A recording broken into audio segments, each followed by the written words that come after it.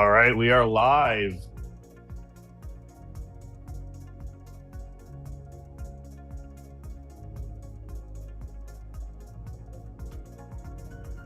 Ooh.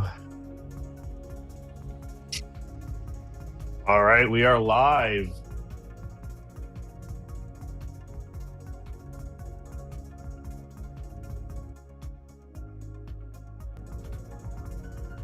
Ooh.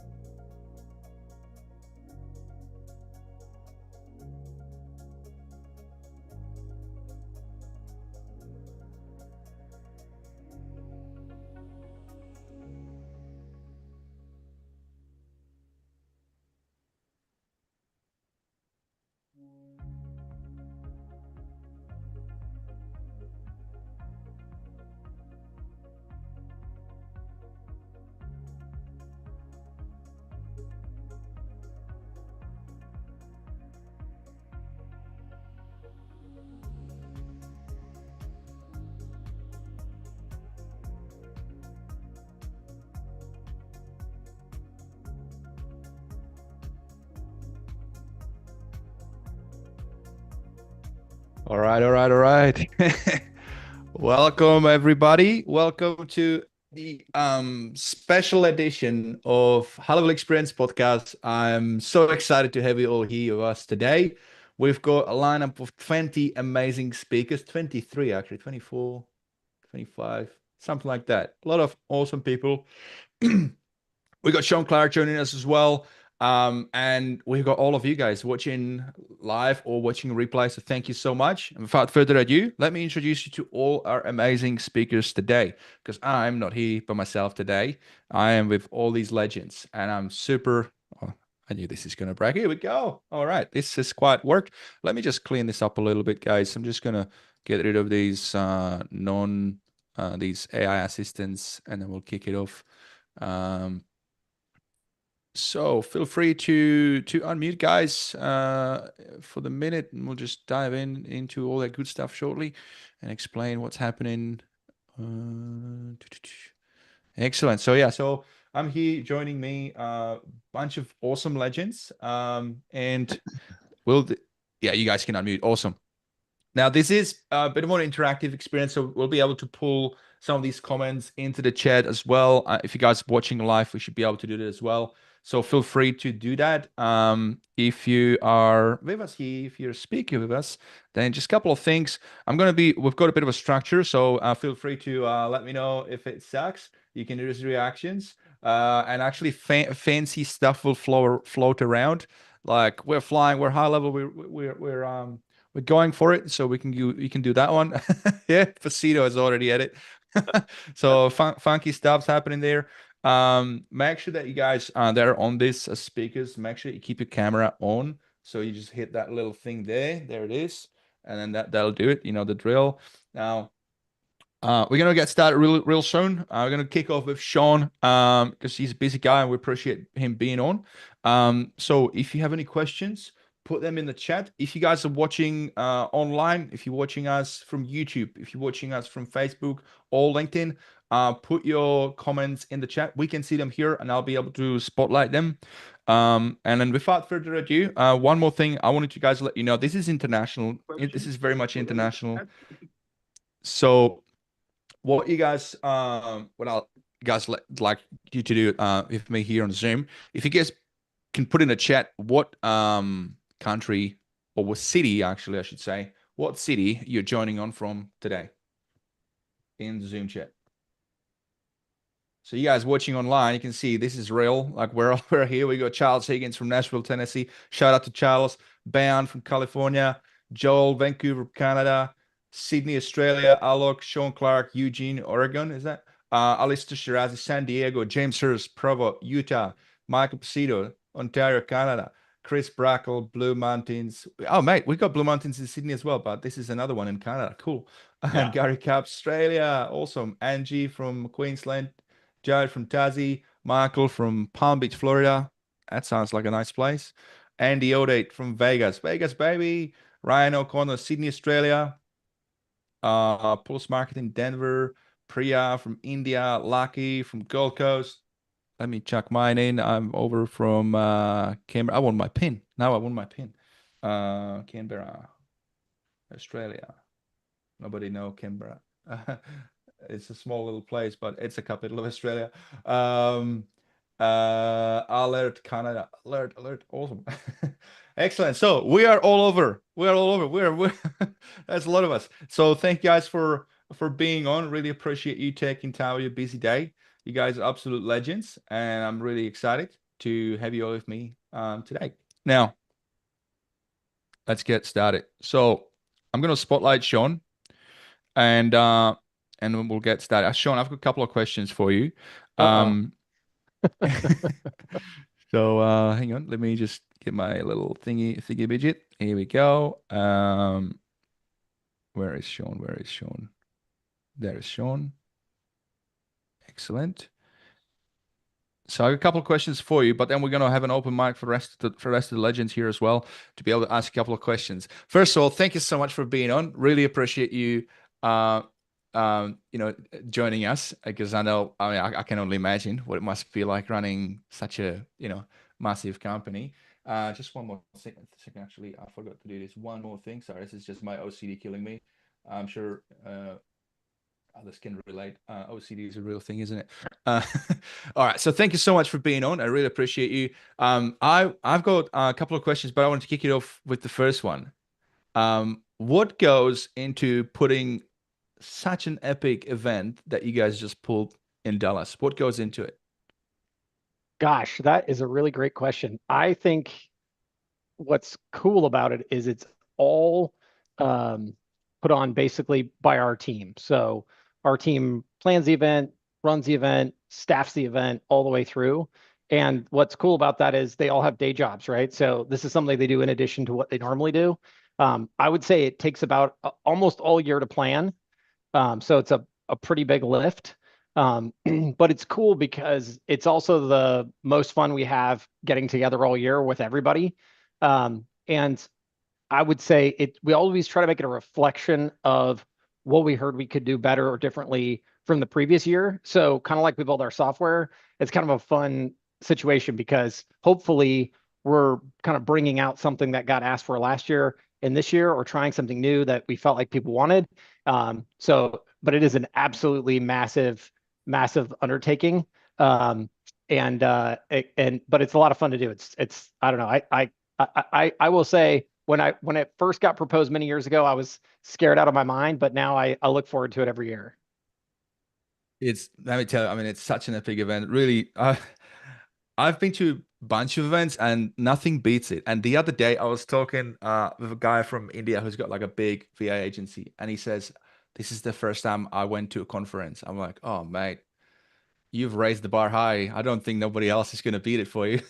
Now you have to go to high level every day, every time. It's such an epic event. Yeah, really, really cool. Every time I go, it's really nice to meet all the friends and meet new people. If you guys are watching, I highly recommend it. It's worth a bit of money. It's cost a bit of money, but it's worth every dollar. So thank you Well, the so good much. I news wanted is to say, we yeah. net lose money on that event, so don't worry, we're not taking your money and making money off of it. We net lose money, so don't worry, we put it all back in and more. So Yeah, look, I mean, this year you've raised the bar again. You went in a different venue. I think it was really good decision. A lot more space. I'm sure everybody else can agree that there was. I mean, great for vendors especially. No longer you had that little like a hallway. It was just like really open. So yeah, well done. It's epic. Now I've got a couple more questions for you. Just with the with all the mountain of all the features that you guys drop. That's like that's not usual for companies to drop them all like that at once. Um, and you just announced a mountain of these. If you had to sum it up, what's like, I don't know, like what's like the main storyline of these new 2025 well, that's a level up good question. I releases? mean, I would say it's a good combination of AI and actually product maturity. I mean, I think one of the things I'm most proud of, honestly, is we spent a lot of this last year working on bringing the product up in all places to something we felt like could really compete with the biggest and baddest out there. And I think the team has done a fantastic job of that. When I saw the new builder drop, I was as excited as everybody else because I was as surprised as everybody else. But I was the most thrilled to see the reaction we got from our customers because I just told me the team was firing on all cylinders. Anytime you go big like that, you're gonna be imperfect. But I have to say, just overall across the whole thing, the amount of maturity I saw was really the most impressive thing for me. I love the Agent Studio and I love what's forthcoming from the AI perspective, but we live in a world now where a lot of our customers, I think, when we deliver stability or speed or UX UI improvements, there's just more real world benefit today than there has been in the past. And I'm a feature addict and I admit it, so I'll always like new features, but I really can appreciate that the stability and the maturity that we've been bringing to the product. So I would say that's the hallmark for me. Yeah. They are epic. And I got to tell you, I've already been digging into that new contact view. I've been showing it to my clients. For me, I've been begging for this for years. The ability to click a button and have an expanded version for email. It's a little thing, but it means a lot. So thank you so much for doing that. Agent Studio, voice AI, docs, workflows, AI tools.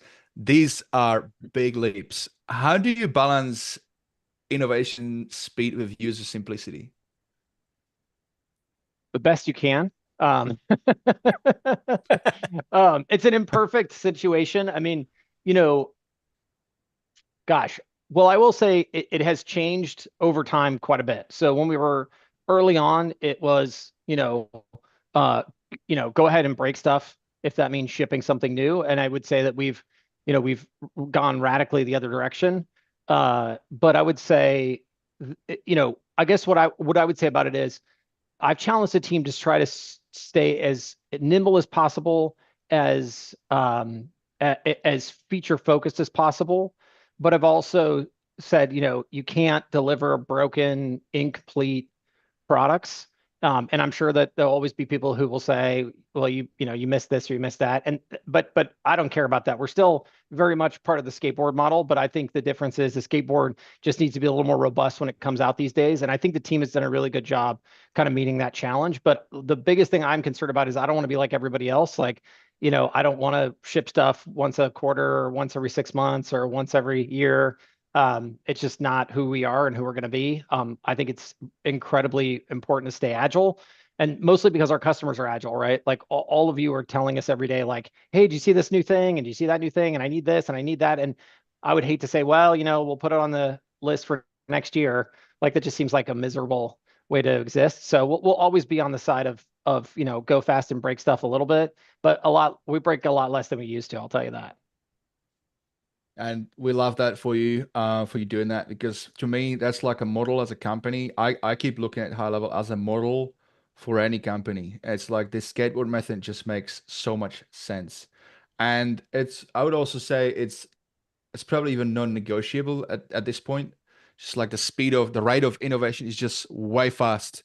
So it's really, the speed is the name of the game these days. Is you blink an eye and then like a month later, you're already behind on the tech side. So you guys are on the right track. What you've been doing for the last 5-6 years, I think 2018 when you guys started, since it's just that track record just shows the model works, and we really are happy for what you guys do for us. So it's brilliant. Thanks. Well, we're thankful to all of you. I mean, we wouldn't be here without you. I mean, the thing that still holds true to this day is, we don't wake up every day and think, oh, we know what to do. We have no idea what we're doing that day. So thankfully, all of you were there to show up and tell us what to do and how to do it right. So we're very appreciative of all of you, because we wouldn't be here without your counsel and your coaching. What's been the hardest You're welcome, production Sean. decision Anytime. Let's open it up to the room. Let's open it up. I just feel like I'm taking the spotlight here. So let me get the folks Sean, here into the room. Sean, it's Chris Brakel. I just wanted to jump in and speak to the maturity of the product. I love the quality of life improvements, because when I think about the innovation that is going to continue to be stacked on this platform, if you don't clean up a bit of the code debt and everything else sitting there, and the UI debt and everything else, it starts getting crowded, and really painful for the users to adopt these new features quickly. So I love that we've got this quality of life change where users are going to take a week or two to kind of like get in that muscle memory that's there. And I think that'll accelerate our entire user base's ability to grow with this tool set. So I really do thank you for taking that on. It's always hard to balance and always hard to get that done in product management, because the new shiny stuff are what you compete on. But I really feel like someone was making the right call here to get the quality of life stuff set up. So we're not done. Don't worry. And and I would say what is also cool behind the scenes, like we just hired a brand new head of product. His name is Sean Kim, and his mission is to really help us continue to raise that bar. And across the board, a lot of our leadership hires are kind of around this idea, just because that's not my skill. So, but I respect it. So we wanted to put some people in place we felt like could continue to hold that high standard and do so kind of out of the gate versus having to go back and clean it up later. So don't worry, we'll continue to clean a lot of stuff up, and we'll also continue to just set a higher bar for our initial launches. And I think you're kind of already seeing that, hopefully, but I think you'll just continue to see it, because I agree with you. I think we want you to be able to sit our product down next to anybody else's and feel really confident in telling your client that it's going to be robust and it's going to scale and it's not going to go down, because there's a lot of value in that. Awesome. Sean, you built one of the fastest growing SaaS companies in the world. What's been the biggest leadership challenge scaling from startup to global brand? Ooh, that's a good question. Well, first of all, I don't feel like I built it. I feel like we built it. Um, I really, I do say that in all seriousness. I really would not be here without all the amazing people, both internally and externally, that I have the pleasure of working with. So, but I would say the biggest challenge over time, was figuring out who to trust to do the things that you were doing a minute ago and that you felt really good at, but you realized that over time weren't going to scale very well. And then even things that like maybe you were sort of like half good at, but you just felt like would be really hard to hand off to somebody else. Um, but realize you kind of had to do that in order to scale. And honestly, making mistakes, like knowing like when you hire that person, like you know, you're going to make some bad decisions and you're going to hand off to some people that do bad things, and they're going to impact your customers in negative ways, but sort of realizing like long term, that's the process that's like the only process you can figure out to go through in order to kind of get to the end where you do find someone who's really amazing at it. And in my case, almost all in all cases better than I am or ever was at it. But and then finally start seeing the results. It's a big long transition process, and there's a lot of pain and suffering in the middle where you make dumb choices or they make dumb choices, and you still have to sort of own up to them. So still operating like a startup phase, and you are true to the core of that skateboard method, not just with feature releases, but with hiring stuff as well, and running the business. That's epic. I think that's really I love it. important, actually. I mean, as you get bigger, you get a lot of people who tell you, you need to be different or hire different people or this or that. I've hired plenty of people with really fantastic looking LinkedIn resumes that were really terrible. And to be fair to them, I don't know that they're like terrible.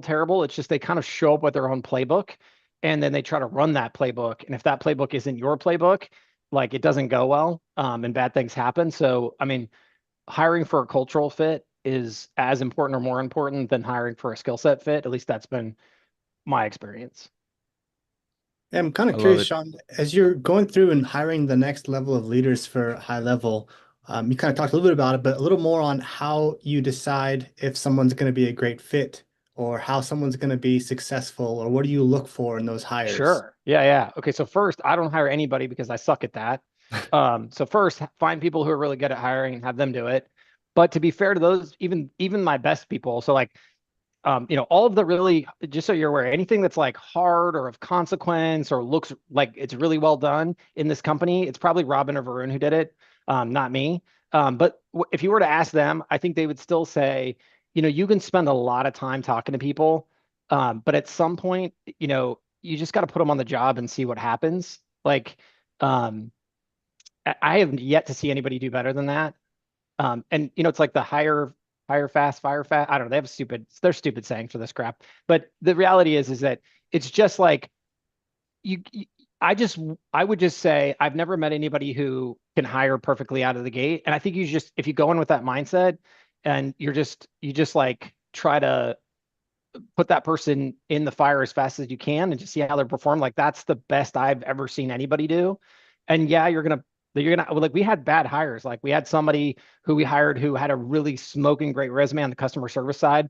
And I thought I thought they were going to scale customer service to like amazing heights. And to be fair to them, I think they did great in their previous position. They just came into our world where culturally, in their previous role, maybe they were hiring like 5 people a week. We were hiring 50 people a week, and they just couldn't keep up. And they just couldn't wrap their head around the fact that like they were going to have to do things they felt uncomfortable doing. And just over time, what I, found out sadly later than I'd want to is that, especially with customer service, like if you back up in customer service, it's not like you just impact the next person, you impact everybody, right? And like that. And so when my DM started blowing up, and then for a long time, I was like trying to ask questions, and this person's like, "Don't worry, I got it. But really, it was like there was like a massive fire burning behind them, and they just couldn't come out and say like they were failing because I think they felt like that was their job.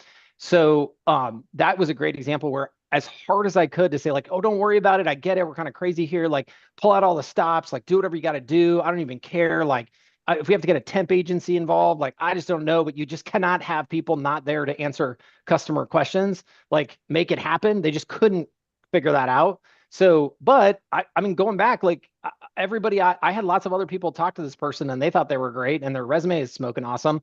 They just didn't work out. But how could I have seen that around the corner? Looking back, I don't know how I could have done any better. They'd been in the industry a long time. They interviewed, like I always say, like interviewing is kind of like a first date. Like if you suck at interviewing, like that's like you're really bad, right? Like no one goes on a first date and it's like, I don't like to shower that much. I snore really bad, right? Like, I curse like a sailor. No one does that. And if Maybe you we do, should, the world to be a different place. well, I mean, that is the ironic part, right? But the reality is that's not how we operate as people. And so people who interview, they do the same thing, right? So I always hate interviews because I'm sort of like, in fact, what I do now, to be fair, is I try to show up later down the line. And my goal is to get on and be like, hey, what do you want to ask me? Like, what do you want to ask about the organization or whatever? Because a couple of things. One, I want it to be a great fit for them. And then two, it is interesting. I learned a lot. Like, did you bother to figure out who we are or what we do or how we do it or why it's unique? And you kind of learn a little bit of that. And I think some of that tells you a little more than not. But I just think it's okay in this case. I would just say it's an imperfect process. I've never seen anybody do an amazing job at it. I don't think it's possible. And like our skateboard model everywhere else, that's what we do here. Did you ever get into personality tests and stuff like that in your hiring process? God, no. We had a bunch of, I have a bunch of like people who did that stuff internally and blah, blah, blah. But I mean, it doesn't help me. So I don't know. I've learned over time to try to I respect the fact that it could enable other people in my organization to do something positive. So I try not to hate on it too much from their perspective. Like if they think it's valuable and it helps them, that's great. Right. And they can and I'll even participate. But in general, I have zero belief in it. I mean, I'm like, whatever, I don't care. Hey, Sean, Ryan here. We have software to build, man. Let's go. We got things to do.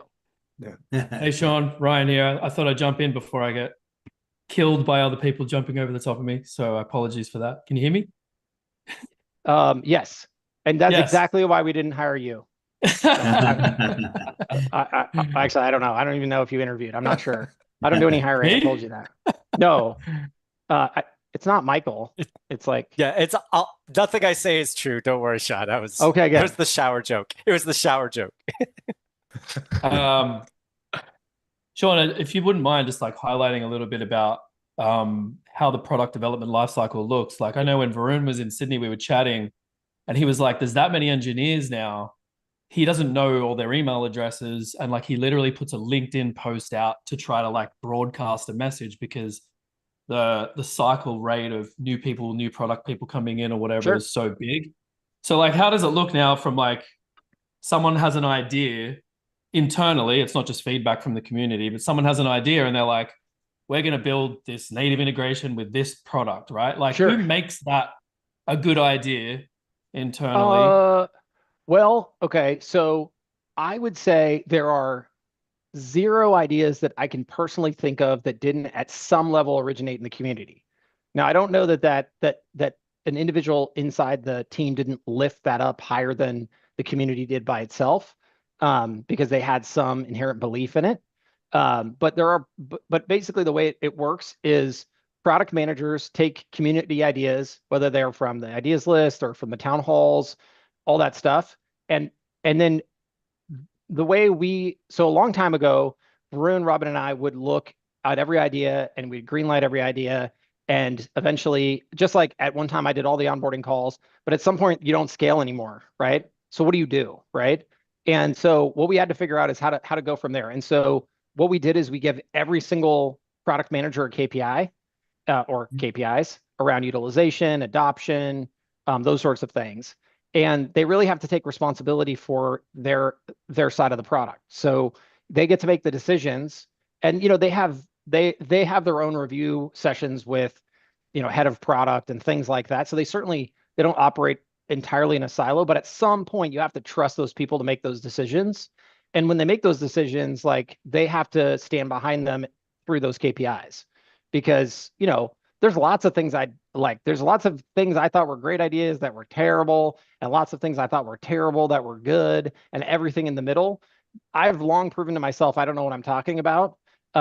So it's just better to give freedom to those people and just tell them what the KPIs look like up front, and have those KPIs dictate, future, promotion, future pay raises, things like that, and then trust them to do the right thing. And I think it's, if you're going to police them, it's more about like, hey, are they talking to customers, right? Like, where are you getting this feedback? And then, we have roadmap calls internally at the beginning of, well, right before the beginning of every quarter.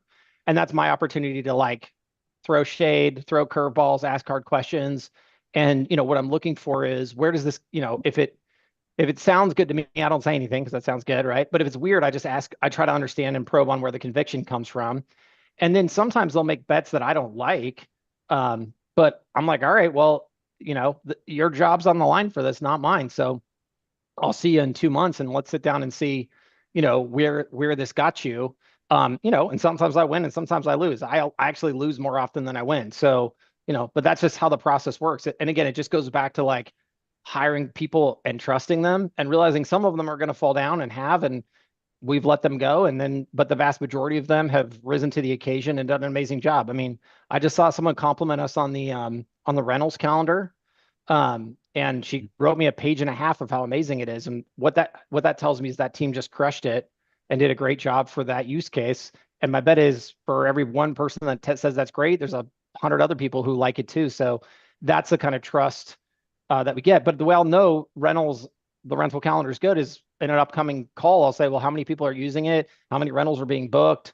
How does that square with what your conviction was? Because even there was a choice, right? Like, do we go after the rental sort of Airbnb-ish style calendaring thingy, or do we go someplace else? Do we go to like job scheduling for HVAC companies or home service or something, right? There's lots of different options. And their conviction was, no, I think rentals is more important because it has a broader customer base. And I said, all right, I trust you, go for it. So we'll see what happens. Just a quick follow-up there, 1 second follow-up. Just so like Facebook, for instance, has like 24 versions running at once or whatever it is, and they're shipping things and going like, these 7 million people use that, so we're going to push that to all Facebook users. Yeah. Do you ever run simultaneous versions? So like we could be using a different version down here and adopting it? No, I mean, we have labs and stuff. So I guess that's kind of our version of that. Okay. But again, I guess our hope is that all of the things that we're working on are not like some wild, like that to me feels more like the traditional thing where it's like, well, let's take a guess on what we think people want. Let's test it out and see what's going on. And to be fair to Meta, like I'm sure that's probably how they have to roll, because everyone and their brother would tell them what to do, and there's not a lot of expertise there necessarily. I think we're sort of exceptional in the fact that we have customers who are really good at what they do. And so their advice is just often very good, and they know what direction we should be going. And we don't have to sit around and guess. That they tell us, and our job is really just to sift through and figure out, well, what is the majority here telling us, so we can go in that right direction so that they can serve their client. And all we have to really do is try to stay true to that, and we'll do great. Thanks. I got a quick question there for you, Sean. You absolutely love building things. I've seen it in all the other companies. Elon Musk buys out HighLevel, gets you out of it completely, and you get to go and build whatever software you want. What kind of a software are you building? Oh, I don't know what I would do, because I really like what I'm doing. So I have a hard time thinking of anything else I would want to do. I'm not even sure I'd take the deal. I mean, for enough money, I'd take some of the deal, but I don't think I'd want to be out. I got offered to get out a couple times by all kinds of people during this process, and I said for more money than I've ever seen, but I said no both times. And it just because, I mean, I didn't know what else I was going to be doing. I've worked at this my whole life. I'm doing the thing I've always wanted to do. So I couldn't imagine doing anything else. Otherwise, I'd be very bored very quickly. I mean, there'll be like a hardcore month there where I'll probably go on vacation or something and woo, yeah, woo. But then a month later, I'll just be sad and crying at home. So I'd much rather be doing this. Hey Sean, it's Mike Reamer. First of all, I was like blown away. 300 features that day. I mean, obviously, there's a lot of shining stars there. The AI team, which I'm fond of, they crushed it. They did do a great job. crushed it. I mean, the UI UX is just off the chain. But I did notice one thing when you guys were throughout Level Up, you guys were doing more strategic partnerships, like you did OpenAI. They presented at Level Up. You're Yeah. doing something with Google/Gemini. Yeah. And I noticed also the platform seems to be loosening up where you're letting people do semi customizations, bring in API keys on Agent Studios. Is that something we're going to continue to see? Because I see it's a pretty big benefit. It seems that a lot of people No, really I hate enjoy the that. idea of you bringing your own API key. These are like two bifurcated issues here. So, like long term together, we will get bigger discounts than you'll ever get. And so we will always have a cheaper price than anybody else. I mean, you're already getting OpenAI's rack rate minus 5%, which for them is a big freaking deal. I don't know why, but they'll play ball better as we go down the road. But we did this with Twilio for a very long time, and I got to tell you, there was never a benefit. The number of people's Twilio accounts I still have access to as a master admin because I had to get on a phone call and give them admin access so I could go debug their silly problem was just prolific and off the charts.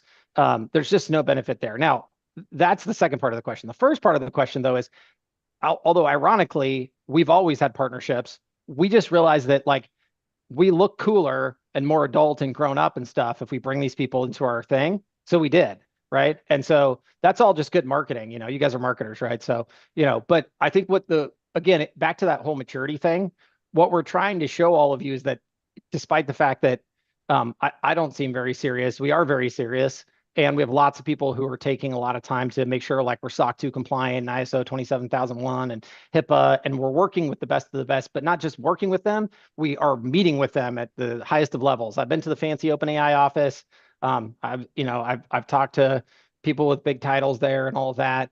And we're working very directly with them so we can bring you whatever it is that comes out that's really useful for all of you. We just want to make sure that we've got access.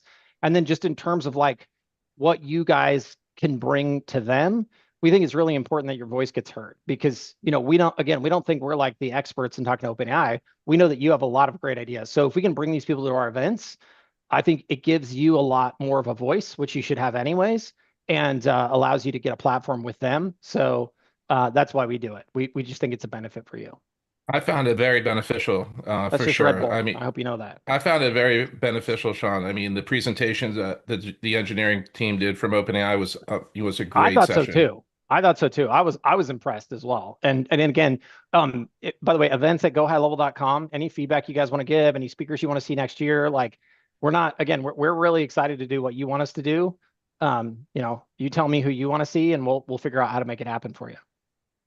Thank you. Sean, Well, Sean, I want to bring it. I got a question for you. Sorry, go for it, Ondi. Sorry.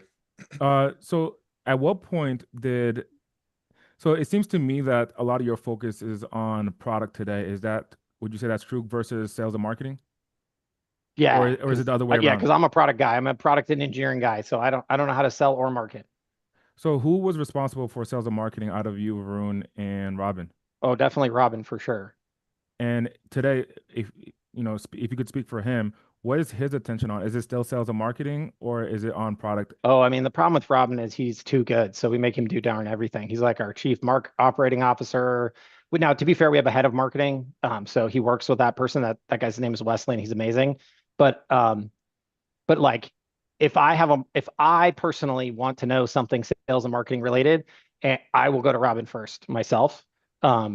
He has his pulse on all that. So at the C-suite level, where is the majority of the C-suite level attention? Is it on sales and marketing? Is it 50-50, or is it on product? Well, Varun and I spend a lot of time on product. And Robin spends about 25% of his time on product and 75% of his time on operations, and sales and marketing. Although sales is a funny one for us. We actually don't think of ourselves as having a sales team. The closest thing we have is like an affiliate team. We do have an affiliate land team these days. So that is a quasi sales team, but it's funny because they call and say, "Hi, I'd like to give you money." So it's like a little bit different, but ultimately it's, but he owns that team. So it's like Austin is affiliate, both land and expand, and also some other stuff. And then Wesley's marketing, and then Robin sits above both of those folks.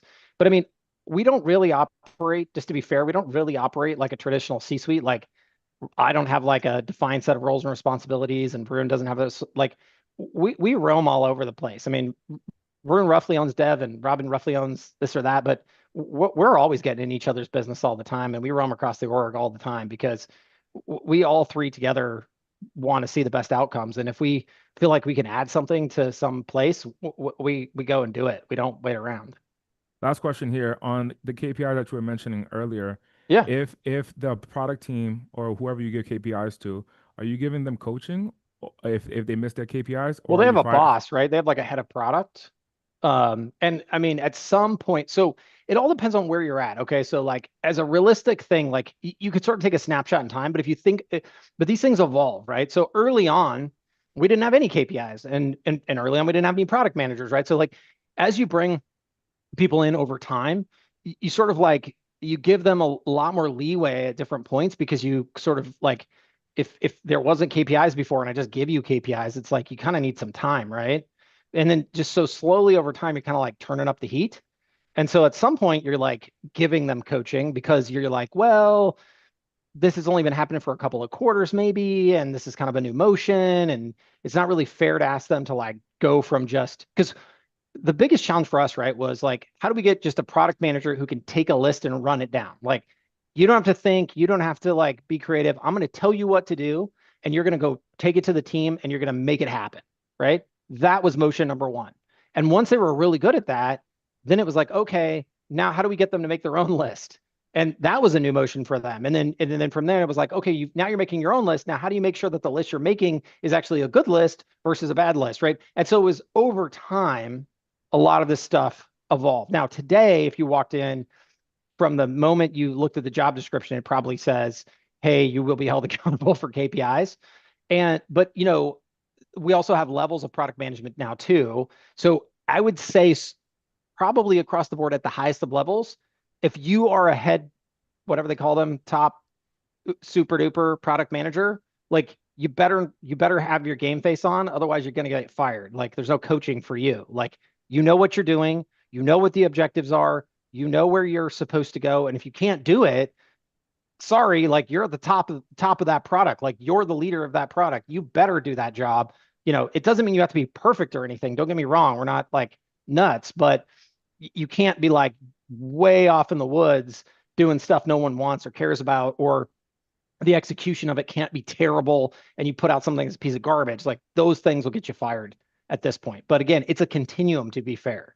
So you gotta, if you're thinking about this from your own org's perspective, you gotta realize where you're at in the run, because you can't go from nothing to like you're fired because you made a mistake. You really have to be super gradiated, and you have to do it slowly over time. And if you do, I think there's a cool trade-off, because you do, as you bring up the expectations, you also bring up the level of freedom you give. And for the right people, like, it's amazing. You'll attract real winners that way. Phenomenal. Thank you. Yeah. Brilliant. We're going to give the mic to Charles. You were next. Yeah. Sean, great to see you as always. Hey, Charles. Thanks for everything, man. Your feedback's awesome. Appreciate it. Well, and that's, I'm a product guy. I love product. But one of the things that I really feel has been super special about HighLevel is the town halls. Everybody knows I love some town halls. I love the town halls too. They're awesome. From the beginning, starting out 2018, it was a handful of people kind of going over updates, ideas, and it's, grew into a monthly call, and then it grew into a 1 day, a product a day, a couple times a week. Now we're up to 2, almost every day of the week, as the product is just getting bigger and bigger. There's more to talk about. There's more updates, refinements. And it started to pick up attention. A lot of us are pushing people to these town halls. That's good. I'm glad to hear that, by the way, because early on I was wondering, do we just get a bunch of super experts in there, and then do you end up having to be careful? Like you get people in there who are super nichey, and then you have to tell your product managers like, well, be careful, because just because that person says this one thing, you don't necessarily want to build that, because maybe it only works for them. So I'm glad to hear that more and more people are going. Yeah, and that's kind of around my question. So as the product keeps expanding, we're already up to 2 calls a day. Obviously, this takes time away from devs, product managers, miscellaneous people on the team. But it's been such a great benefit. From what I've seen, interactions I've had with product managers and devs. How do you see this expanding as the product continues to get larger? Do you see this expanding maybe into even something else where you have, okay, these are the people that we feel like they best match our thought process through these town halls. We've watched them, we've listened to them in town halls, and now we start to create these little advisory panels maybe for that are just about one particular part of the product. How do you see this expanding? Because obviously at some point we've got to, maybe change it again. There's never been a master plan, and there probably never will be. So I'm open to all things. I couldn't have told you before we had the town halls that we're going to have the town halls. So the answer is I have no idea, right? I think the current structure as it stands is actually very scalable, because as the product splinters, the product managers will splinter, and you'll get, like you said, more and more calls. But as far as like advisory panels and things like that, what I don't have a personal answer on, and that doesn't mean somebody else on the team doesn't, or you don't, or other people, but I've long heard this idea, and like it's like one of those ideas in life where when you hear it, I think it feels super obvious on its face. But then when you really have to think about how to implement it, it becomes chaos, because first of all, who picks who and why and when, and then who's losing and who's winning, and people who lose get upset and they complain. And then did you pick the right person? Because maybe you didn't. Maybe you thought they were so smart and they weren't, or it's like on and on and on. So, and this is, I get this criticism of like our ideas list and all of that. And it's democracy and meritocracy at its best. It's messy, right? And I'm not saying there's not a better idea. I just haven't heard one yet. I would love it if I could get more concise answers from a smaller group of people who somehow just magically knew better. And and the funny part is I'm certain they exist. I just don't feel confident personally how to in sifting through all people and saying, oh, well, now you're the CRM expert or whatever. And I will say, and again, this is the personal failing of mine. Like, I've been fooled before. I've had people, back in the day, like at first it used to be like the loudest person in the Facebook group would win. Man, we built a lot of stupid stuff because of that. And then I would have people show up to these town halls, and they would just like bang on the counter, like, I've been in CRM for 200,000 years, and this is what you are missing, and I can't believe you idiots, and da da da. And then we went out and built it, and then we would ask them, oh, by the way, okay, we built it. So how many customers do you have again? I'm like, oh, well, I don't actually have any customers yet, you see. But you're like, what the heck? So I needed that so I could get customers, Sean. No, I get it. I get it. So I've been fooled before. And again, I'm not saying this is a bad idea at all. I'm just saying I'm not smart enough to figure it out. So for the moment, we'll just keep kicking on. But again, I'm also not as genius as I must appear for all of you, I am not the sole decision maker in my company for a very good reason, because I'm not a genius. So all things are possible. You just have to be willing to sort of like put yourself in our shoes and say, okay, how do you choose winners and losers and do so in a really good, methodical way? And how do you maintain it and scale it outside of what's currently being done today? And if we can find a great answer together, then I'm game. I'm all for it. Yeah, I just want to commend, on how you guys have rolled that out. I mean, town halls, I think, have been so instrumental in so many things. I love them, right? I just want to commend, on how you guys have rolled that out. I mean, oh, there we go. I see that. I love them, right? I just want to commend, on how you guys have rolled that out. I mean, oh, that's not a me thing. That's not a me thing either. That's me. Sorry, guys. That's all right. So, but I love how, there's been feature rollouts or things that are upcoming, and they bring it up in a town hall, and of course you see, maybe several of us are like, oh yeah, no, that's a horrible idea. Don't do that. Yeah. And here's all the reasons, because we do all come from different backgrounds, different experiences, all different use 100%. cases. And so I just love how much you guys really take to heart what you hear in those town halls. So it's good to know that's not going anywhere. I'm super thankful that you guys show up and help, by the way. I mean, I'm just as grateful for all of you, because again, I think even like the ideas board, if you think about it, like there's only so much you can convey in a block of text, right? And, Loom videos are great and all that, but, as you can see, the team wants to ask questions or inquisitive. They're trying to learn from all of you. And so the fact that you show up and take your time, I have massive respect for that. Awesome. I think Jared, you wanted to ask something as well, right? I did. Hey, Sean, Jared here.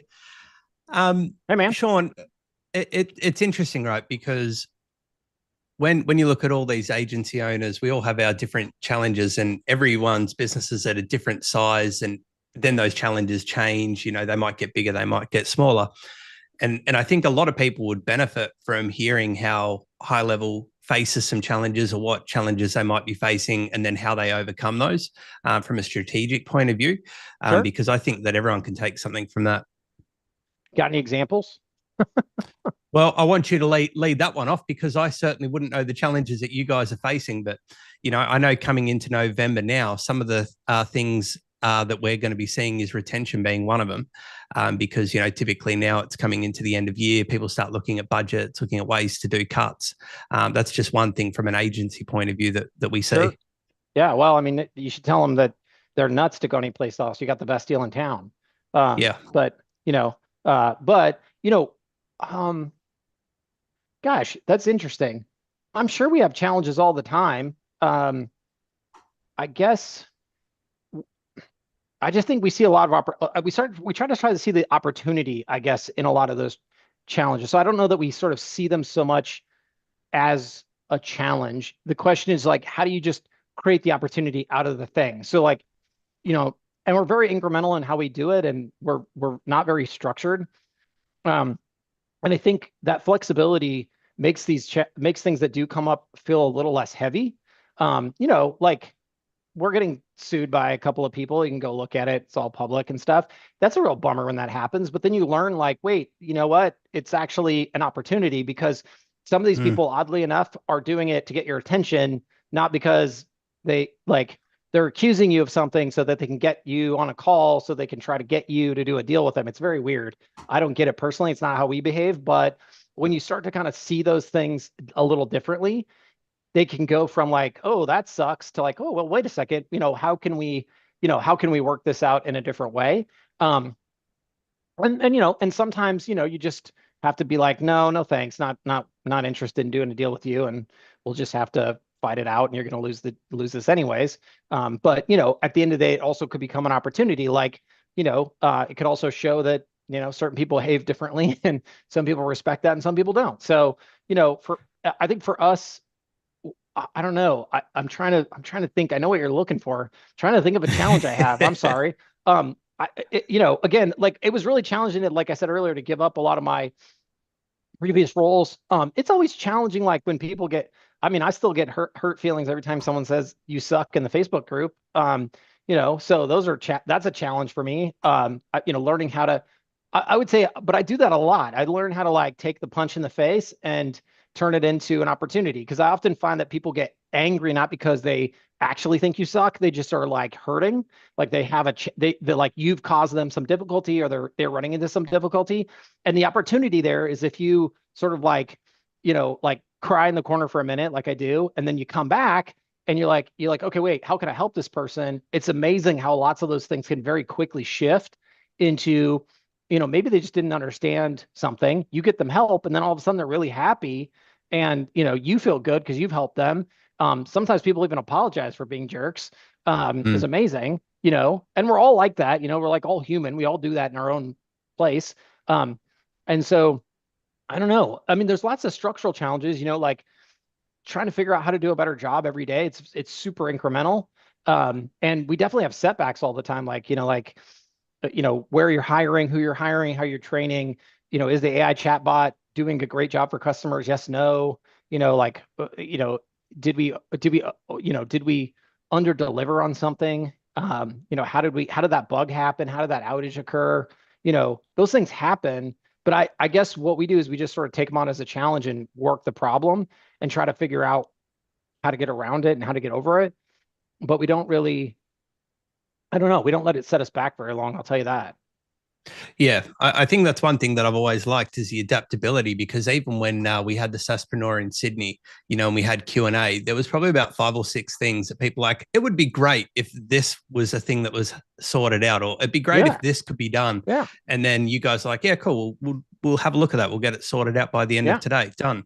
You know, and to have that kind of connection even like separate to the challenges. Having that kind of floor to have that conversation is fantastic. I know I had some issues with some phone numbers going incognito on my account, and then tagged in a few people, and within a few minutes we had people dropping in DMs, emails, and things like that. So I definitely see how you guys jump in there, and it's just great to hear. I think that, regardless of size, you're going to have your challenges. It's how you look at that, and then turn that into an opportunity, which I really like how you've highlighted that. Yeah, I mean, we're super fallible individuals. Like, we're just as human as all of you. We screw up all the time. I mean, and you guys are super smart. So like you'll pin us dead to rights, a lot on a lot of those issues. And but we're also just as happy to say like, oops, but we do care a lot, and we do want to fix those things. We want to do a better job. We want to be as error free as possible, and not so much because like we care about that stuff, because we're not necessarily those people, but we respect the impact that it has on you and respect the impact it has on your customers. So that's why we take it super seriously. And we have lots of like super fancy like cybersecurity people now, and legal people now, and all kinds of people that do things that I have no interest in, but I think are important. So I hire them. I write the check. I support them. I let them do their thing. There's lots of stuff I'm not a big compliance guy. I know you probably figured that out by now, but I get that a lot of you live in places where compliance is really important for whatever reason, and we want to drive harder on that stuff. I mean, we're putting a ton of money into whatever that SOC 2, and then data, whatever it's called, putting your data in your country, all that stuff. Like, we're taking all that very seriously, because we know that you guys get meetings with regulatory folks, government agencies, things like that, where they're going to die on that hill, and we want you to be able to win those contracts. So we do work very hard on that stuff, and we do care a lot about it. So, but we don't really, I guess, when you feel like you're working every day in a partnership with your customer, I think it changes the conversation a bit. Like, we just feel like we're getting feedback, right? Like, we just feel like we're ever improving. We don't really feel like we're like delivering an end result and then expecting you guys to say, oh, that's perfect. we expect to deliver something that hopefully you asked for, and then to get feedback on that so we can improve it and make it better. So for us, maybe a lot of that feedback doesn't necessarily present itself as negative. So it never really feels like a challenge. So maybe it's a little bit of a mindset thing too. Yeah, awesome. Yep. Awesome. I was going to say on that data, I live in Canberra, capital of Australia. There's all the departments, all the government departments, and pretty much majority of small businesses here, small to mid-size, they all have government contracts. So that's a problem, right? Yep. Because they have requirements like they need, the big one is Microsoft. They usually say, we need everybody to be on Microsoft when it comes to email stuff. But also in general, even that aside, it's the data being in Australia. So oh yeah. Don't worry, yeah, we are painfully aware, but we are also on it. So the team is working on it right now. I don't know when it goes out. I don't know if it's Q4 or Q1 or whatever, but I'm sure there's a town hall on it. Or if you want, you can bug Varun at GoHighlevel.com. But it is something the team is very much working on, and Varun actually is spending a lot of his own personal time on it, just to make sure that when it gets done right. I'm not worried. I tell you this, I hear from some customers like, you guys, you don't have this, in our HighLevel version or whatever, when I'm pitching to businesses, like, you don't have this thing. You know what? I stopped caring about that, because it's always just a matter of time. Well, there's that. And honestly, I always tell people, look, do not get into a feature fight with your customer, because you're never going to win. Because if they bought anything that has that feature, they're going to feel compelled to go to the mat on that, and you're never going to win that argument. Plus, it just puts you in this weird situation where you're telling your customer they're an idiot. It's just better to talk about outcomes. Be like, and it's ironic, because in almost any other vocation, no one ever does this. You're not like, okay, Mr. Remodeler guy, do you use Makita tools? Because if you don't, I refuse to let I have some Makita tools in my garage, and they're the best. Like, no one ever says that crap. They just want the outcome. And I think if we focus on that as practitioners, we are going to get much, much, much farther than focusing on features anyways. So like, that's my advice, but you are right. We will eventually have it all. Awesome. Look, I just want to check in on time. I know you said initially you only had 20 minutes, and I appreciate you still being on. So yeah, can we have you for a little bit longer? Yeah. I think I've got five hard minutes. Okay, let's give it up to Priya. Priya, you were first, then you go Cece. Sure. Hi, Sean. Just a quick question. So we Sure. went global this year with different SaaSpreneur events. So I want to ask, what's your personal favorite out of all the global event? Oh, that's not fair. That's not fair at all.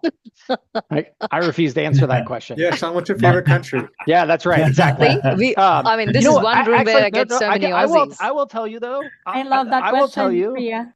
Well, I will tell you, I have had amazing experiences in all of them. And if anything, what it tells me, I want to go to more places.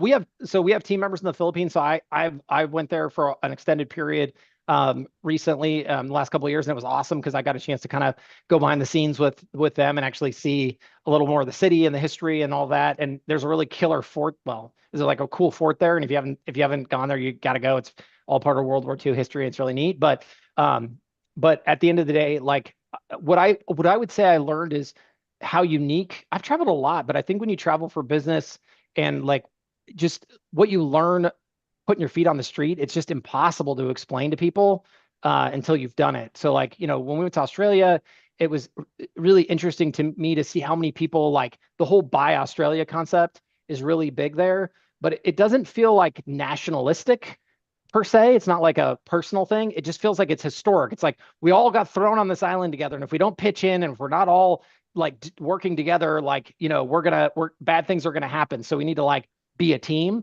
And so I didn't realize that as much. And so so that was cool. And what it really shows me is, and we're working on this, but we're going to deploy a lot of international offices in small and large parts all over the place. So the UK, Australia, probably the Philippines, like all over the place. We have a Dubai office opening soon.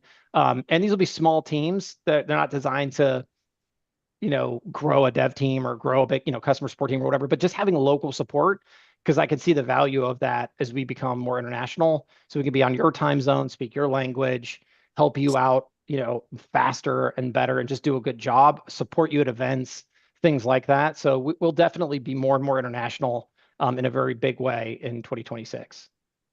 Yeah, that you pretty much answered two and the second and the third question yourself. What was your plan for 2026, and what was your learning from Global 2025? Was going to be my follow-up there's a big world out there, and there is no business we can't help together with all of you. And so, you know, we are throwing a lot of resources into. It's not just payments, but it's taxes, it's language, it's all of those things. And I also think having more regional support will help with all those little things. I mean, everyone in their own culture knows all the little things, and you can't even name them most of the time because you take them for granted. But when you have people that are local, they get it. And so, you know, we really are all in to do that, so we can help support all of you in your efforts locally, not just in the U.S. Thank you so much for that. I know it's No really worries. challenging to come to the land down under, so we love to see you next year. I can't wait. It was amazing. Priya, I'm excited for your event. Yes, Andy, let's do it. Yeah, where's it at? We're planning in 2026. Oh, okay. All right. Yeah. We're getting all the Americans to Australia next year. That's a hard thing to do. It's a long flight, but it's worth it. All of you who are thinking, who are on the fence. Awesome. Well, thank you guys. Do we have time for one more question? Michael, one more do you have question.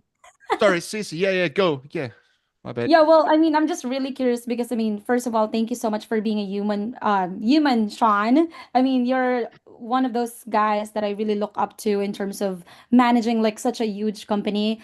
I mean, you have this big company, you, Varun, and Robin, yet you still manage to reply to people like personally, DMs, posts, everything. I'm curious, like, do you actually set an hour a day to just talk to your users? I mean, I'm just wondering how you're able No, to I'm do not that. like that. I'm super unorganized. So I'm very much living the moment. I just try to prioritize. So like I'm always like customers first, right? And then, you know, and then release notes after that.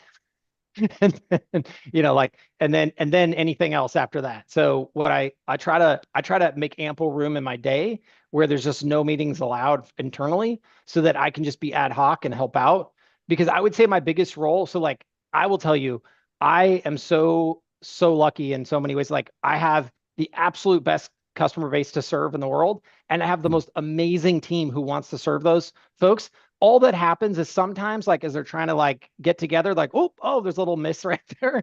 And my job is just to pick up that miss and like bring it back together. I have never I almost never, I can't even think, like I never see someone do a bad job on purpose. And I know that's kind of weird to say, but like we've all gone into like restaurants or something where sometimes like a bad day and they're like a real jerk to us. Our team, like I'm just telling you, just us, it's like a very rare, if never happens kind of thing. And so when things go wrong, it's just like, oops, either my team doesn't understand the urgency of the issue. Oh, like, hey, guess what? My entire business is down because of this.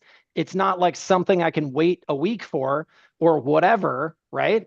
And it's just a miss somewhere. Or someone will say like, oh, here's a new feature, and people are like, no, that's not what we're talking about, man.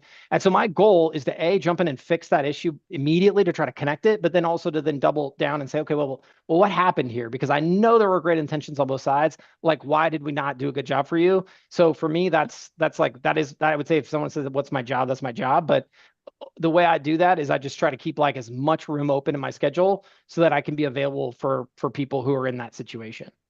Yeah, well, I mean, like I really am so grateful for you to do that. But I think as founders and CEO, why do you think it's important to like connect personally to your customers? I mean, you have a big company. Like, why do you still connect personally yourself? I don't know. This is just how I come. I don't know. Aren't we all like people? I hate people who think they're too important.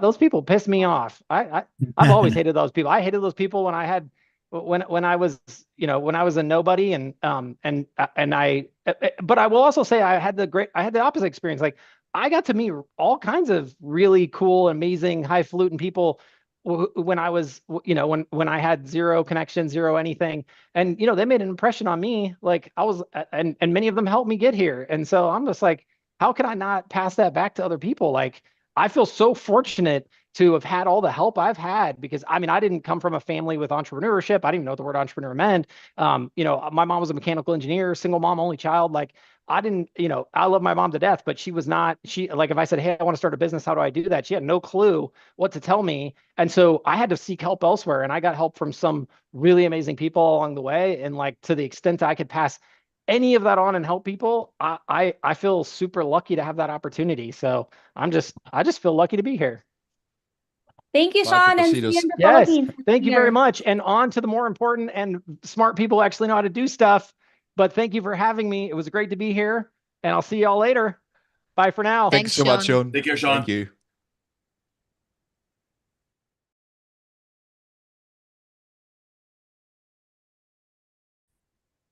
All right. Awesome. Well, that was amazing. I don't know about you guys, but let's bring it into the room.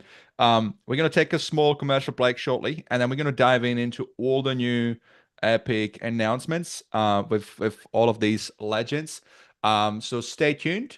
We're gonna go for a small break, about 4 minutes. This will give everybody an opportunity to take a toilet break, whatever, and then we're gonna dive into all that epic stuff. So without further ado, let's have a break.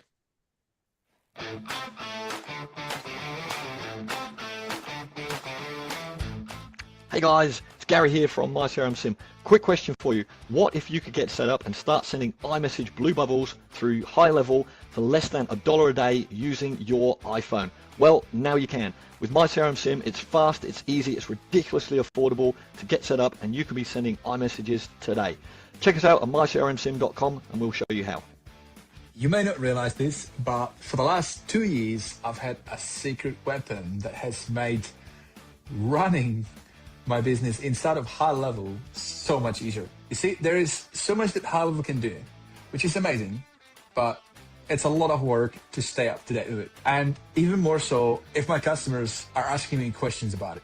And this is why I'm excited to announce that our show is officially part of the HLPT Creator Network. This is HighLevel Pro Tools, an organization that I've been using to run support for my customers, as well as give me a ton of awesome epic add-ons that make running, launching, and differentiating my SaaS inside of HighLevel so much easier.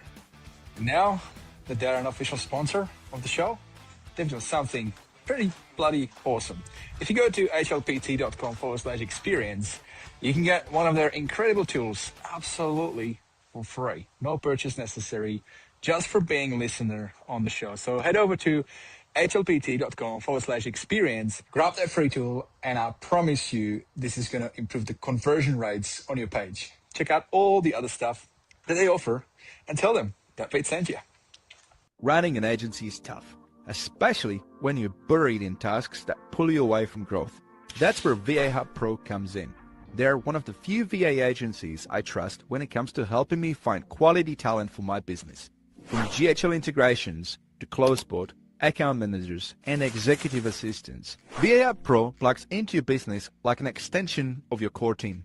Personally, I've been using them for 3 months and it's been transformational. My VAs are pros. They show up, know high level like the back of their hand, and help me stay in my zone of genius. And just for the HighLevel Experience listeners, they're waiving the $297 onboarding fee.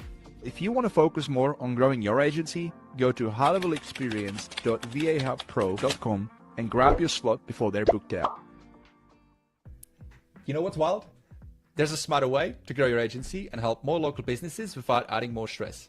That's what HighLevel does. It's your all-in-one sales, marketing, automation, and AI system. No more duct taping tools together or paying for 20 different subscriptions that barely talk to each other. I've been using it for 5 years with my own white-level version, Stand Out from the Pack, helping Aussie businesses like Dimitri, a Canberra electrician, who now runs his jobs, quotes, calls, and follow-ups with our built-in AI employee. If you're an agency, HighLevel lets you do exactly that. Support your clients in new ways while building stable, recurring revenue every month. And if you're a local business, partner up with somebody who knows your market and your industry. If you're in Tasmania, my mate Jared from Boulder Digital, for example, has you covered. If you're in Canberra, that's my turf. Check out standoutfromthepack.com.au and we'll get you sorted. The point is, there's probably a high-level agency or SaaSpreneur near you. We're seasoned marketers, tech-savvy super nerds who love helping local businesses grow. We're global, we're connected, we're high-levelers. Now, I've got something really special for you guys. I've negotiated an exclusive 30-day high-level trial that's double the usual just for you. Sign up your agency through GoHighlevel.com/Vit or upgrade your existing plan, and I'll hook you up with over $3,200 worth of bonuses, resources, templates, and snapshots I normally give to my private clients only. So whether you're scaling an agency or leveling up your business, start with the right system. GoHighlevel.com/Vit or team up with your local SaaSpreneur and let's make business simple again. One platform, one login, no duct tape, just results.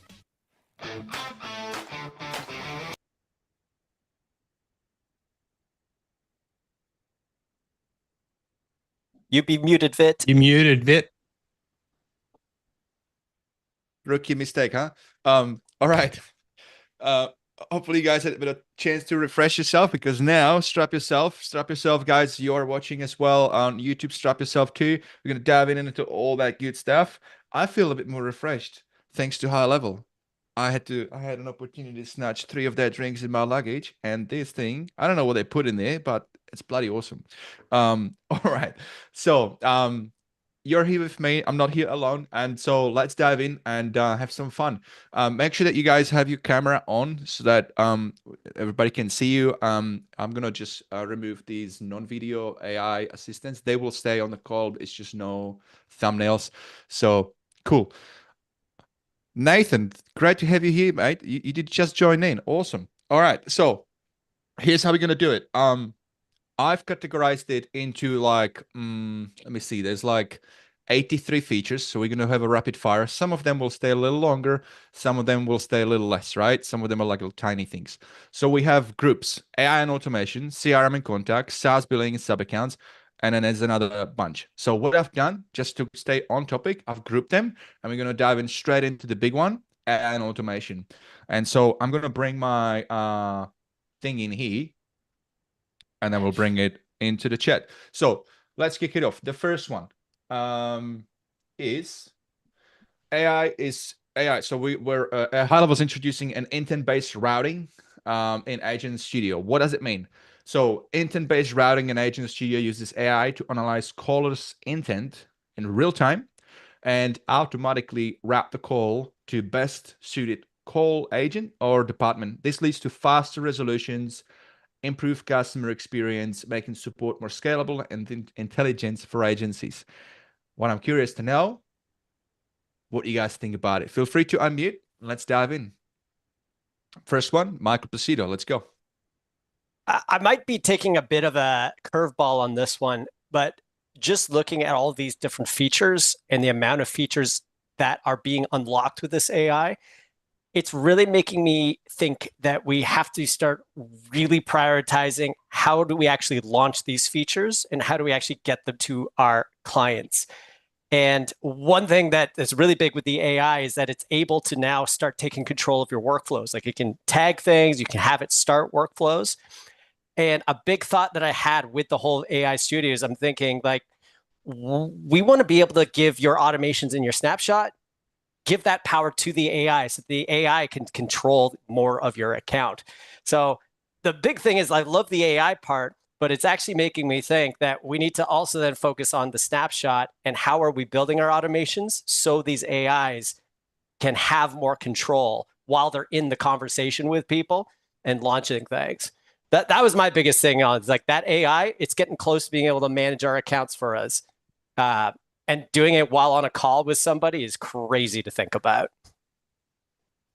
Yeah, absolutely. I was talking to somebody yesterday. I said, I'll give it 6 months with MCP service right now, be able to talk to them. I mean, shout out to Lucky. He was showing me that he's just built his own front end for MCP.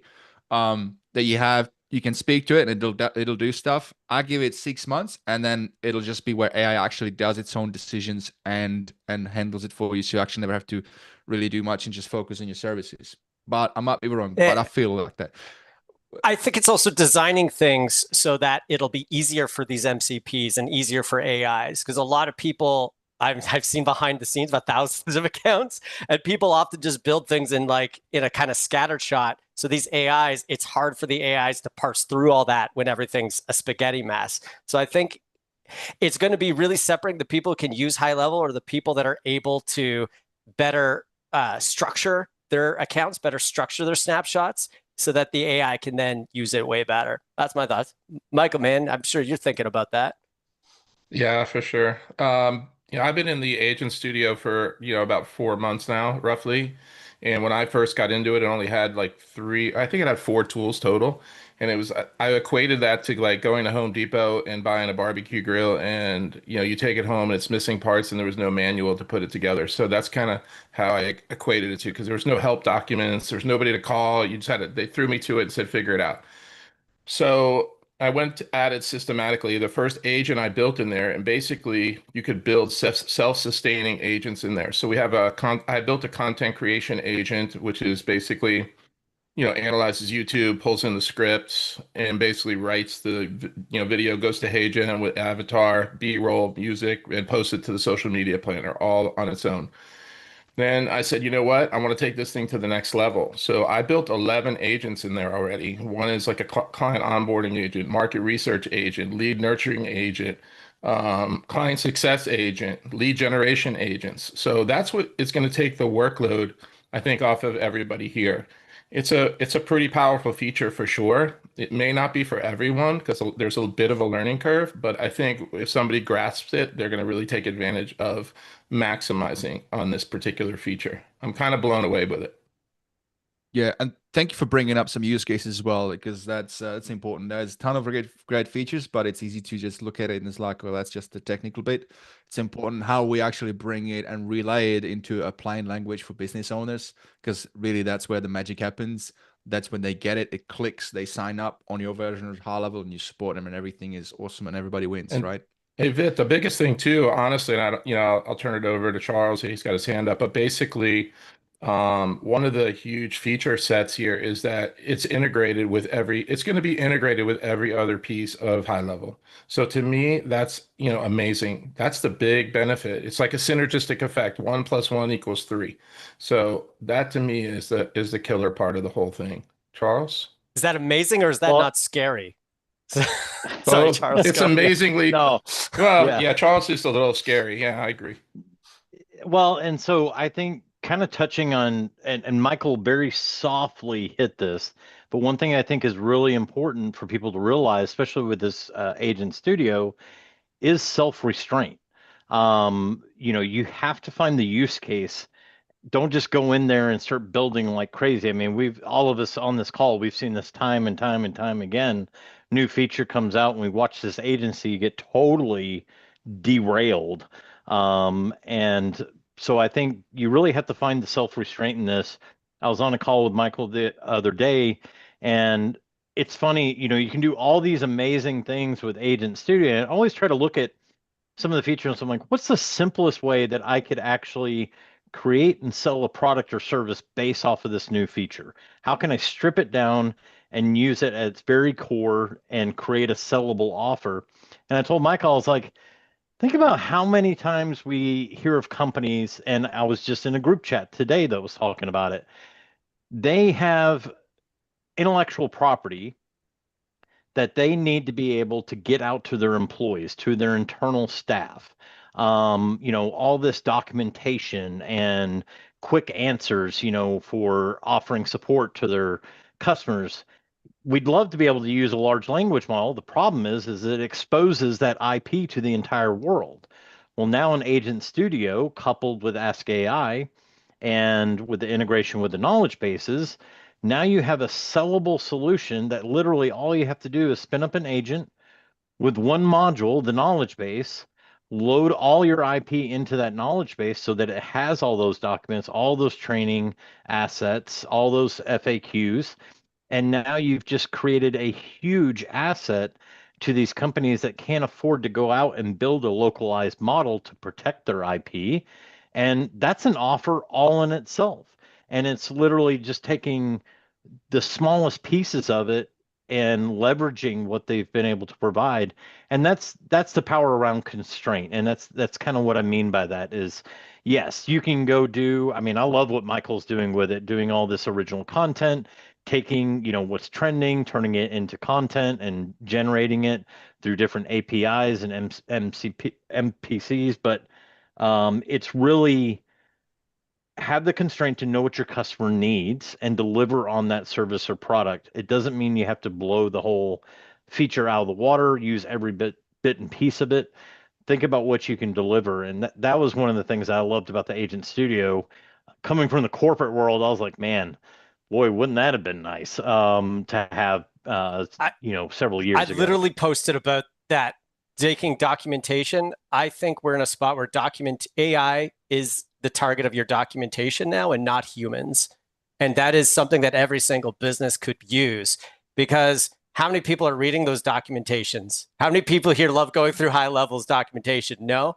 How many people want to ask a question and have it actually get answered?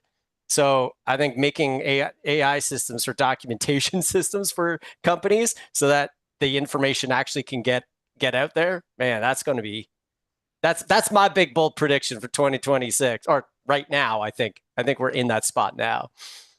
Absolutely. Speaking of documentation and snapshot, we actually have a couple of slides on that, so we'll get to that. In closing, on this particular one, I just want to say what you said, Charles, is having the ability to keep our proprietary and have a bit more control, I think is going to be even more important as the as we go in time, because more and more businesses are going to be using these different tools. And now that Michael, I had you on the interview, a couple of interviews back, you talked about, you're big on it as well. Because at the end of the day, you do want to make sure that if you're putting your time and effort and your intelligence into something epic, I think it's important that you keep it buttoned up for sure. Now with that, let's go into the next one. So what is the next feature here that's pretty epic is, let me bring here, drum roll please, conversation AI. So we have now enhanced smarter prompt logic, and I know we kind of went on some edge cases. So what I like to do is let's just see if we can stick to that particular feature release. It might be my OCD though, so feel free if I'm wrong on this, but that's just kind of what I'm thinking here. Just go really rapid fire. So let me talk to you about this one. If you guys watching, conversation AI now features improved prompt logic, content handling, AI-driven responses sound more natural and on topic with better understanding of user intent. Agencies leveraging AI for chats and lead engagement will achieve higher conversion rates and provide prospects and customers a more human-like experience. Anybody like to chime in on that? Just like raise your hand up. We can just chime in on that for a minute. All right, we got Ryan. Awesome. Let me just bring you in, mate. Let's go. Yo, What you got, mate? Can you hear me? Good, mate. Yeah, great to have you. Yeah, I can. Yeah, great to have you here, mate. Am I going to be joined by anybody, or is everybody too scared? It's all on you, mate. You're in the spotlight. This one annoyed me a little bit. I spoke to Karan back at, and Charles, you probably have multiple conversations with Karan a week, but I know of a lot of third-party applications that were well ahead of the game in sort of conversational AI before HighLevel started to catch up. And there was, a meeting that me and my team had with Karan and the conversational team. And, we were expecting, I guess, bigger things from the summit release. So this is just I'm not like here to bag it or anything. I think the updates that they made were good. A couple of things that I think are missing was simple things like being able to have an autopilot agent be specific to a contact that's been tagged, right? So you just can't do that, which is insane. Like, why would I want to turn on autopilot for SMS if my agency's having manual conversations with somebody? And then I'm like, hey, like today I've already got 500 ongoing conversations, but now I want to turn an agent on autopilot, but it doesn't know which ones it should take control over or doesn't. And that was meant to be in the product weeks ago after we met with the product team, and they ended up getting it in. I thought that was crazy. They didn't improve that. And there's also the lack of history. So like when we in the real world where we see a lot of the conversational AI being deployed is for database reactivation. Like a lot of people still are in that database reactivation world where it's just like, give me a list of 5,000 people. I'll build you an agent. It'll go and chase people up. The handoff, when you get the outcome, is here's the history of the conversation. Like here's all the things that were said and here's some context. Now voice has it because it's to take a transcript from the conversation. Here's I can understand context about what this conversation was about. Here's the history. But again, conversational AI, you can't like go into an action and say like at the end of this conversation, which could be multi-channel, started on SMS and then it went to email and then it went back to Instagram and then it went to WhatsApp or whatever it might be, right? But at the outcome that you wanted me to achieve, it's almost like a goal, I guess, right? When they eventually get to like the flow builder or whatever, maybe it'll get there. Or maybe they're waiting for that before they start adding these things in. But you can't say, well, I reached the goal, which was to book the meeting or whatever. And the reason that I booked the meeting was because all this stuff happened and here's the history. So that's just my 2 cents. And I was thinking maybe Charles might have he might have wanted to weigh in there a little bit. Charles, I was hoping you would join me in this little debacle here. So I think we had Chris raising hand. Did I get it right? Yeah. Oh yeah, Chris. Hey man. Hey Ryan. I think Charles might be able to give you a more technical answer, but I think that what's really important for anyone thinking about AI, and I think a lot of us on this call probably are thinking this way, but we really have to keep that customer journey front and center. And that's how you deploy the AI. Like you're talking about collisions here with automations, AI bots, or whatever it's going to be. And that becomes worse, right? Because we're very familiar with AI, as are our customers. And because of the speed that AI is able to move at, our customers understand that. And so now they get frustrated faster because their expectation is higher that this is something that's been built versus a human who we're all prone to error. And so, we can read the person, we can talk through, oh, sorry, I didn't mean to say that, or whatever it's going to be. We can do that. When we give up these really key important moments where a customer is asking a question, or if I'm having a conversation with you, Ryan, right now, and then suddenly an automation kicks off and sends you a text that says, we don't want you as a customer in the middle of closing it. This is going to be just joining. And a lot of the messages that don't explicitly say, we don't want you as a customer, they actually do when I'm having a connecting call that's showing empathy regarding a situation, and some random message just goes firing through into that customer. And they're like, yeah, I don't know if you guys really culturally get it, I feel like you're just trying to automate everything, and I feel like a number. And the people down the street who don't have AI, yeah, it just feels a little more human. So I say that, like, when we're thinking about these, they can quickly become toys. They can quickly become spam if it's not anchored in empathy and riding the customer dream. So yeah, one of the limitations. Yeah, I mean, one of the limitations. I mean, there's three major limitations, which is the ability to turn it off in the event of like someone becoming irate, upset, or whatever, without you ever saying anything, right? Like we've deployed this to hundreds of Australian clients, right? And the Australians are like, leave me alone. Do not say one more thing. And in HighLevel's AI, it's like you have to go back and say, sorry, I won't say anything else. You can't just stop. You still cannot do that. They didn't release that. They also didn't release the ability, like if it's like, if you haven't heard back, follow up in 3 days or something like that, auto follow up. But if they've booked an appointment, it's not even context aware to know that like 3 days ago we booked an appointment, and then the bot comes in and it's like, I haven't heard from you. What's going on? They're like, guy, like I booked the appointment. This is AI. Cancel the appointment, right? I've literally had to throw out high-level conversational AI and put in like Bryce's system and a few of the other really cool third-party systems. Not to bash HighLevel. I'm not here to bash HighLevel. Of course not, right? I'm just saying some of those things, and Charles might be more abreast like what's coming up. But it's like, why didn't they include those simple mechanisms in the release? It's kind of baffling to me. Anyway, not trying to be negative. I've been doing the AI stuff for the last like 3 to 6 months, and it's like every time we do a real world scenario, some simple things like don't message me again ever, right? Like unsubscribe, don't message me again. You can't turn it off.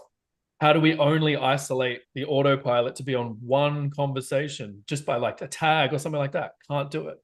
So, Charles, I'm really dying for you to weigh in here. I'm gonna plug in Michael here as well for more perspectives. But go, Charles, mate. Yeah. So, couple things. One, I totally agree with Chris in the aspect that we can't release the human aspect to this, no matter where AI gets. And it's funny. I was telling a couple of people this the other day, and maybe it's just because of my internet traffic. I'm looking at AI all the time, but I don't know about anybody else. But I have seen more commercials geared towards, are you tired of calling the company and getting put onto AI? Are you ready to talk to a human? Do business with us. It's so funny. We're sitting here pushing and slamming AI all the time. Let's do it. We want it. And then you've got all these massive companies out there that are like, guess what? We don't use AI. We want to talk to a real human, do business with us. So I think it is, and I say that to keep it in perspective. And this goes back to, what I was saying before and what Chris was talking about is you have to find the right fit. Just because maybe your primary offer is voice AI or conversation AI, in this case that we're talking about, doesn't mean that it's a fit for every single business. There are businesses that it is a good fit for, and there are businesses that it is not a good fit for, and you need to be able to identify that as an agency, as a provider, and you need to have the wherewithal and the respect of that business that you're talking to say, you know what, based on your clientele, based on your service or product, I really don't feel this will grow your company. I feel it may actually hurt you. Based on your demographics that you deal with. And I think that's just as much as it is important to understand this technology, it's even more important to understand where it fits and where it doesn't fit and what demographics this works well with. In some cases, sorry to say, IVR might be the best solution based on that demographic. Of course, we've been dealing with IVRs a heck of a lot longer than we have AI. But the other part of this, I mean, they did come out with the agent flow builder back on, I think it was 14th or 15th, they released it. And it does allow for a lot of this customization. You get into, you can really start to narrow down your trigger, especially with the advanced workflow builder. You've got a lot more options to control the actual flow and the exit of that conversation. To Ryan's point, picking up on that intent of that phrase or the intent of the overall conversation all that, the flow builder has really started to open up that door, because there are actions specific to the flow builder that you won't find in the agent builder itself, and you won't find it in workflows if you're trying to do it the previous way that we were having to do it, to try to take some control over it. So I think HighLevel's doing a good job of trying to get there, but it's tricky. Do you make it so micro controlled that it's almost impossible for most people to go in and utilize? And if you've ever been on a town hall with me, I don't advocate for agencies, because honestly, guess what? You're probably not you're not the majority that's using the platform. End users are. And so I always try to look at it from an end user standpoint. It's like, this is great, but if we overcomplicate it too much, then an end user can never use it. And it just gets beyond the scope, and we start to see usage go down. But I think there's a lot of things coming. I know they've got additional logic coming in. They've got rich communication services coming in. They've got MCPs coming into the flow builder for conversation AI. And I think this all goes back into that enhanced, smarter prompt logic. You're going to see all this start to incorporate. Yeah, his next slide, new knowledge sources, support, and quality upgrades. I mean, there's a lot that's coming on this roadmap, a lot that's already been released. And we've just got to get in there, try it out, forget what you know, and go in with a fresh approach and say, okay, here's the new flow builder. Let me scrap what I thought I could or couldn't do and start off with a fresh plate, fresh mindset on it, and start to really see what they have released so far this month. Charles, thank you for that. Would you be investing in agents today for real world businesses, or would you be waiting for the flow builder to mature? I mean, honestly, I was pushing it into real businesses before the flow builder when it first came out. And I think, again, it just goes back to finding, it's not a one size fits all solution. You have to be able to look at a company and look at the particular use case that they want to execute it in, and say, okay, is this a good fit or not? It doesn't matter how far advanced this gets, there's still going to be use cases where it is not applicable. Either it's demographics that are. Oh yeah, no, but I guess yeah. I'm being very specific about this. They said that they would release these features. They didn't, right? So is it because you think that they're going to wait and put them in Flow Builder because that's the next generation of conversational AI? Or are you saying you don't know? Well, Flow Builder's here. Flow Builder's here. It is released. Is that for voice or conversation? Conversation. And yeah, it has all the same functionality as agents. As in the agent. Yes. Well, yeah. So the unique thing, and a lot of people look at Flow Builder, and this is interesting, and I'll let Michael speak to this a little bit more, because I think he's definitely spent a lot more time in the Flow Builder than I have. But one thing I will say, when you first go into the Flow Builder, you're like, oh, this is workflows. It's not workflows. It is the Flow Builder. And the UI may look similar, but it is a totally different animal. And one of the biggest things that they solved, one of the biggest problems I saw before, when we were trying to do a pseudo Flow Builder in workflows, the problem is you could not leverage a knowledge base. You couldn't leverage an agent. You were basically starting, every time you pulled that in, you were starting from square zero, which people loved it. And I'm like, you guys are insane. Like this is craziness. Like there's no basis to fall back on.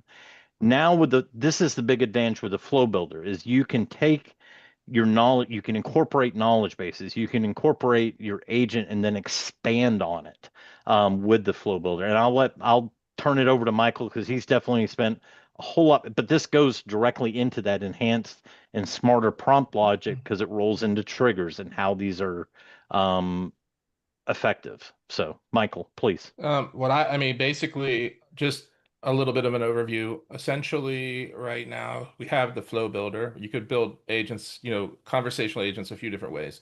We have the Flow Builder, big step forward. We have the new workflow builder, the advanced workflow builder, big step forward.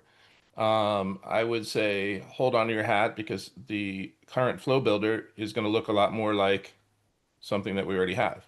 So, and then also, I think that what you're going to see is that you're going to see memory across the board. So somebody's going to be on a voice call, the conversational AI will know that. I think one of the unique things is you may see it where somebody sends an email and both of those other agents will know it, know what was sent via email. So you're going to have universal memory across the board. So that's pretty powerful in my eyes. The other thing that one of the things stepping back and looking at it really globally from a 360 perspective, maybe, like, why didn't this get released? Honestly, I think that the development team was strapped for time. I mean, right now they have 40 people on the development team on the AI side. By December, they're going to have 110. So they've already added 2, I believe, developers for the conversational AI already. I work with them almost every day. So essentially, you're going to see a lot of things rapidly be developed and released. So I would just hold on to your hat because I know on the voice side for sure, it's going to be an exciting quarter, fourth quarter for sure.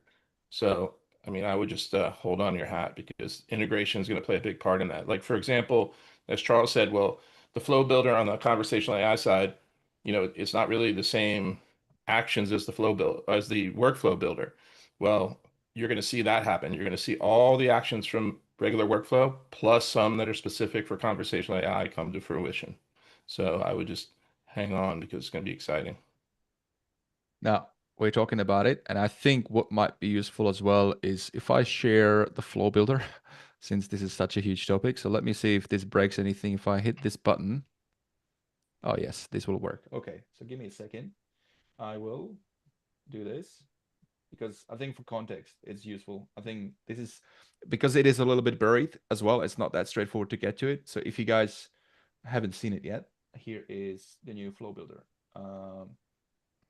Commercial break. I just keep on talking, guys. Are you talking about the conversational flow builder bit? That's right. Okay, yeah, and that's going to get a significant makeover here very quickly. Chrome browser. I just think it, with the release of it, even the first, of course, typical HighLevel fashion, this is the skateboard model of the flow builder.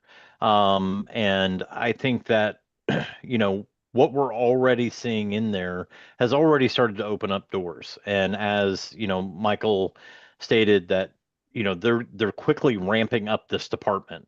They're really pushing heavy into this. And I think in a very short amount of time, we're just going to see this explode. And you're going to be able to get into those micro use cases, very specific. I think, like Michael said, memory is going to be a huge part of this. So with respect, these aren't micro use cases. These are just everyday use cases. Turn it off when someone says, stop talking to me. Don't follow up if they've already booked an appointment. Only have an autopilot on a conversation you want to take over. These are very basic things. Karan already said that he was going to ship those features. He didn't ship those features. So I was thinking, and my question to you guys was, again, a very simple question. Do you think that they're going to ship new features into agents, or are they going to start focusing on Flow Builder as the new evolution of conversational AI? Two different features. I mean, 2 different teams working also. So Agent Studio has a completely different development team than conversational AI, and the voice team is totally separate as well, all under Karan, obviously, but I think you're going to see more. I know for sure you're going to see more agent features coming out because I requested a few that I think that they needed, and I know they're working on those. But I think also on the conversational side, you're going to see a lot more features released as well. Yeah. So I think you'd be in the next month or 2. I mean, I think you're going to be pleasantly surprised. Yeah. Awesome. The reason I say it is because its skateboard model is great, but when you've got customers asking for it, trying to give you money, that doesn't you don't get money for that, right? You have to revert to a third party or revert to a different solution whilst you're waiting for them to build a plane. So, if you're doing 10, 20 AI installations a month, come back to me and tell me if you got a conversational AI as it stands without Flow Builder doing real world stuff. Anyway, Vit. Yeah, so I was just gonna as we're talking about it, I'm just gonna bring it into the view, guys, so you can have a look at this, because I think it's important. So let me bring this up. So if you've been in, where did mine go? Here.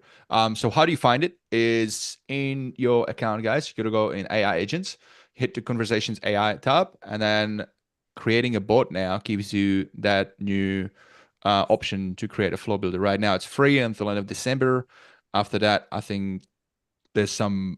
I haven't looked into it. Is it usage based, Michael? Well, some of the actions are, but you're paying well, it depends on the plan that you're on too. So if you're on unlimited, you're not paying, AI costs are different. They're running specials now. Oops, hold on one second. So yeah, there's there you go. So yeah, it depends on the plan that you're on. And also they're running some specials. The payments right now, they have a document in the help docs that tell you what specials are running and how much the stuff costs. So I don't really talk pricing. So it's somewhat confusing to me. And then they went to token-based pricing, but really what is a token and how many tokens are you using? So it's a little complex. On the voice side, they built a little widget there, a little, you mouse over it and it tells you how much you're getting charged. So it's a little complex, but I just don't talk pricing. So. No, that's cool. Yeah. So at the face value, what it looks like, it's a similar like a workflow builder from the UI perspective, but you've got a whole different array of the triggers, different options here. You can plug in the custom apps as well if you do work with third parties. And then in the actions, again, you got a whole bunch of stuff that is SaaS to get into that similar space like other vendors. So I mean, it is exciting. But I mean, I get your point, Ryan. I mean, I get the frustration because sometimes we can feel the like the world doesn't stop and the innovation goes really, really fast and competition is catching up. So it's kind of, I get your point. It's like, I want it now because like if I don't have it now, they might go somewhere else. So it's that, right? But for that, this is why we got third-party vendors like Claudesbot who are way ahead in that, right? It doesn't mean that we have to kind of go somewhere else to do it. Does it suck? It does. Is there an opportunity for us to capture some market if we do that? Yes. So I guess that's where it's at, right? Let's go to the next. Sorry, Vit, before you go on to the next, I think one of the things to think about and remind yourself in terms of if we step beyond this roundtable and those who might be listening, for many of us who've been in the tech industry for a long time, we've probably heard this term, but I think it's important to remember that if you're on the cutting edge of technology, you're going to bleed sometimes, right? And when you're talking to your customers and them understanding that we're in AI and pricing models are changing and integrations are changing and all these things are moving, like literally on a month-to-month basis, things are changing. It might make sense for some of those customers to just take a step back. You don't have to be on the bleeding edge to still be using AI. 9% of the population is even aware of it. And still have great impact for your customer base and drive growth or retention, whatever your goal might be. I think this is the time that probably this is our role to kind of help people understand that why don't you let us bleed for you and we're going to let you know when we feel like you're ready because we understand you to deploy that thing. And that's why I come back to customer journey. And a lot like what Ryan's saying is that there's these precious points that we can't give to AI right now. There's other stuff that's meaningful and admin that we can. And I think that's probably how we need to route these conversations with our customers so that they understand that, step one is we can get rid of noise, and that's going to unlock more time for you to have human connections with your customers. That can't help but drive growth and aid retention and certainly improve culture in your company. So I think, sorry to kind of go off on that, but I think it really is going to be important for us that we're in the weeds. And we're going to have to remind our customers who really, really want it that, hey, there's a trade-off here and we're all going to get there together and we're your best partner to get you there. But do keep in mind that these things are changing like week to week, month to month. So just something to keep in mind. Yeah, no, thank you for that. Yeah, that's bringing that human aspects because it's so easy like for us to get nerdy. And like you said, we've been at it for a while. So our bar is way higher than, like you said, what the businesses actually appreciate is way less. So that's yeah. Thank you for that comment. All right, so let's dive into these other features that are on this topic of AI and automation. We kind of covered a lot of them, so I'm just going to fast track through this because there is like 88 features, and I am more of an excited guy. Like I'm all in. But I don't know if we're going to be, I'm also very ambitious, and I don't know if we're going to smash it all through in this session. We might have to go for like bloody 5 hours, but so I'm just going to fast forward and just going to mention these and just explain what these means for those of you guys watching. If we have anything to add to those, we'll add, and then we move to the next category, which is, let's have a look here. The exciting one, which is the day-to-day really. Using the system CRM in context, some really cool stuff there. So new knowledge base sources have been waiting for this. This is now available. It's really exciting. You can now plug in a lot more stuff. You can plug in documents. You can, I believe, tables are there. But let me just read this out. So conversation AI can now be trained on additional knowledge base sources, documents, FAQs, website data, and now provides more natural context-aware replies. Agencies and customers can build smarter AI assistants that lead to more accurate engagement with leads. This makes a significant improvement in ad-driven communication, enabling more intelligent and useful conversation. So there is, if we look at real quickly at the help articles, by the way, HighLevel has done, I'm not going to try and like replicate it. They've done the work for us. Okay. So if you head over to, let me just bring it up here into the view, HighLevel, I should have had that opened up. All right. This is the one. So if you go to highlevel.com/post/level up -2025, or just put this in a Chrome browser, you'll be able to get to this article. Hopefully you haven't been living under the rock. You know that HighLevel has released a ton of new features, and they have released this article pretty much the day when the Level Up Day, which was on Tuesday at the summit, went out. So this, whatever we're not going to cover, it's not humanly possible, let's face it, to go through every single thing. I wish we could, but time is precious, right? So definitely dive into this for more. But I just wanted to have a really quickly look up the knowledge base. So hey feel Vit, free while to you're chime looking in that there. up, while you're looking that Yeah. up, I mean, one of the things that's not really in that article is they changed the back end of the knowledge base, meaning they're using a different AI product now, which is tremendously different than previous. It went from like number 15 on from a level, it was like number 15 as far as like number one being the best. It was down like number 15 as far as ratings go. Now it's at number one. So they've changed that with their partnership with Google. So that's huge. But also this is conversational and voice agents are using the same knowledge, same knowledge base structure. So before, you're building a restaurant menu, now you could do it in a table and do pricing. It's scraping websites a lot better now. So it's going to be a lot more precise. Now, the downside of that is, when people are putting things in the prompts and then conflicting with the knowledge base, that's where I see a lot of problems, where they're having conflicting information. They wonder why the agents aren't doing what they say. But when you dive into it, it's a conflict between the knowledge base, which is extensive, and data they're pulling from a website that may be outdated, and what's in the prompt. So some things to think about.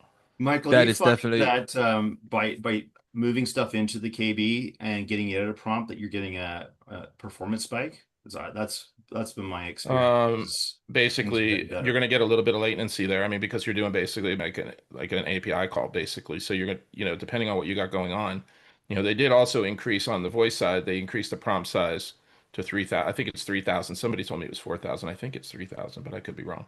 But I try to keep everything in the prompt itself to eliminate that.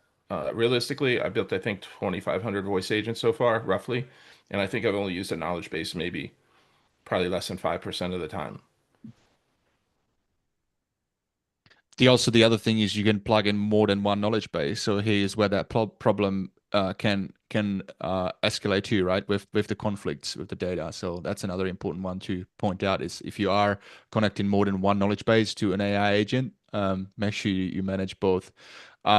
Interesting thought about that one. Like, have you found that use case? Like creating more than one knowledge base?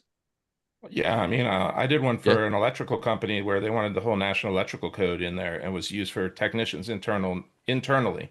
So it wasn't for external customers. It was just for their technicians. Say, hey, how far does this fuse have to be from this, or how big is a wire for this? So their electricians can call it up and say, what's the code? So we have all of those broken into separate knowledge bases, in each chapter. And it did pretty well. I mean, it was pretty much spot on. They couldn't believe it. Yeah. So it's See, kind and of I like think one that's a knowledge. great. I was just going to Sorry, say, see, I think that's another great example of finding the proper use case for the business.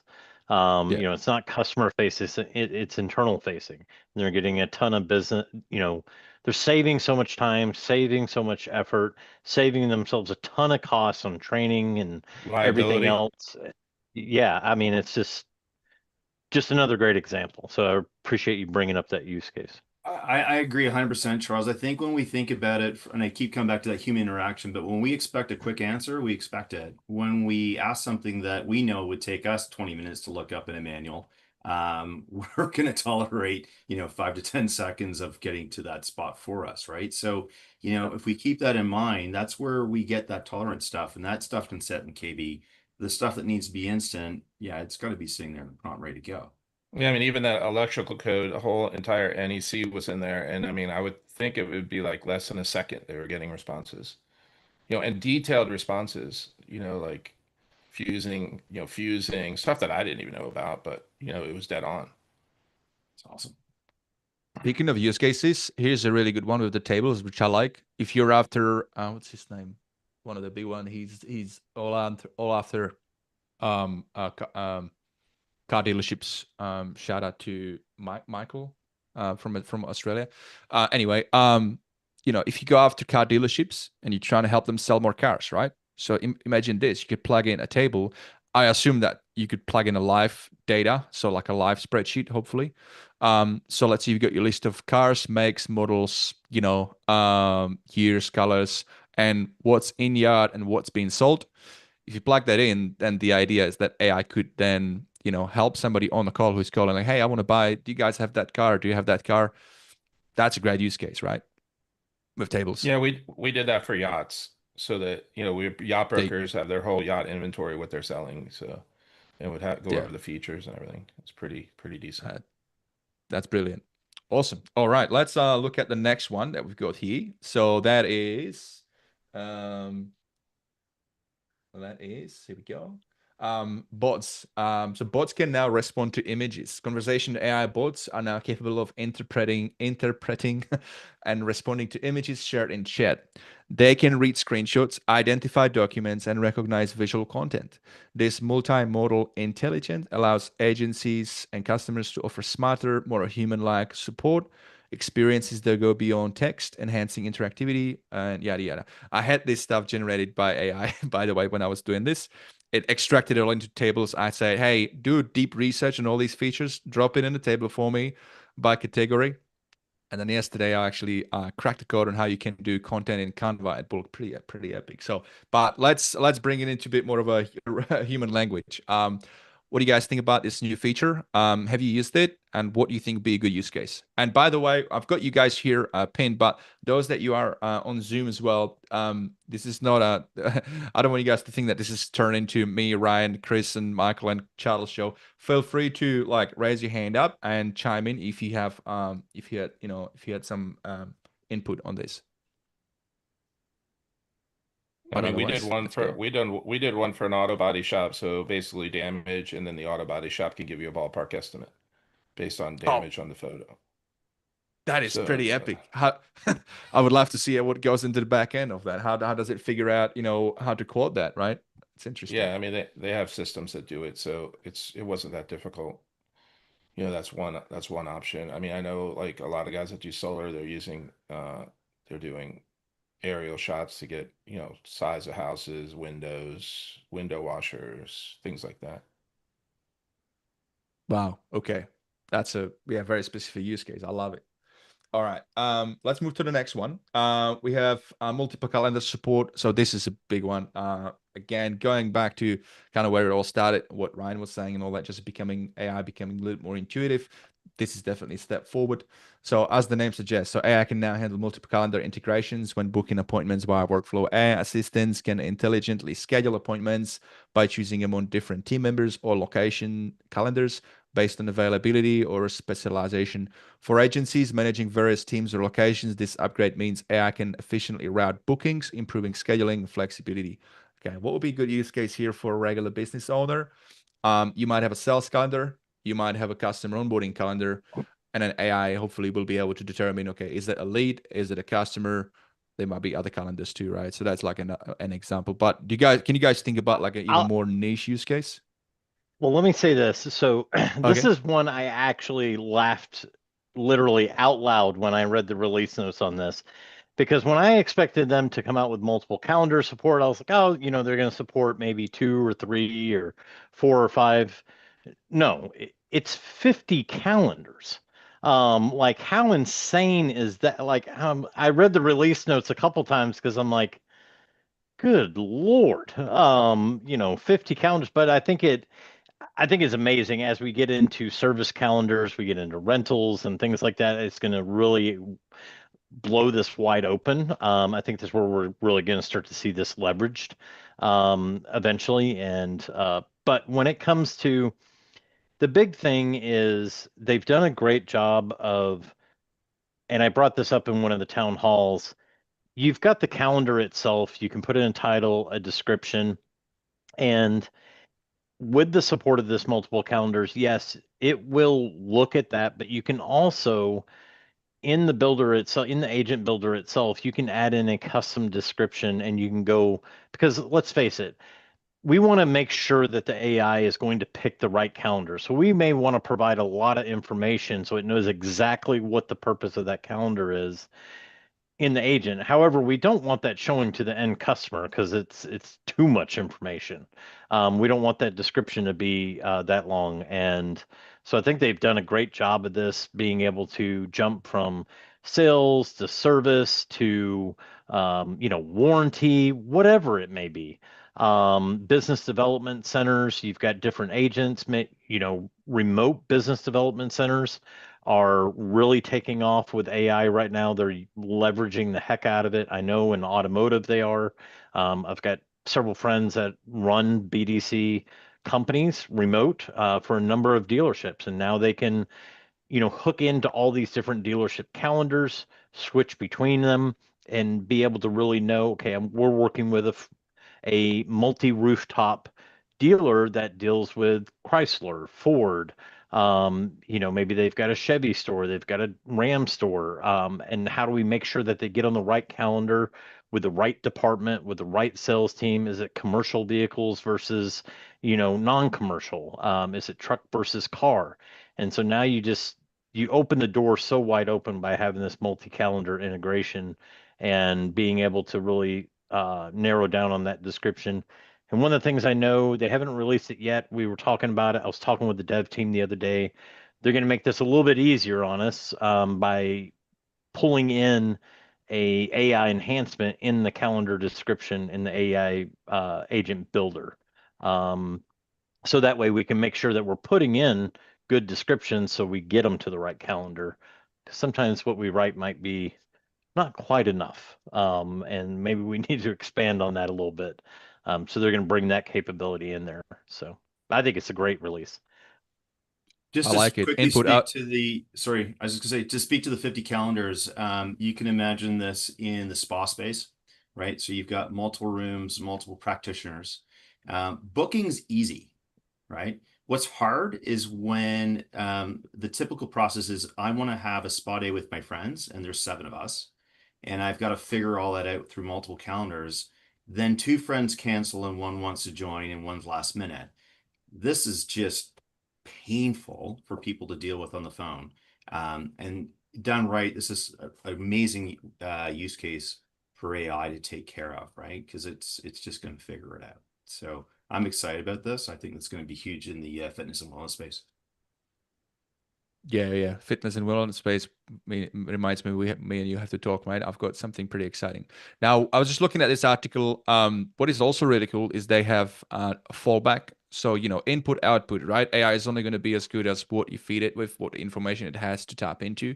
So you can already hear on this slide, you can see that what is it? Here we go. That it has the capability, so you can determine you know, what's the prompt, what's the like intent by the customer. So we have an example here, manicure for a beauty salon. And so the prompt here is the customer wants to book a manicure, pretty straightforward. So you put it in there, AI can tap into it and then select that calendar. What I do like is that they did offer this option as well, the fallback. A fallback when AI actually, you know, can't figure it out. So you have a fallback calendar. So yeah, it's going to get better, but it's already pretty exciting. Moving on, let's look at the next one here. So what we have is version 3, the new flow builder. Well, we talked about it on, so I'll probably just skip past that one. We've dived into that one enough. And that one kind of deserves its all full like a webinar thing, really. New voice AI chat widget is pretty cool. So you can now actually, instead of just chat, you can actually add that final orb. A lot of other vendors had it for a while, so finally we'll have it. So what that means is you'll be able to offer people who jump on your website to speak without, you know, providing details. They can just speak to the orb. Yeah, it's a hands-free voice-enabled chat experience, allows faster and more accessible support and lead capture, especially on mobile, which is true. I mean, I don't know about you, but I hate typing on mobile. I always kind of like wait until I get back to computer because I'm pretty good on like Alt-10 typing. But with my thumb, I hate it. So this is really good. And I think for a lot of other people, for businesses, for their potential customers, it's just going to add extra level of accessibility is actually also where it plays, right? Because some people just can't, they might not be able. So yeah, it just opens up a lot of doors, delivers a more human-like interaction, improves user engagement, and making customer support more efficient. Did you guys have any extra thing to add to this? And feel free to, yeah, we got Jared. Let me just spotlight Jared and Joel. I'm just going to mix it up here a little bit. Just 1 second. Give me a second, guys. So we got Jared and Joel. Let's get you guys in the room. Oh, they got rid of everyone else. Just been vanished. It up, mate. Just us. I think this is really cool, right? Because when you look at the way that we do things, text takes effort to put it together, whereas when you're using your voice, it's a lot quicker to get stuff out. So you've got quicker conversations, and then you've got quicker speed to lead, which I really like about this. So we've actually now just started letting our voice AI clients know that we've got this capability now to be able to do it. And then we're looking at this from different points of view. So, you know, we've got a termite business where they're looking at doing a survey via the voice agent. And then we've got like lead scoring hidden behind that, so that when it comes to the final question, the voice agent then determines the severity of what that is and then puts it into play. So I really like what this is. We're still dabbling with it now and trying to work out more and more use cases with it, but it's something that I think a lot of us have wanted to be able to include. Absolutely. I'm just looking at messages as well. There is Abdi Yusuf on YouTube saying, I got a problem on my AI voice agents. Can anyone help me, please? Yes, mate. If anybody's on that YouTube channel, feel free to respond to Abdi and help him out, please. There's plenty of legends here that can help. Joel, did you want to say anything to that new feature Yeah, so on that point? what I wanted to say with this feature, this is one I'm really excited about. I feel like this voice AI widget is one of those features now that can become its own product. So if you know, we all know SaaSpreneurs, when people get into this high level space, they get so excited about all the new features and they go and they try to sell everything to a customer. Whereas, you know, if we've been around a while, you know, there's literally 7-figure agencies selling missed call text back, right? One single feature. I feel like this voice AI widget is one of those singular features that you can then go and sell to a business as its own thing, right? Obviously, there's a lot of other stuff you can do in the back end of it, but if you just set up a system built around this voice widget, I think this is going to be huge. I'm excited about this one, particularly for that. And with that, I just wanted to remind anybody, if you're watching and you're new to HighLevel, try not to sell everything, right? It's all about finding what the customer's problem is and solving it with the features HighLevel has to offer. There's people out there, you don't even have to worry about all the new stuff. You can still build a very successful agency off of the back of the core features of HighLevel. But of the new stuff, I think this is an amazing one. We're playing around with this a lot, and I think this is going to be a big part of our core offer going forward. Absolutely. I agree with this 100%. Oh, sorry, Vit.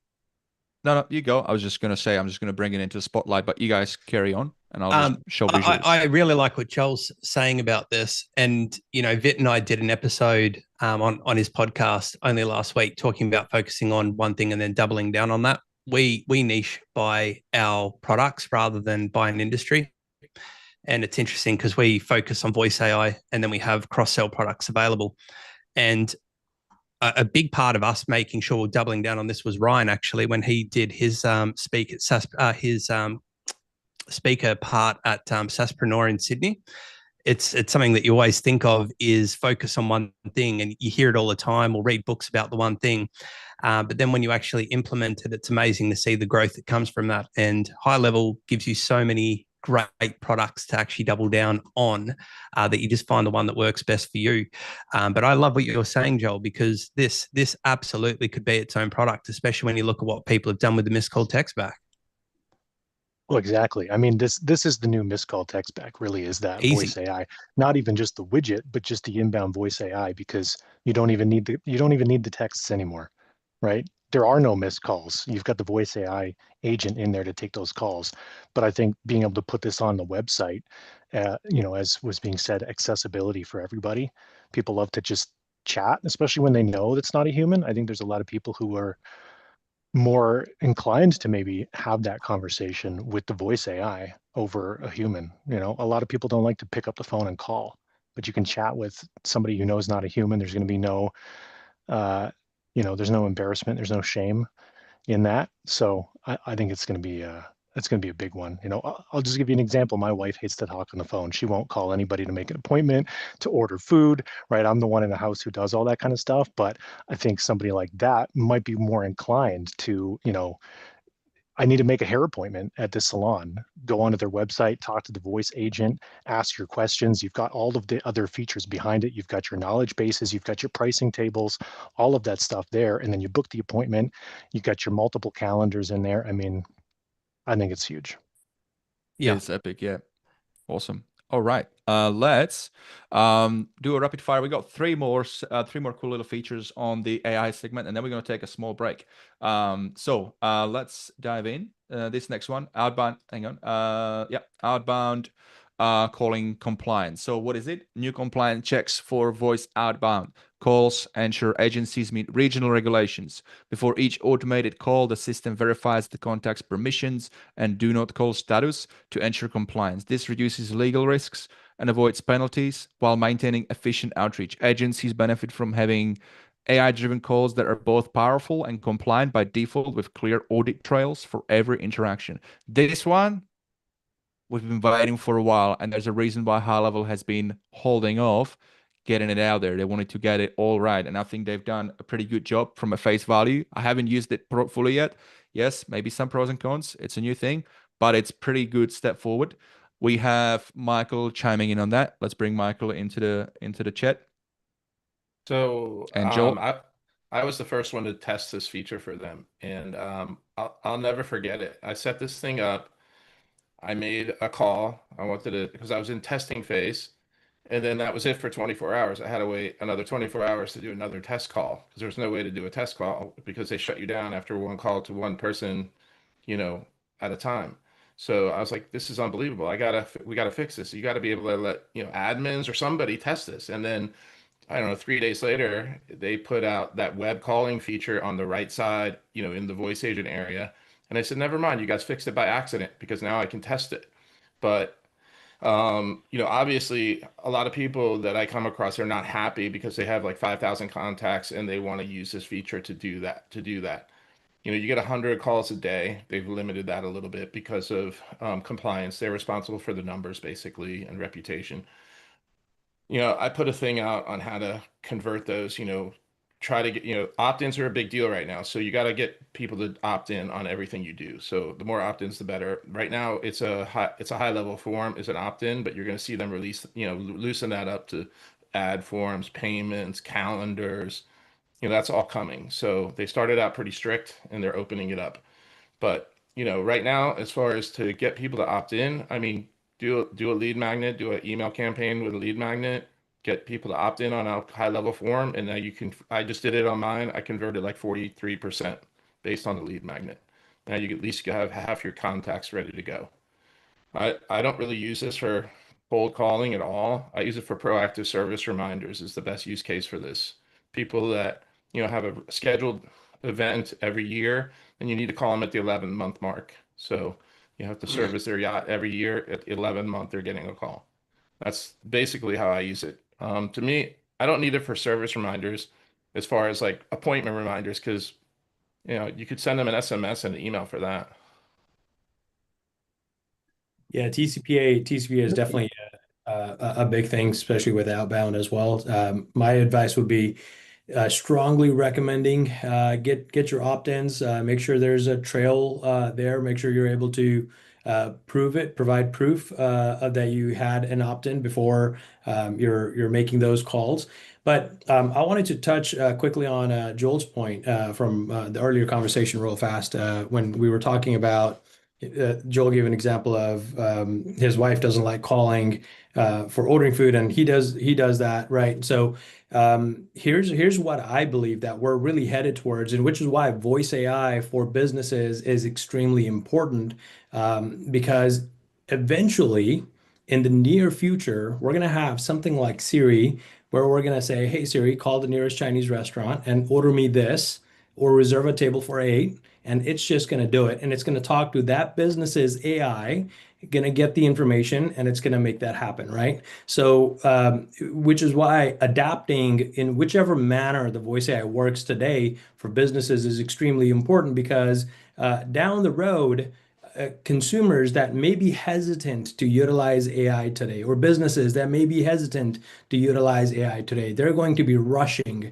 to AI agencies, asking them and begging them, put this in my place because I'm hurting for, because now consumers are going to adapt that portion of it. As soon as they start loving and talking to the AI, they're going to absolutely be on board with utilizing it, because now it's making their lives more efficient. They don't have to stay on hold and wait to talk to somebody with perhaps a bad mood, or not having a good day, or not being able to understand the accent, whatever the case may be, right?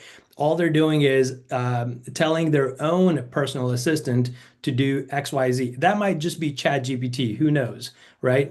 But that's coming very, very soon. And that's where the voice AI portion of on the business sides is going to really kick in and be able to solve that real consumer problem. And it won't be just for restaurant. It'll be available for all different types of services that we have available to us. Awesome. I just Thank you, wanted Brad. to touch on the compliance stuff specifically. So we got access to this a little bit before the HighLevel Summit. So we've been playing around with it, and I went in. You have to go through just if anybody hasn't enabled this in a sub account, you have to go through ID verification. So they want to check that who's behind it. So there's compliance there, which I think is great. And what I really like is that they do have a tool when you enable it in the sub account that scans all of your forms to see if you have compliant language for opting in to be contacted by voice AI. So I love that. It makes it really, really easy if you're going to enable this in any sub account to get it ready to be compliant, to have all your language correct. It'll tell you if the language is or not. It gives you pointers on what language needs to be in there. And then it's like a one-click update, and you can update your forms through the entire sub account. So all your funnels, all your opt-ins, whatever you have, it's really simple to update.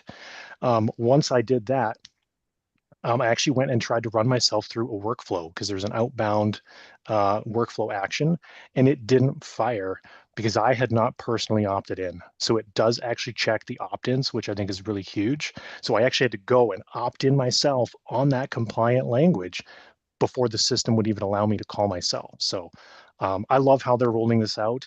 I do feel like it is a little bit strict. Again, I don't think this is as Michael was saying, this is not a cold call type system. I think there's a lot of different use cases for it, but I do hope that they, and I think they mentioned this in Dallas, they're going to loosen the reins a little bit. They're starting off a little bit more strict to keep, not only us and our clients safe, but to keep themselves safe. But I do think over time, they're going to loosen up those reins a little bit more. Awesome. Epic. Thank you, Joel. We'll give it mic to Alok, and then we're going to move to the next one. Yeah, so I just wanted to say what Beyond was saying as well. So the founder of Perplexity, Arvind, there's a YouTube video where he explains exactly what's the future, and that's exactly what Beyond also said. Like there would be a time very soon where every business will have an agent. I mean, Mark Zuckerberg has also said that. So every business will have its own agent. An agent will talk to the other agent and do the deals. You will just be observers, and you'll just make the CEO level decisions and all that stuff. That's where we are heading up to. So what Beyond said is like, hey, one of those would be like personal phones will have Siris or Geminis, right? Based on the phone you have. You would literally just give a command. And we've seen like 3 or 4 years ago a demo from Google where Google's AI calls a salon and books an appointment and all that stuff. That was 4 years ago, before today. That was a very early on version of the demo, but all that is coming. That's where we are heading up to. So this is the perfect time of bringing every business on board. But I have a question for the group. So obviously outbound AI, the biggest use case which I also see, but I don't think so it's possible right now, and I may be wrong because I haven't been able to explore because I'm in Australia. Outbound is not live yet. So yes, opting in and all that stuff through the forms or the calendars is good to check the compliance and all that stuff. But the biggest use case is if you're running paid media, paid ads and all that stuff, someone's opting in through a lead form. That's an official lead opting in, right? Would that be opened up for outbound AI anytime, unless someone has an answer? Because I'm trying to find that. That is a big use case. Yeah, that's next. Yeah. Doc, that's next coming. Yeah. So yeah, because that's exactly what I see is a big. When I first started testing it, it's still active in my account, so I can use that. But then, because I'm a little nervous to upgrade, because it's technically a downgrade, so I didn't want to tell them that. But yeah, right. Like right now, I can do lead forms. It's like a little loophole because it keeps telling me to upgrade, but I'm not upgrading. It's like I'm sticking with my old system. But yeah, you could do that. But you could get around that by just doing a form and then a calendar behind it, or a calendar and then a form behind it. So instead of running a lead form, just running to a landing page with a form.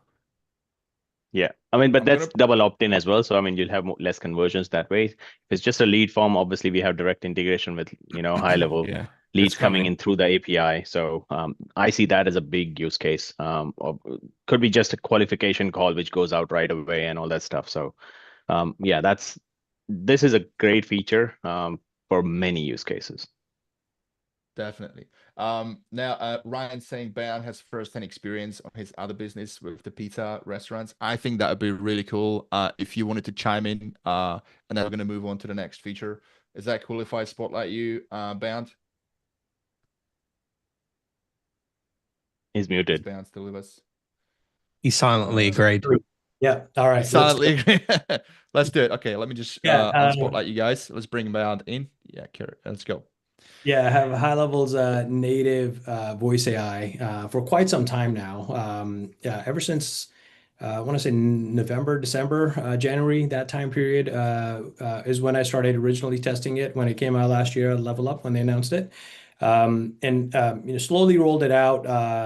Now it's at 8 of my locations, all 8 of them, and it's been working really well. It helps answer lots of questions. It's reduced the number of calls that the staff needs to answer directly. It provides the customer service level questions, and it battles with some of the spam calls as well. We get a bunch of calls related to, we want to verify your Google business listing, this, that, and the other. And those calls just don't get transferred to the staff, and the staff doesn't need to run to answer those, and they can continue doing what they're doing. So, having firsthand experience at multiple locations, I can strongly vouch for the fact that the voice AI product is worth a try. And it solves real business problems.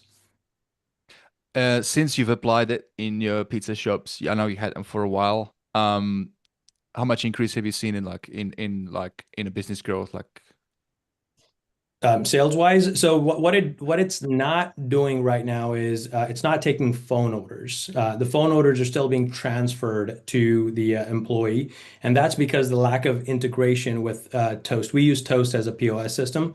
The AI itself is capable of taking an order, and I've tested all of that, totaling the order, and through custom actions, even shipping it off to like a spreadsheet or something, wherever you wanted to have it go. But in order for my stores are high volume, so I can't rely on sending it via email and then having them check on the order through an email. So it needs to go directly to the POS, and then the POS needs to be able to print in the kitchen printer as well, so that the kitchen staff sees that order come in through. As soon as that integration is available with Toast, I'd be the first one to jump on that and solve that problem as well. Now I can calculate real ROI based off of order volume that it's taking, instead of just saving time for the team. The ROI is already there just because what I've been able to see that it's able to do for the business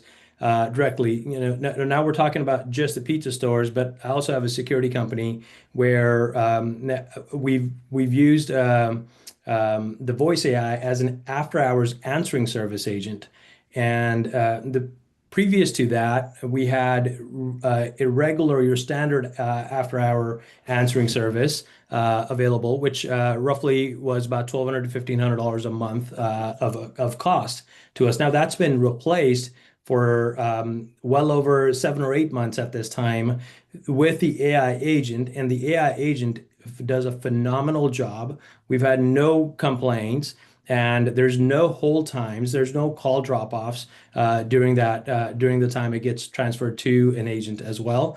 So overall, it's working really, really well.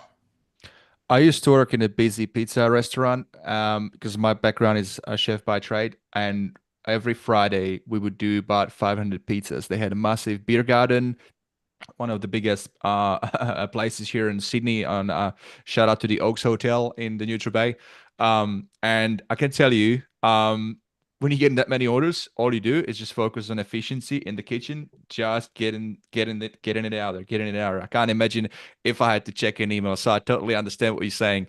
And if you connect it with the print like that, literally, I was in front of a bench.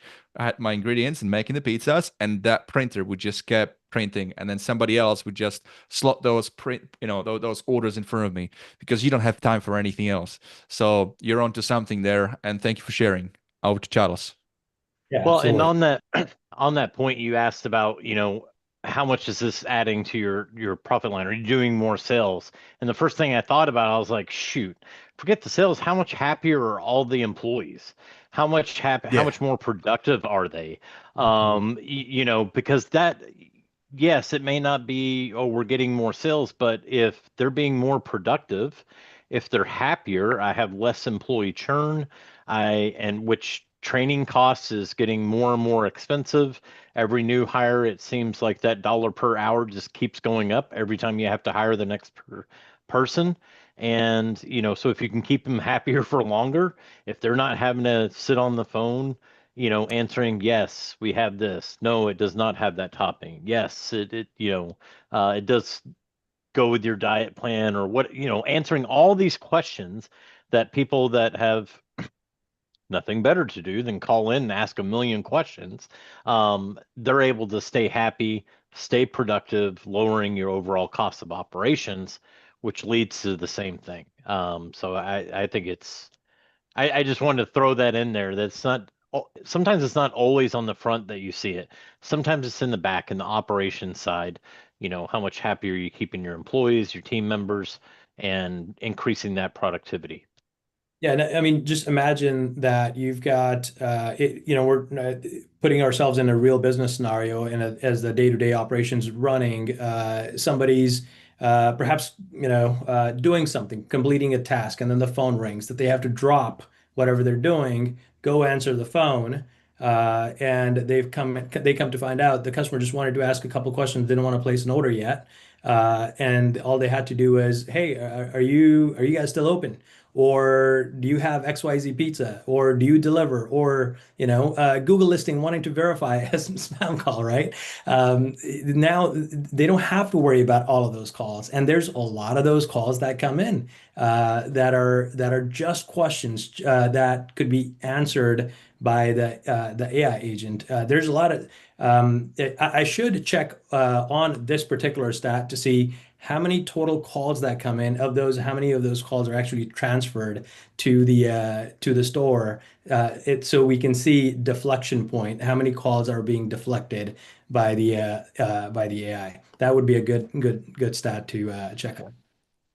Awesome. We got Lucky and Alok. I'm gonna get them in the room shortly. I just wanted, before I drop you guys, I just wanted to say, hospitality business, tight margins, right? For a lot of restaurants. So that is really the real opportunity here, like you're saying. So creating efficiency, helping those restaurants keep more money in their pocket while making the life of their customers, chefs. I tell you, like, working in the kitchen is no easy feat. It's stressful as heck.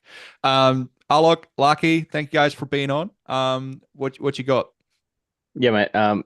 I'll just a quick one. Again, trying to rephrase here, but it's not direct revenue which you'll get from those AI agents in the restaurant industry, especially, or any industry in that sense. But imagine you're a customer and you want to order something, but where there's only less staff here, especially in Australia. Staffing is a big problem, I'm guessing, in many countries. But you want to place an order as a customer, and the waiter is literally busy on the phone answering stupid questions. So it's the experience as well. So like that waiter would be more free now, and he would be able to attend the customers more in the dining area, right? So it's the better experience, means more reviews and more referrals coming in, more people walking in because they're having good experience and all that. That converts into revenue. It's not the direct impact from the agent.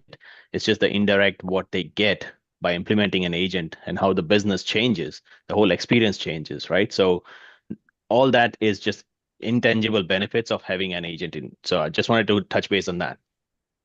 Yeah, absolutely. Thank you for that point, Matt. Makes total sense, because just before I head over to Lucky, I just lost my train of thought. The experience. Yes. So this just brings up the importance of how do we explain the value of what we're selling? Because sometimes it's like, it's not the direct thing, it's the indirect thing, right? And so, yeah, good point. Lucky?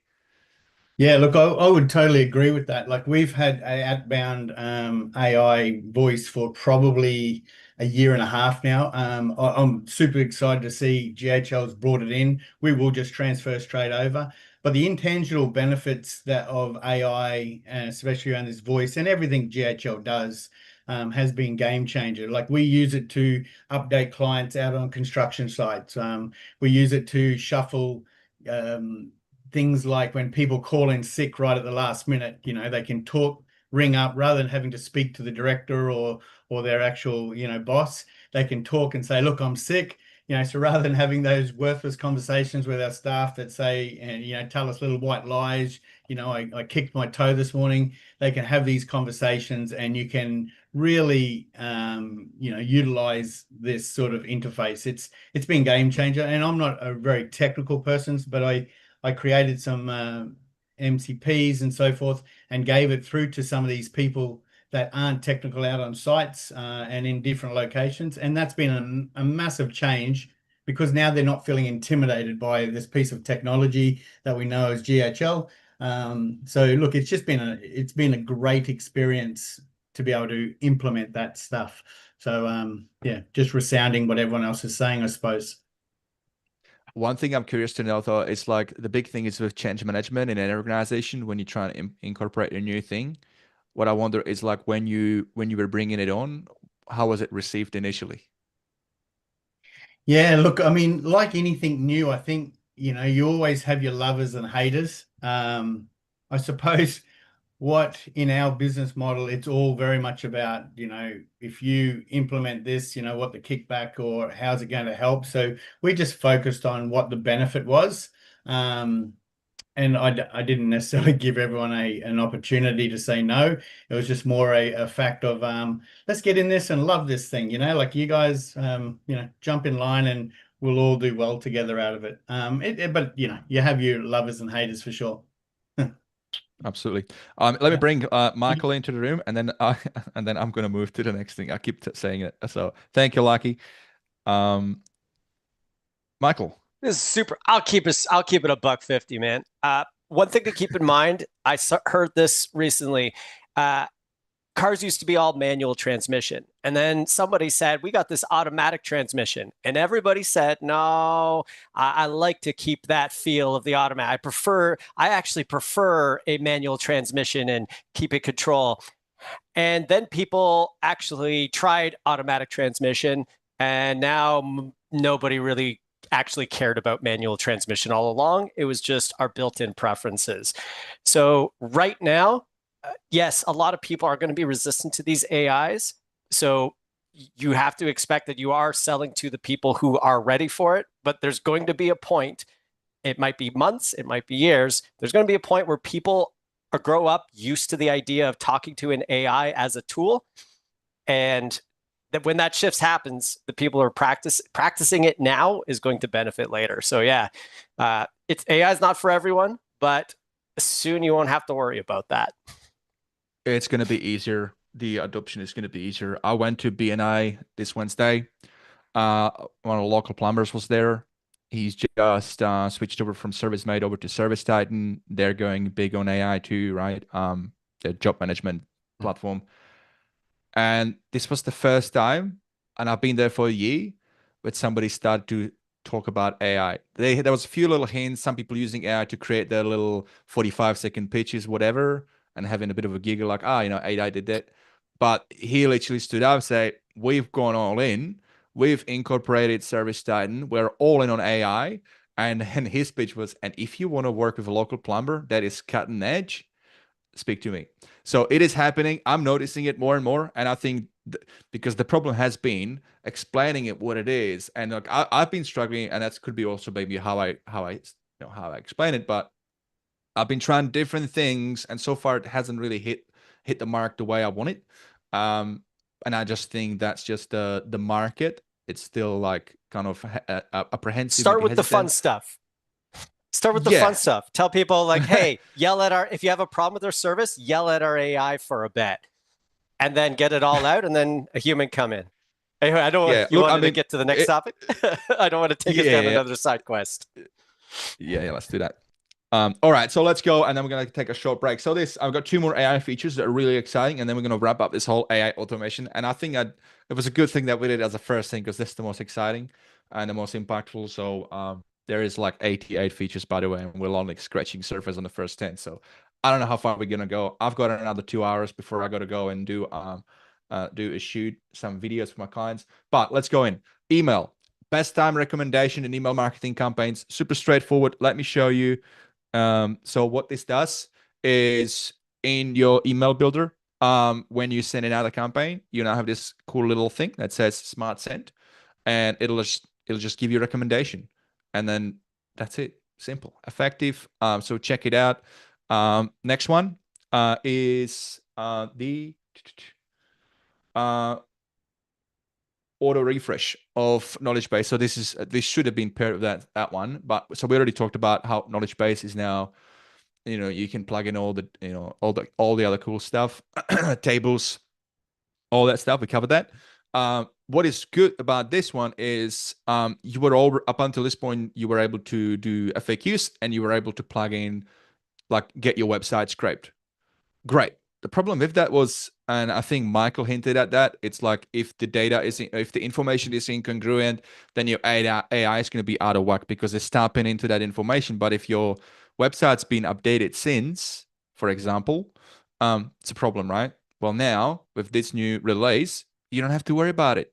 The AI will automatically check, auto refresh itself based on those train links. And I think this is brilliant because for us agency owners, if you got many sub accounts and if you roll these things out, having to keep an eye on these things and manage these sub account, it's a lot of work. Even if you have VAs, it just opens up a lot of room for missing that. So that just takes one headache away.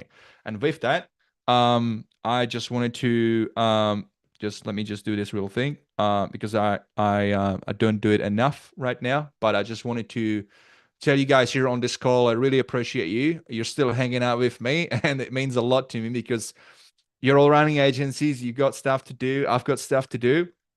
The fact that you're still here means that we're doing something right, and I really appreciate you. So with that, because I appreciate you also, make sure that you take a small break. We're going to put a little commercial break to thank our sponsors of the show who make this show possible, and then we're going to come back. Give it like 4 minutes.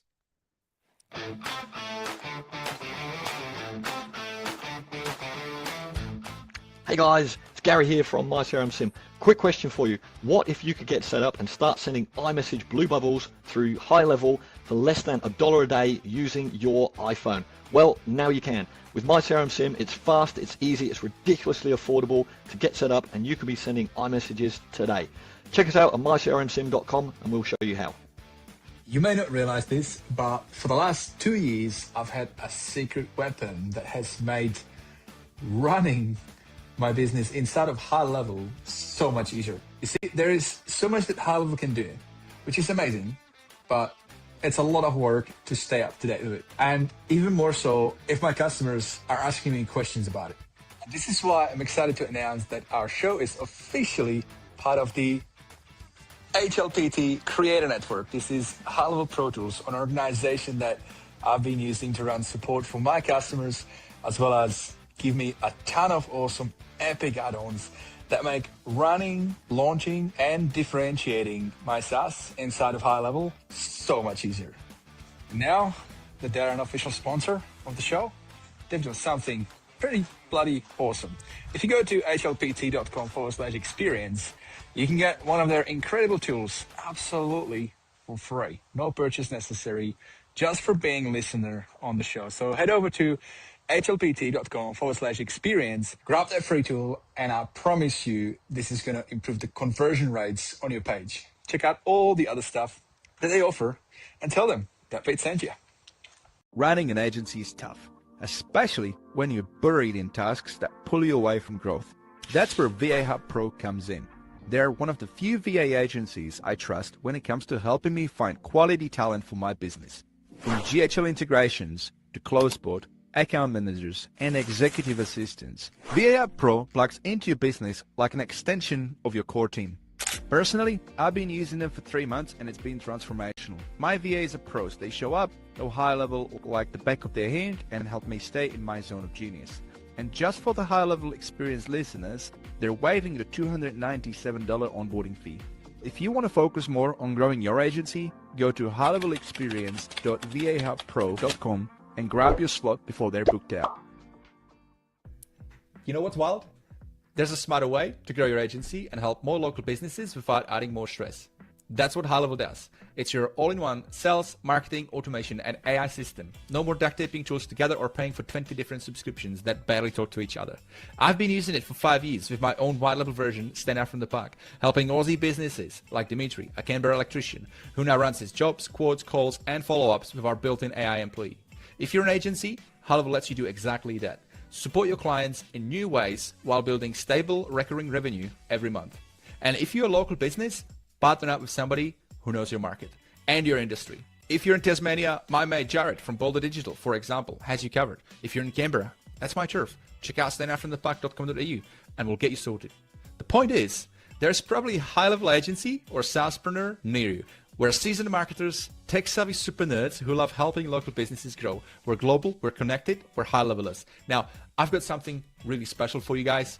I've negotiated an exclusive 30-day HighLevel trial that's double the usual just for you. Sign up your agency through GoHighlevel.com/Vit or upgrade your existing plan, and I'll hook you up with over $3,200 worth of bonuses, resources, templates, and snapshots I normally give to my private clients only. So whether you're scaling an agency or leveling up your business, start with the right system. GoHighlevel.com/Vit or team up with your local SaaSpreneur and let's make business simple again. One platform, one login, no duct tape, just results.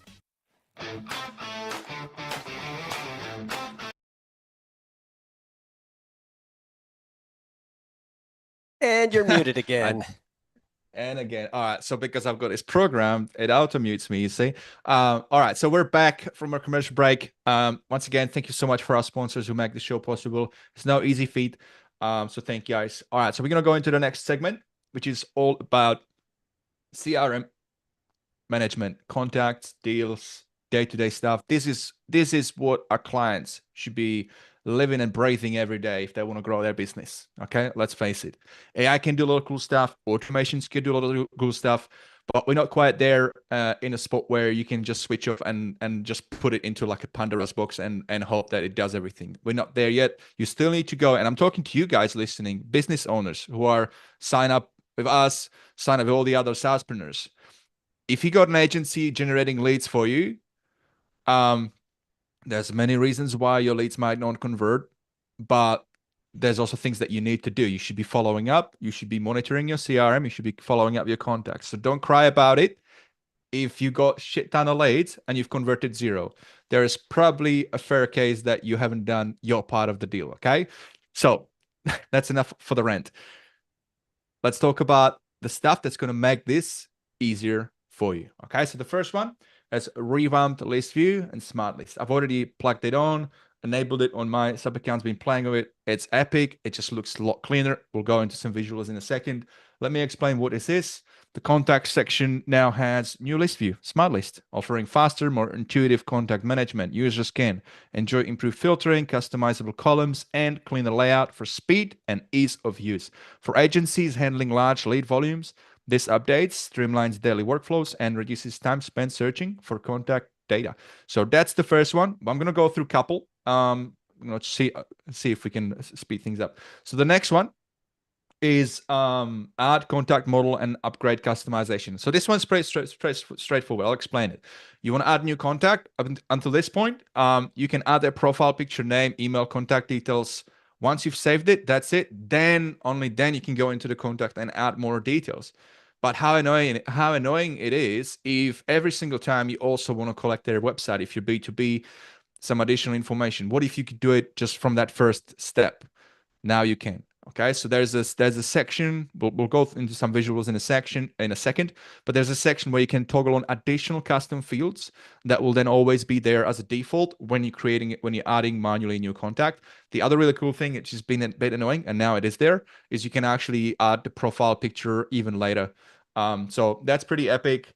And then the third one, let's just go 3 at a time, huh? So the third one is multi-object task association. So tasks, great, helps you, keep your OCD sane and nothing gets missed. Well, now you can associate task not just to one contact, but let's say it's a family. Let's talk about maybe a pet grooming business. You've got husband and wife. Husband has dropped the dog. The wife has got to pick it up. So you're gonna create a task to remind them. I don't know. Remind them, hey, so and so. And so you got a task about the dog, but you can associate both the wife and the husband. Just for example, I don't know if it's a good one, but that's just explain what it is. But let me just read this out. So tasks can now be linked to multiple records simultaneously, including contacts. Also companies, you can associate a company, not just a person, or an opportunity, or even a custom object. So this multi-object association gives deeper context for follow-ups and team activities by tying one task to all relevant entities. Agencies benefit from no longer needing duplicate tasks for related items, resulting in cleaner task list, more accurate reporting, and better cross departments. So the other thing I'm going to say on this, and I'm a culprit on this as well. When I built some snapshots and I help my clients, I go heavy on reminders, making sure they get notified, making sure they get tasks created so they don't miss it. But that can also result in clients being, hey, Vit, there are so many things. I'm overwhelmed.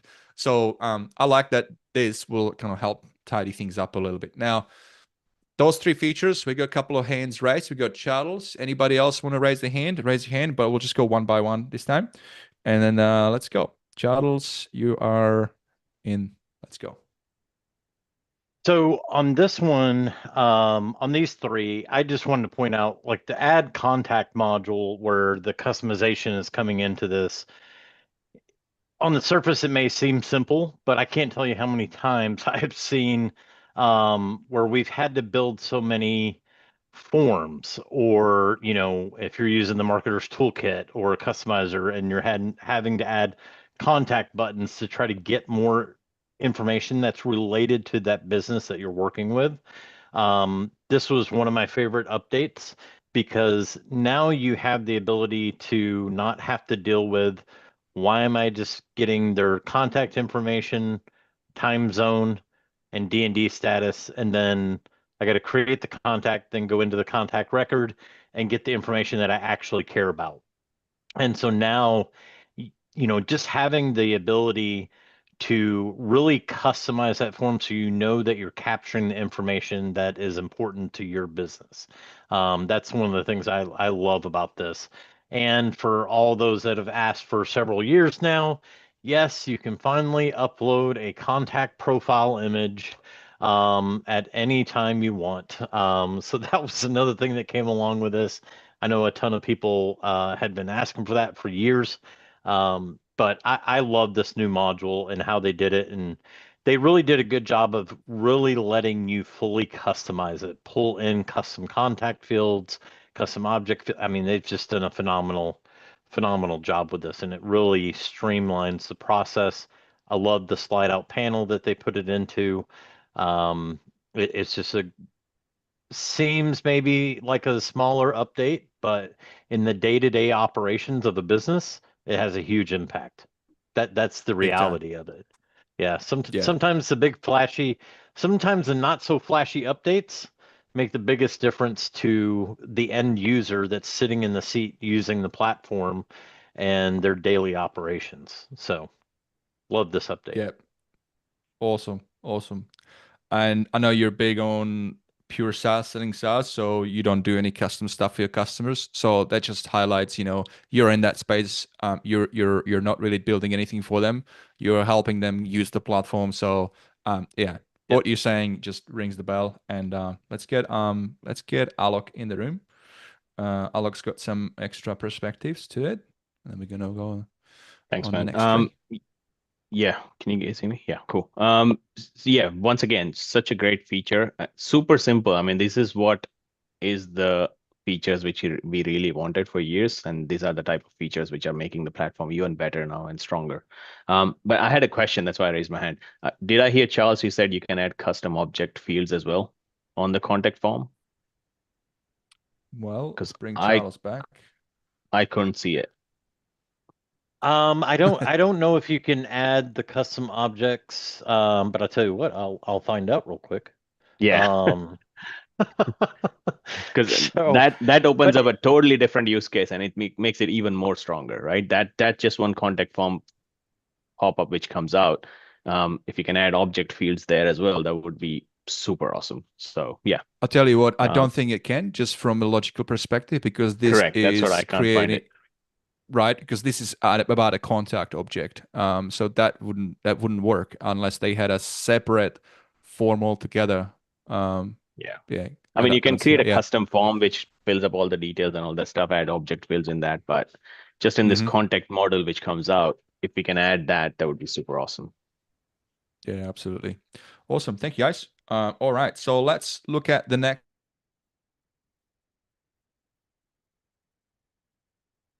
I think we lost you again, Vit. Mute. Okay, here we go. I'm back. All right. So the next couple of features, a bulk SMS upgrade. We have the bulk SMS feature has been rebuilt to handle higher volume messaging with improved deliverability, which means agencies can now control send pacing and throttling, ensuring messages are delivered reliably at scale without carrier issues. I think that's a pretty big one, especially if you're in database reactivation. Enhanced analytics, track delivery, and engagement within the CRM. This upgrade makes campaigns more dependable and scalable, which is crucial for agencies running large outreach and or nurture. So that's epic. I love that. Manage and merge duplicate. Okay, manage and merge duplicates. This one is brilliant, actually. Because we're always going to get duplicates. And I don't know about you, but again, I'm super OCD. And if I've got somebody's email address and phone, whatever, and then they message me through Facebook, that automatically creates separate contact. I like to be able to merge them. But up until this point, it was very tedious manual task. Not great. Well, now this handles that. So we'll go into that in a second. But what this is basically tool that automatically detects potential duplicate contacts by name, email, or phone and lets you merge them in a few clicks. It intelligently preserves important data like notes and activity history while merging. This keeps the CRM clean and prevents fragmented data or redundant outreach. Now, I spoke to a client yesterday. They own a dance studio, and she literally said, "Yeah, we're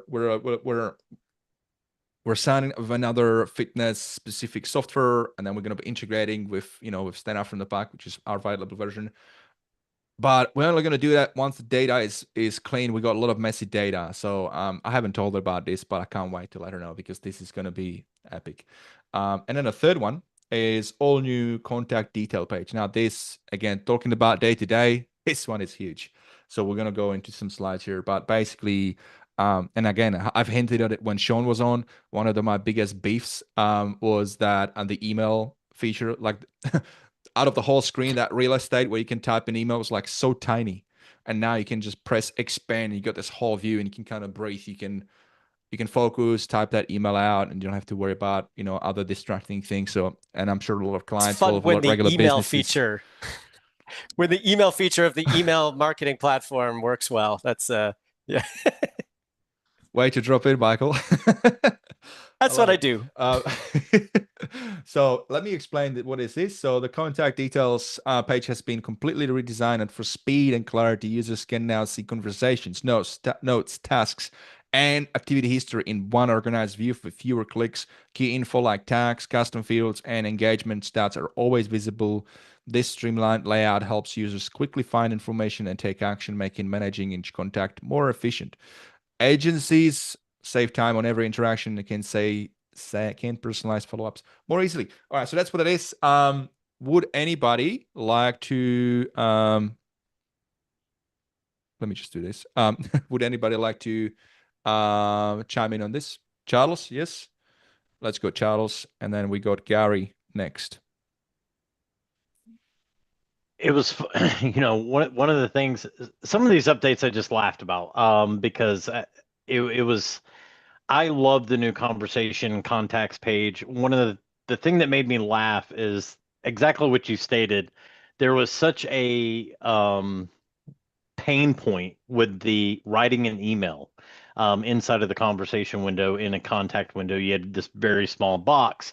And HighLevel said, okay, we hear you. We're going to make this box as big as possible so you can't ever say this anymore. And they did. They stretched it to its outermost limits for sure. It takes up the entire screen if you expand it. But as I did, an email earlier tonight while we were actually on the call, it was super nice because I had like 5 people CC'd on it. Had a super long email with a bunch of information. I was able to visualize the entire email and not scroll in this tiny little box. But I think overall, the new conversation and contact UI is just a massive improvement. And one thing I'll really, a big nod to HighLevel and their team is when this initially launched during Level Up, there were several little bugs and there was a lot of mechanics that people have just come to be so accustomed to. To give an example, clicking, if you're in the conversations window, clicking their name and going to the contact side of it, to where the contact information now is on the left, and you can see everything that's going on and work with the dual panels. And they've been very fast to change things on this new UI that people have brought up. And I think that's probably one of the greatest things about this is I think the new UI is really going to afford them a lot more customizability, a lot more adaptation to different use cases, different mechanics. And I'm excited to see what is coming next. I know that they're working on the ability to be able to fully customize that contact panel so that you can prioritize information in the way that you need to see it as an end user or as a business. But yeah, I think, hats off to them. They did a great job on this release. And the duplicate contacts, oh man, I can't tell you how happy I am to see that. I will say, someone we're all probably familiar with, Patrick, he went to try it out and he realized how how messed up his database was. He wished he had kind of like the nuke all, like just match all, like get it done. But I think they did a really good job in how they're approaching the duplicates. Everybody uses the contact database a little bit different. I'm kind of old school. I base everything off the email. That's the one unique. Some people do it off the phone number, and they've provided it both ways. And where most platforms are like, we're just going to look for contacts based off of email. They offered it both ways right out of the box. You can either match by email, match by phone number, and I think that was a nice little upgrade as well. So, yeah, absolutely. Thank you for chiming in, Charles. Let's get Gary in the room. Gary, great to have you here, mate. What you got? Sorry. There we go. Should I mute myself? That'd work better, wouldn't it? Hey, It mate. should have, yeah, I Yeah, don't know thanks what I for mean. Yeah. thanks for organising all this as well, Vit. Mate, I've got to get into some of these updates because I've only been back from the States for like a week after Level Up. So I've got my list of things here and I've got them highlighted, the ones that I've got to go and check out. So I haven't got to actually test them all yet. But with that bulk SMS update, and also you've probably got this one coming up, but I'm going to tip the two together. There's an update for the drip mode as well, apparently. And I'm hoping that's resolved some things because there was issues with drip mode and bulk, and if people put things on pause, the workflows and stuff could carry on running in the background, and then if they unpause them, it would suddenly just punch a whole bunch of messages through and cause problem for people in campaigns. So I'm excited to see if they've resolved that, because I spoke to the dev team about this ages ago, and they said, yeah, we're fixing all that, so when they pause workflows and so forth, it will actually pause things from happening rather than letting it all run through. So this is on our board of things to check out for our clients to make sure that that's working as it should now when you get to pause things rather than letting it run in the background and then just dumping a load of messages through at once when you unpause stuff. So this is kudos to the high level team for sort of, listening to all that feedback and pushing things through that we talked to them about. So excited to see next week when we get to check this out and make sure that it all works as they've told us it's going to. Absolutely. Yeah, mate. And obviously for you, especially with the product that you offer to the market, which is brilliant, by the way. Guys, if you're watching this, by the way, if you're in a market that you're paying a ton of money for Twilio fees, you should check out my CRM Sim. It's just a way how you can lower the cost for you, for your agency, but also for your clients. And that's what Gary does. It's a CRM solution. You've got WhatsApp there now. You've got the Blue Bubble now. So it's pretty cool. So check it out. You can head over to highlevelexperience.com/sponsors. Gary's got special offer for you guys. So go and check it out. All right. So I just wanted to thank you, Gary, mate. I'm just gonna do this and then just real quickly show you, because I really love this. So check this out, right? So this is the new contact view. You got previously, you had 3 sections. You got this section here in the middle, the contacts details. Then in the middle, you've got the comps.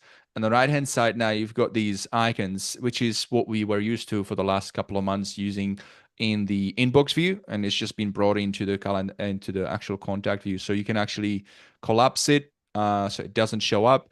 This is pretty cool as well. So you can go between all fields to DND to no action to actions. So rather than have to scroll to the bottom just to click through to get to see, what workflow particular contacts in, these are always on top. So it just makes it, again, super quicker, more efficient to deal with is what I want to say. And I like this with actions because really when it comes to actions, is it either workflows or adding tags or courses. Now the tags, they're always on top actually. So this is even better. You get a couple of extra things. Now there is one, I think I've got it as a feature, we didn't get to it, but I'll just double down on this, which is the ability to I'm just going to hide from, the ability to autosave. So when you got your contact fields on the left hand side, you always have to scroll to the bottom and hit that save button, which again, it's just when I think about day-to-day workflows, it's just another thing you need to focus on.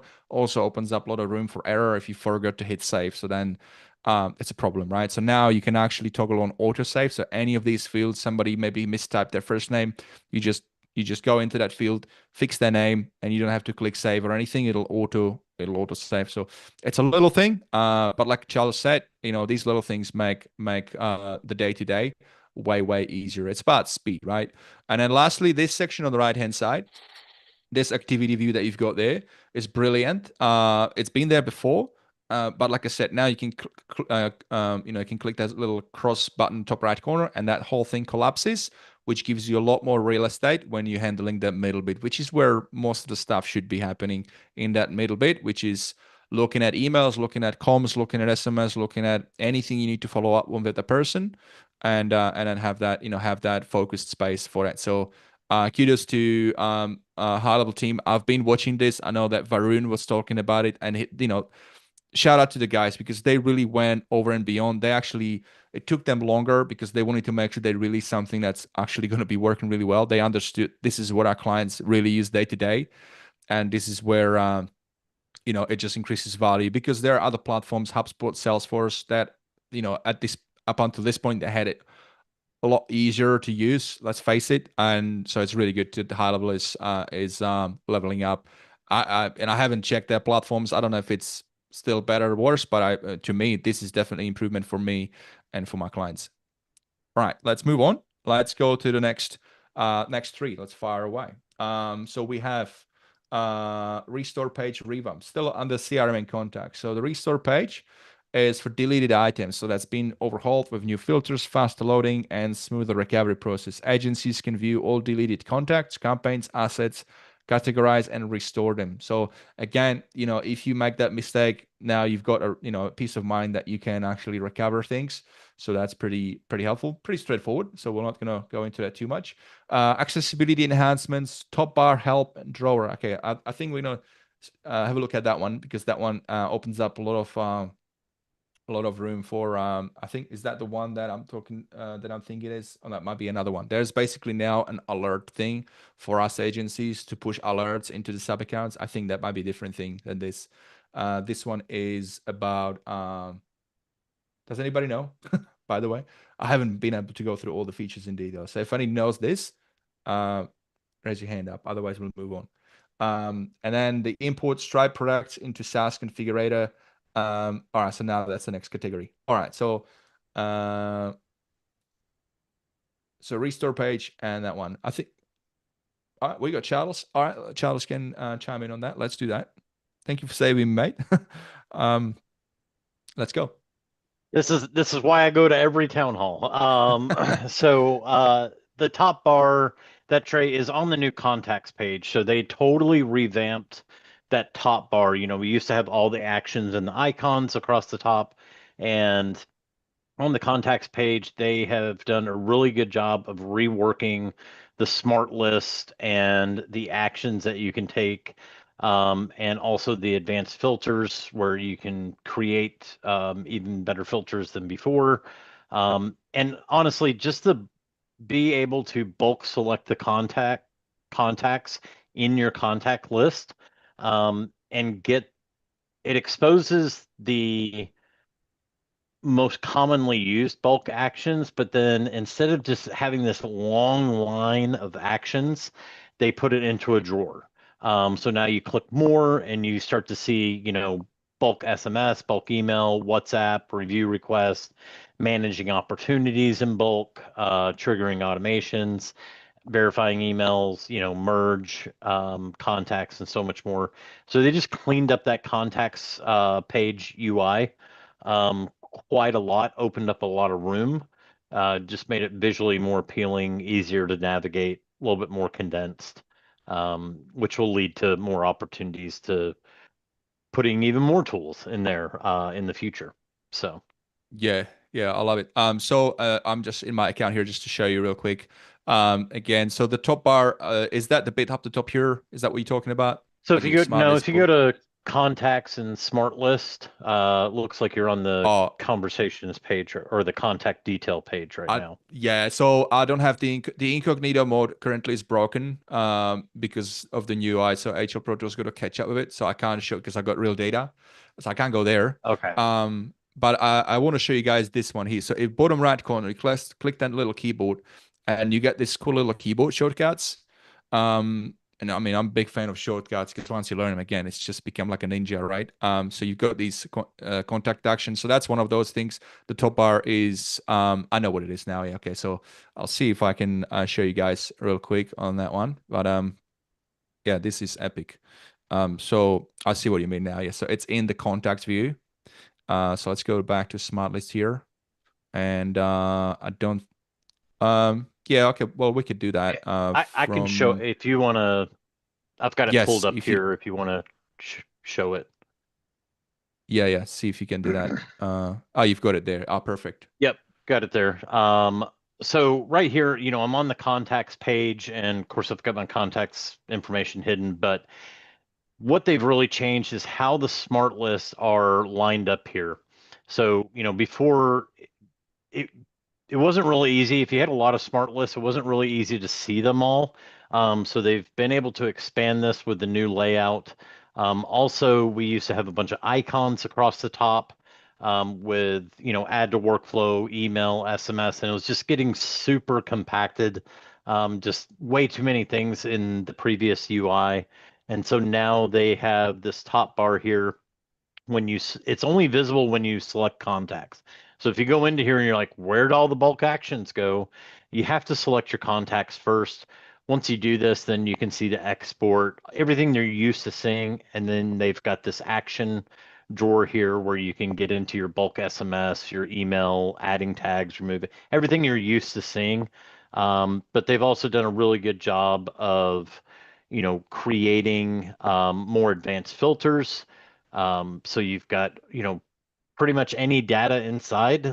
You can filter by, create smart lists. It's easy to add smart lists and see your existing smart list, and you can search your smart list now. So that's nice. Easily manage them, and then importing contacts, and then you've got some more settings over here.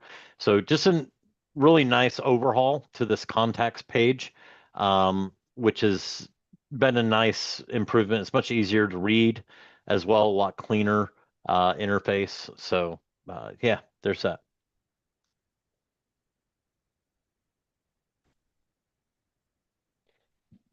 Mr. Vit, you're muted again.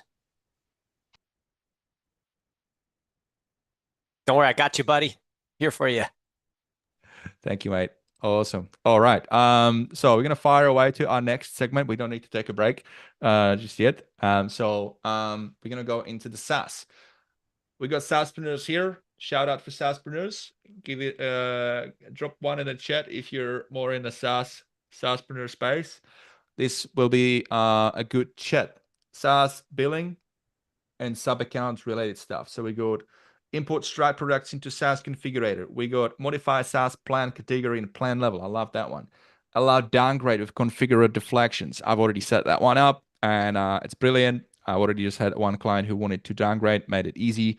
Unified payment options across all SaaS locations. What else we got? Special prices for SaaS sub account. This is if you want to sell a special plan like on an ad hoc basis without having to create a whole new thing from scratch.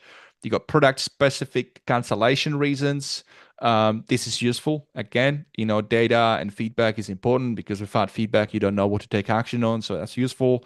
This is the one I was talking about. Okay. This one is probably really exciting out of a lot of those for me. Introducing banners management. I do weekly workshops for our customers. So this is going to be another touch point to let them know. What else we got? Managing granular permissions for payments, very useful.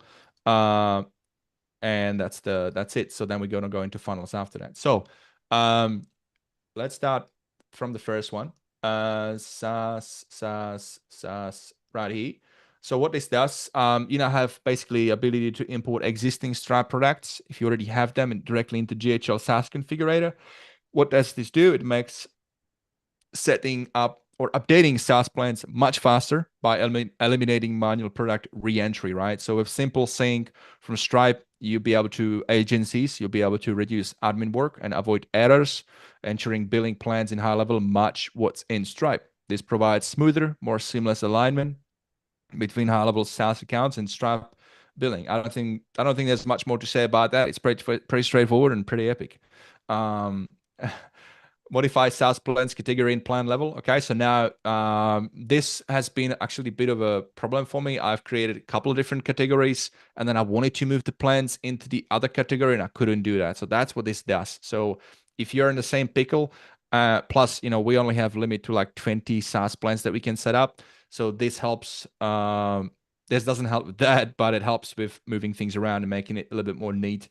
Because let's face it, if you got a plan and it's in different category and you want it to offer in the other one, so that your customer can see it, so it just gets added into the upgrade downgrade path. Well, now you can. So it lets you do that fairly easily. Restructure pricing tiers and introduce new packages. You can adjust plans without disrupting active subscription. That's a big one. And this feature is key for maintaining scalable and adaptive pricing models. So agencies can evolve their SaaS offerings over time without painful migrations, keeping their revenue streams and client subscriptions running smoothly. So that's epic. Feel free to raise your hand up at any point if anybody's got an extra thing to add to it. But otherwise, we'll keep going. So the downgrade path, this is epic. I'm actually going to go and show a little screen of that one. So you're now able to create a downgrade path. So what that means is somebody wants to downgrade, you can not prevent them from doing it, but you can persuade them to stay on the current plan. So if you got a plan A, I don't have to show, I can explain. If you got a plan A is 100, let's say plan A is $300, plan B is $500 a month, and then plan C is $800. Somebody's on the middle plan, $500, wants to downgrade to $300. You want to keep them on the middle plan because it's revenue. Well, the deflection is they get a little pop-up and says, hey, instead of downgraded, why don't you stay on this plan and here's a discount for the next 3 months. And then you can customize how big the discount is. So let's say you give them $100 off. So they go from 500 to 400. So you still, you're still better than getting 300 and you've kept the customer on. So it just gives you that opportunity and it's fully automated. And so I think it's pretty epic. Okay, so let's get some comments as well. We can do it this way as well, speed it up. So Charles is saying this only supports coupons for up to 12 months. So there you go. You can add coupons as well. That would be, I think, under the where does that go? Under which section does it go? It'd be on the downgrade. Coupons. It'd be on the downgrade. Yeah. It's just in the when you go to create a coupon, you can create it to run forever. If you're under payments and you go to create a coupon, you can run it forever. However, in the downgrade cancellation deflection setup, it only supports applying a discount for up to 12 months. It's not an actual coupon. So it's only going to support if you say, hey, look, if you stay on the middle tier, I'll give you $50 off or $100 off, whatever it may be. It'll only run that for up to 12 months, not in perpetuity. So just something to keep in mind. Well, that's good. That's a good thing, right? Otherwise, you could easily get people taking advantage of it. So yeah, so if you head over to SaaS Configurator, this is for you guys, SaaSpreneurs. SaaS Configurator, you go into the downgrade settings, and then obviously you need to toggle that on. And then it gives you the option to select also, what is the reason, so you can customize it. This is great if you've got like custom questions you want to ask. But by default, the ones that are there, I didn't really fiddle with that. I think that those are pretty good. Caveat to that, it's not available for V2 plans yet. I've got a beef with that V2 thing, but let's not open that can of worms. But yeah, if you're on V1 SaaS plans, then yes, here you can allow sub accounts to receive discount offer more than once. Okay, so is this the one that you were talking about, Charles? Yeah, that's the one I was talking about right there. Okay, all right. So yeah, so this is okay. So somebody downgrades, doesn't downgrade, takes advantage of that, and then 2 months later they want to do it again. If you keep this toggled on, then they would get that discount again. Yeah, I don't like that, so I didn't toggle it on. Yeah. There you go. Pretty useful. All right. So let me just see if I've missed anything. Charles raised. Did you want me to spotlight you still, Charles? Yeah, if you don't, I'd like to touch on one thing, and you kind of touched on it softly. Let's go. And this is more of a public service announcement. I did this in a town hall earlier today because we had a SaaS town hall. SaaS V1 versus V2. Let me just tell you, if you're watching this, please listen to this. V2 is not a better version of V1. That is the biggest misconception. Even HighLevel has acknowledged that they named it wrong. It should have never been named V2.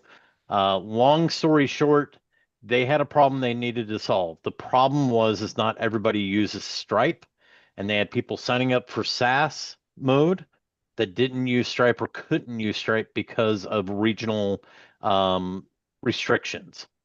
So they had two options: either bring a bunch of payment providers into SaaS Configurator on the agency side, or bring a version of the SaaS Configurator into the sub-account side where all the payment integrations already lived, and you had the marketplace with custom third-party providers as well. That is the whole premise behind V2. It's not an upgrade per se. It's if you are doing another payment provider aside from Stripe, you have the option of going to the V2 version and being able to use things like PayPal, Square, NMI, Authorize.net, marketplace custom providers like Numeric and some others. But the other part of this is you'll notice on that downgrade offer, and this is also on the cancellation offer, and it's in a few more spots, there are releases that are not compatible with the SaaS V2. And I highly encourage anybody, if you're on Stripe, do not switch to SaaS V2. They are not going to be developed simultaneously. V1 will always get the newest, latest first, then V2 will get it at some point. So it's just something to be aware of. This is a huge confusion point within the SaaS configurator and all these additional things that have come into SaaS. So I just want to make sure that everybody kind of understands what the difference is between the two. They're pretty close right now, but they're fixing to release some more updates that aren't going to be available for V2. They're only going to be available for V1. So just something to keep in mind as you're looking into the SaaS V1 and V2. Absolutely, Charles. While I've got you here, I'm gonna share a screen on this one and get your take on this, because this one is also really important. So HighLevel's released this new unified payment option across all SaaS locations. Right now, let's just bring it into the screen. So let's say you want to subscribe a sub account, one of your customers, for WordPress. It now gives you an option to pay using the card that they have on file, so that the card would show up in here, or you can add it in here if it isn't, or you can choose to charge them from their wallet, or you can pay for them, which is the third option. Now, there still is, I don't know if it's still the case, but when somebody cancels your subscription, because these things were add-ons and like a separate thing, if you don't cancel those, they'll keep on running. So if somebody cancels and you keep that account suspended, those other things will still be there, and you'll be paying for those unless the customer has a credit card on file. That I know I posted in a group as well a while back, and there was a few people kind of saying the same. Sarah was saying, she had the same issue with that one. So you have to kind of keep an eye on that. So I don't know if this is a way to mitigate that or not. But certainly by using the credit card and making sure the credit card is still valid is a way to do that. But did you want to add anything to that, Charles? Yeah, so this kind of preps for something in the future, but right now the biggest thing with this is there is a big issue around if I am selling a SaaS offering and they buy WordPress hosting. I'm giving them, let's say, $20 into their wallet as part of a subscription. Guess who's paying for that WordPress? The agency, because it was only taking it out of the wallet. It wasn't charging it separate. There were certain features that were directly charged to the wallet instead of to the customer's credit card. So you're giving this $20, maybe they use $10, it's funny money until wallet money is funny money until it's actually used. And so they released this to kind of solve that problem. This way you can do it any way that you want. You can either charge the card directly as a separate subscription. You could have it come out of the wallet, and if there's $10 in there and you're charging $10 for WordPress, well, then any usage fees, they're just going to have to refill their wallet. Or you could include it. You can include it in your offer, and it just directly bills to the agency. The other part of this that another this is going to lead into is retention of products after the cancellation of the core offering. This has come up a lot around domains and WordPress hosting. Domains are one of those things that once you sign up with a provider, you normally never change providers of where you're buying your domain from. It's very rare that people, they just don't change it because it's not something you have to mess with all that much. And so when we started selling domains, we're like, okay, well, what if they cancel their SaaS? How can we keep billing them for their domain? Like, it may seem silly, like it's $10 a month, but heck, I mean, that's $10 for eternity, basically. Who cancels a domain? And that's not the only problem with it, right? Yeah, the other problem with it, it's actually a really important asset to their business, and if they were informed of the consequences, that could open up door for potential litigation. That's a lot of can of worms here. Oh yeah. And then, you think of WordPress. Same concept. Well, how many times does a business actually change their WordPress hosting provider? Usually not unless whoever's now developing their new WordPress site really pushes them into another package. But again, it's one of those things that it kind of sits out there for years, and it's a low cost typically. So when a business is looking at things to cut or how they're going to manage their advertising budget or things like that, it's usually not even on the radar. It's one of those things that we have to have. We have to pay this bill. It's like turning on the lights. And so that's kind of what this preps it for, is that you can make sure that you're charging it to the credit card. So even if the SaaS subscription gets canceled, and this will come in future enhancements, it's not available right now, but there'll still be some level of domain management, WordPress management in the future. And so that way you still have some kind of recurring revenue going on even after your SaaS cancellation, which hopefully isn't too much anyways. We don't want people canceling your SaaS on you. But yeah, that was a huge win for the SaaS team on that feature release. Absolutely. Thank you, Charles. Yep. All right. Let's fire away. Let's fire away. We got we are now, I think we've reached the 3-hour mark. Yes, we did. We reached the 3-hour mark. I mean, if I didn't have anything on, I could carry on. But I'm aware that time is precious. So let's see what we can do with the remaining slides here. I don't think we're gonna be able to go through the whole thing, but I wanna see what we can do. So we'll fly through. What I'll do, let's do this. What I'll do is I'm just gonna go through these slides really quickly, and anything that strikes the chord, you guys raise your hand up. Okay, so you kind of pause me. I'm just gonna go fly through. Now, guys, if you're watching this, I do want to highlight. Don't feel obliged that or not obliged, but don't feel like you're gonna miss out if we don't cover everything in detail. Like I said, HighLevel has done the work. Okay, HighLevel has done the work. The only thing that we're adding is just our own perspectives and use cases. So that's obviously valuable. But otherwise, this article is brilliant. That's what I'm using here, right? So. All right, so that's that. Let's go back here and let's talk about it. So SaaS prices, we talked about on product specific cancellation reasons. That's upsell products. So when client cancels or downgrades the subscriptions, you can now capture the reason why tied to a specific product or subscription. So we're talking about like upsell features that you want to find out, not just the core offering, but let's say they want to cancel just that one extra thing. So this is useful. The banner management, I do want to have a look at that one real quick, and then we'll banner management. Yeah, this one is pretty epic, so I think it's just really worth to dive in that one really quickly. So basically, what it is, it's a client-facing control, so you can turn eligible HighLevel provided banners on or off at any time. It gives you a centralized control to what you want to show. Is there a slide? There is a slide. Okay, so you've got basically a view of all the different things that might pop up. Oh, hang on. So it's not what I thought it is. I thought it was custom banners. Okay, so my bad. Well, still, nevertheless, it's good. So you can see what you want to show and what you don't want to show and how frequently, and then toggle it on or off. So I believe that's right. So that's what that does. Okay. Never mind. So custom banners, not a thing, but I must have been dreaming. All right. Well, if you dream it, you could believe it, you could dream it, it might happen, right? Especially if you attend to town hall sessions. All right. I'm pretty sure that's a feature which is coming as well.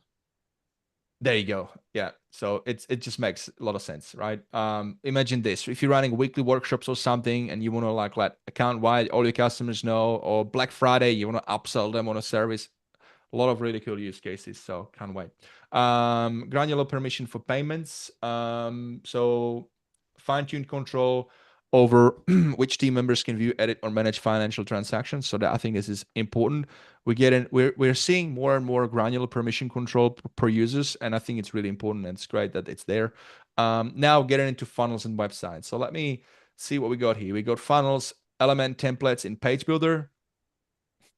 They were already there, but this is probably an additional improvement there. Template library now available on all plans. So that's good for you guys if you're on 97 to 97. Previously it was only 497. So that's good. Built-in image editor. It's basic, but it does the job, especially when it comes to resizing and stuff. So that's handy. So that, and again, it's about workflow. Saves you time having to go to Canva and things like that. Website performance report for WordPress. Custom values were added. This is actually a big one. So my argument has always been, you're better off building it in GHL because you can personalize heck out of it by incorporating custom values and UTMs. Well, now you can help customers who don't want to do that and want to stick to WordPress. Now you can help them make their pages even more personalized. Websites and funnels now have all new AI page builder. Now this is where we get into the space, right? We talked about it, where this product is more and more becoming easier and easier to use. Maybe not on the AI front, but on a lot of these type of tools, it is. Where you can bring a client and can literally pitch them. Look, you don't have to pay a lot of money for a website if you don't have budget for it. We've got AI builder and happy days, so it's pretty epic. We got Michael Placido raising hand, mate. It's not snapshots yet, but let's see what you got, mate.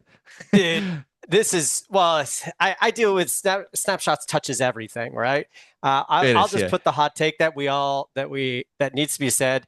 This goes back to why HighLevel is not an AI company, and this is one of the areas where I think it shows. The workflow AI builders and the funnel AI is not there, and I think they're going to create more problems for your clients than they're going to solve. If basic templates that you set up is too complicated for clients, giving them an AI that kind of throws a bunch of stuff onto a page and they're going to be someone's got to tech support that. I think that's all that really needs to be said on that. I don't think anyone really disagrees with that, but sometimes people want to say that. But I don't know. Has anyone actually used it successfully in that scale? I mean, it's an interesting viewpoint. I am the last to talk about imperfection, and done is better than perfect because I'm a massive perfectionist. But it is true that done is better than perfect. If somebody doesn't have a website at all and they can't afford it and anything, then this is perfect tool, and then you can always go from there, right? Nathan, great to have you. Look at that. Look at all that musical instruments there. That's epic. I think Michael was about to chime in there. I'll let him finish his point. Yes. Nah, man, you go, dude. I haven't heard from you all the time, so jump in, my dude. Cool. So yeah, I totally agree. Funnel AI is not there, but the new funnel builder, so the lovable version of it, is actually better than I expected. What they've done incredibly smart here is to allow you to keep it open, so you can use the old editor and fine tune. And if anyone's used any of those sort of vibe coding tools to be able to build pages, it's a decent competitor. So if you're a power user of a lovable, then it's not going to compare. But if you look at what the original funnel AI was, which is let's throw in random templates and call it AI, that wasn't an AI builder. That was a sort of stopgap. The new funnel AI builder, the lovable version, is actually really good at what it's trying to do. So it is trying to bring that Ask AI, the lovable interface back to everything. I'll go against what Michael said before about it not being there yet. The workflow AI builder is decent enough. It's your Zapier. I want to create this, and it goes and says, here's half of it for you. N8N have just added theirs as well. So everything's going that way. It's going to be chat first, get me 80% there, and then I'll finish it off. It's a time saver. It's not a do it for me. It's not do my job and finish it off. It's let's get most of it there. It's like being in a town hall and someone giving you a snapshot, giving you a template, giving you the start, and then you go and add your own piece to it. So it actually took a little bit to find. So that new builder is you have to go and toggle it on first, and then there's a new way to start the whole thing. So the old funnel AI is still there, and I think that's confusing people as well. So like, oh, I tried it again, and it's still not much better than last time. It's actually, that old one hasn't changed. The new one is that fantastic. could be it, dude. Like that could be it. And just sorry for jumping in. One other clarification. When I speak, I'm usually talking about at scale, where it comes to like tech supporting. Like when you're at the smaller side, where people, you have more time to let them get started, play around, and you support them. But there's that certain point where it's just like, really, you should be giving people a template for their niche that works, that has a fast, they don't want to spend 3 hours doing stuff, right? Most people don't even interact. So just that two caveats is maybe I got the wrong. Yeah.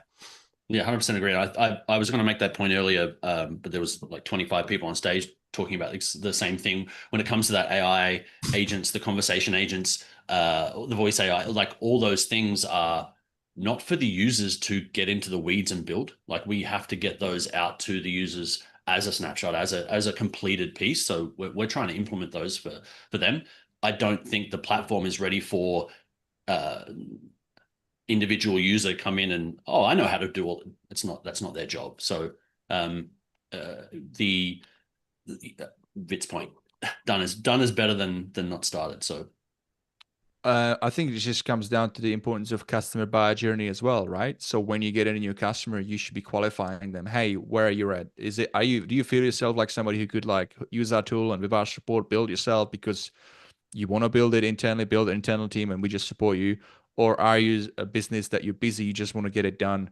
So I think this is the important question everybody should be asking their customers at the beginning, and then route them the right path, right? And something, just one last point on that. The new agent builder, the new agent workflow builder, the N8N that HighLevel have added in, that will have the same thing. That will have that chat to build interface. Varun showed me the sort of the preview of that. They need to get it working better. The skateboard model, they need to get it finalized so that it actually works. But that actually gives us agency level control across accounts. So that's what they're trying to do there. They're trying to instead of giving us agency snapshots and agency controls, they want to put it all into this new agent builder that'll cover across accounts. So we can step back as an agency and have things automated at an agency level, not just the location level. So there's some really big changes that are happening in that. And just I'll jump off the stage in a sec, but something that came up in the last conversation was custom objects. They've been around for a while. They don't do what they're supposed to do yet. It's not enough, but it's the start. On the last Dev Council, which was last week, end of the month, it's Halloween. Let's ship on a Friday. Great idea. We will get a whole bunch of things tomorrow, like guaranteed. How well that'll anyway, I won't get into that. Ryan can mention that kind of thing, but the custom objects updates was promised end of month. It was one of the things that was a live on the events release. It was something that a whole bunch of people in the room in Dallas were like, finally. At the moment, custom objects only ties to contacts. It doesn't have search. It doesn't have custom lists. All those things that would make custom objects actually really work well. They're going to add that and opportunity. So you'll be able to add those custom objects at an opportunity level, and that's supposed to drop tomorrow. Epic, mate. I don't hear from you enough in the community, but every time you speak, you drop a lot of value bombs. So, we need to see you more, mate. We need to get you on the show as well. Cool. Thank you for chiming in. All right. Who's next? Let's get Alok. Mate, he's covered everything I was about to say, so I'm done. Okay. All right. Thanks, man. Charles? I'll just say, I mean, I totally agree with Nathan in the aspect that, is this going to get you to 100% going through either the workflow AI or the funnel or website AI? Absolutely not. Is it going to get you 80% of the way? Yes. And you know, I look at my own journey. My first website that I did for my SaaS, good Lord, listen, you don't want me drawing a stick figure, let alone designing anything when it comes to a website or funnel. That's the reality of it. And the true benefit of these tools is that you can take a simple idea and put it into something that is tangible, get it 60, 70, 80% of the way there. And, you know, if you give, it's, for me, it's better than starting off with a template that doesn't feel like I'm really having to totally rework a template because it's the closest thing I can find. With the new AI builder, I can go in there. And I like that they give you two different ways to do it. You can either go through their drop downs and kind of go through the different questions, or if you're comfortable with prompting and putting a bunch of information and detail in there, you can take that path. And so they give it to you in both ways in that panel, and I appreciate that. The other thing that I really appreciated on how they did with the new funnel AI was that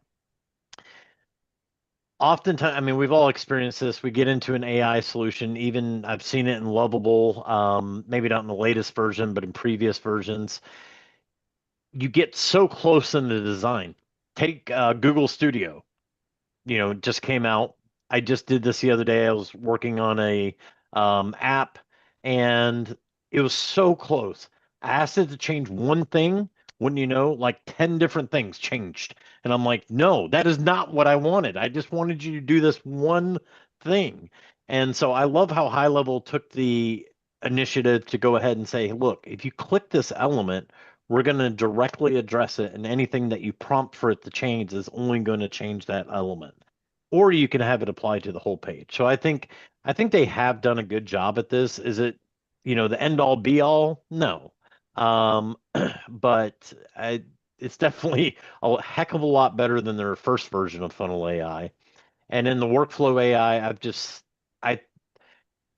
you know, I've done this live on calls. I've done it with Beyond and calls.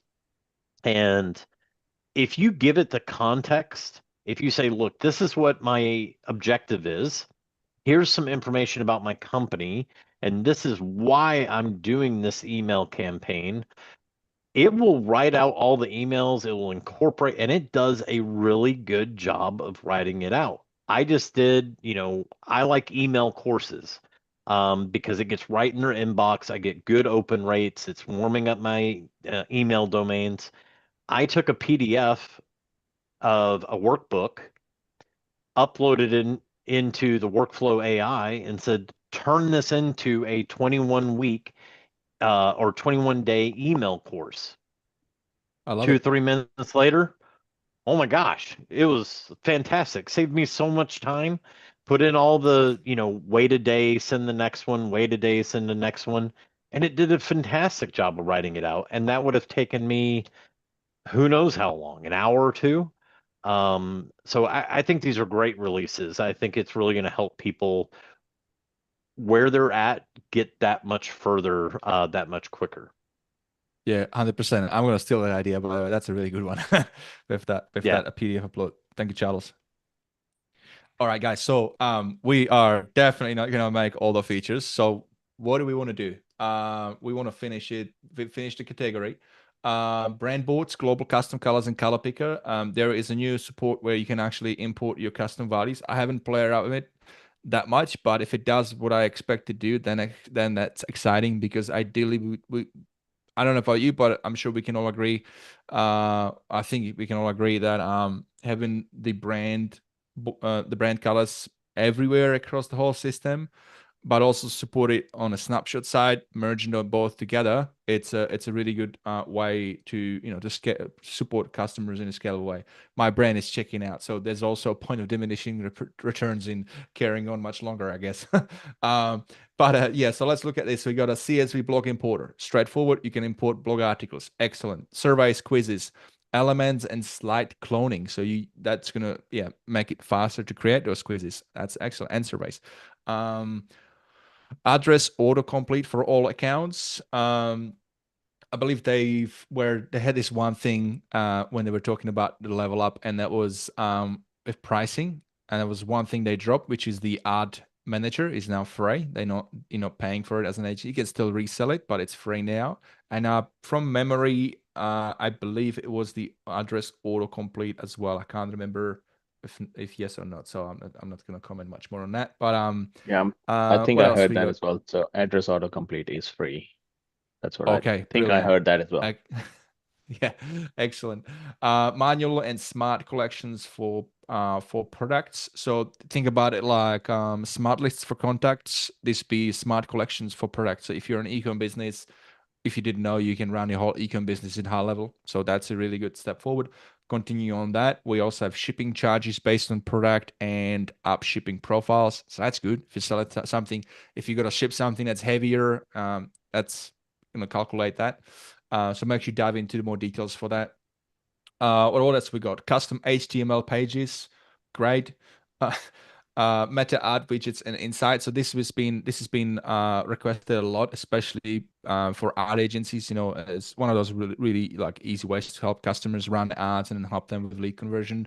But a lot of times, they will ask for additional insights in the reporting. That wasn't there. Now it is. Excellent. I feel like I'm moving into a Sean style. We're gonna like wrap it up kind of thing. So let's just go.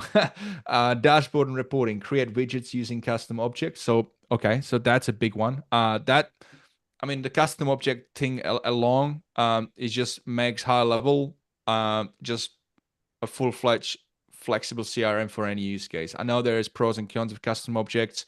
There is some feedback, things maybe not as much as they would want it. We're getting some comments here as well.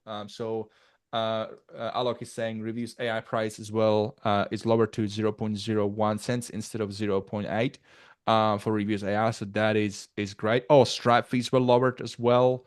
Nathan is saying there were some changes that went without fanfare, but something that bucks the industry trend. We've added features and we're not raising prices. We made some stuff free. Yes, that is unheard of. That is unheard of in a company to do that. They could have easily charged us more, and I would say a lot of us would still not object. So Lucky saying is good to go. Well, thank you so much, Lucky. I will touch base with you on that. Michael saying there's just a lot of features that are there. They're good, but they don't feel like they are going to change how your business runs. Some of it will, some of it not. Yes. Let's fly through those. So what else we got? Sub-account dashboards and custom reports. Sub-account dashboards and custom reports on all plans. Now, I believe this is not, this is on a SaaS plan and an agency plan. So if you haven't enabled it, do it. I've done it this week. You can create smart lists. So I've got smart list 1, people who are active, people who are paused, people who are canceled, people who are on trials. I'm talking about SaaS customers.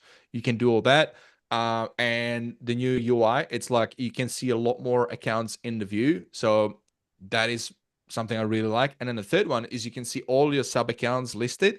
And then on the right hand side, you can see the reports on, how many new contacts they got in that period. It's really, really good. So definitely check it out.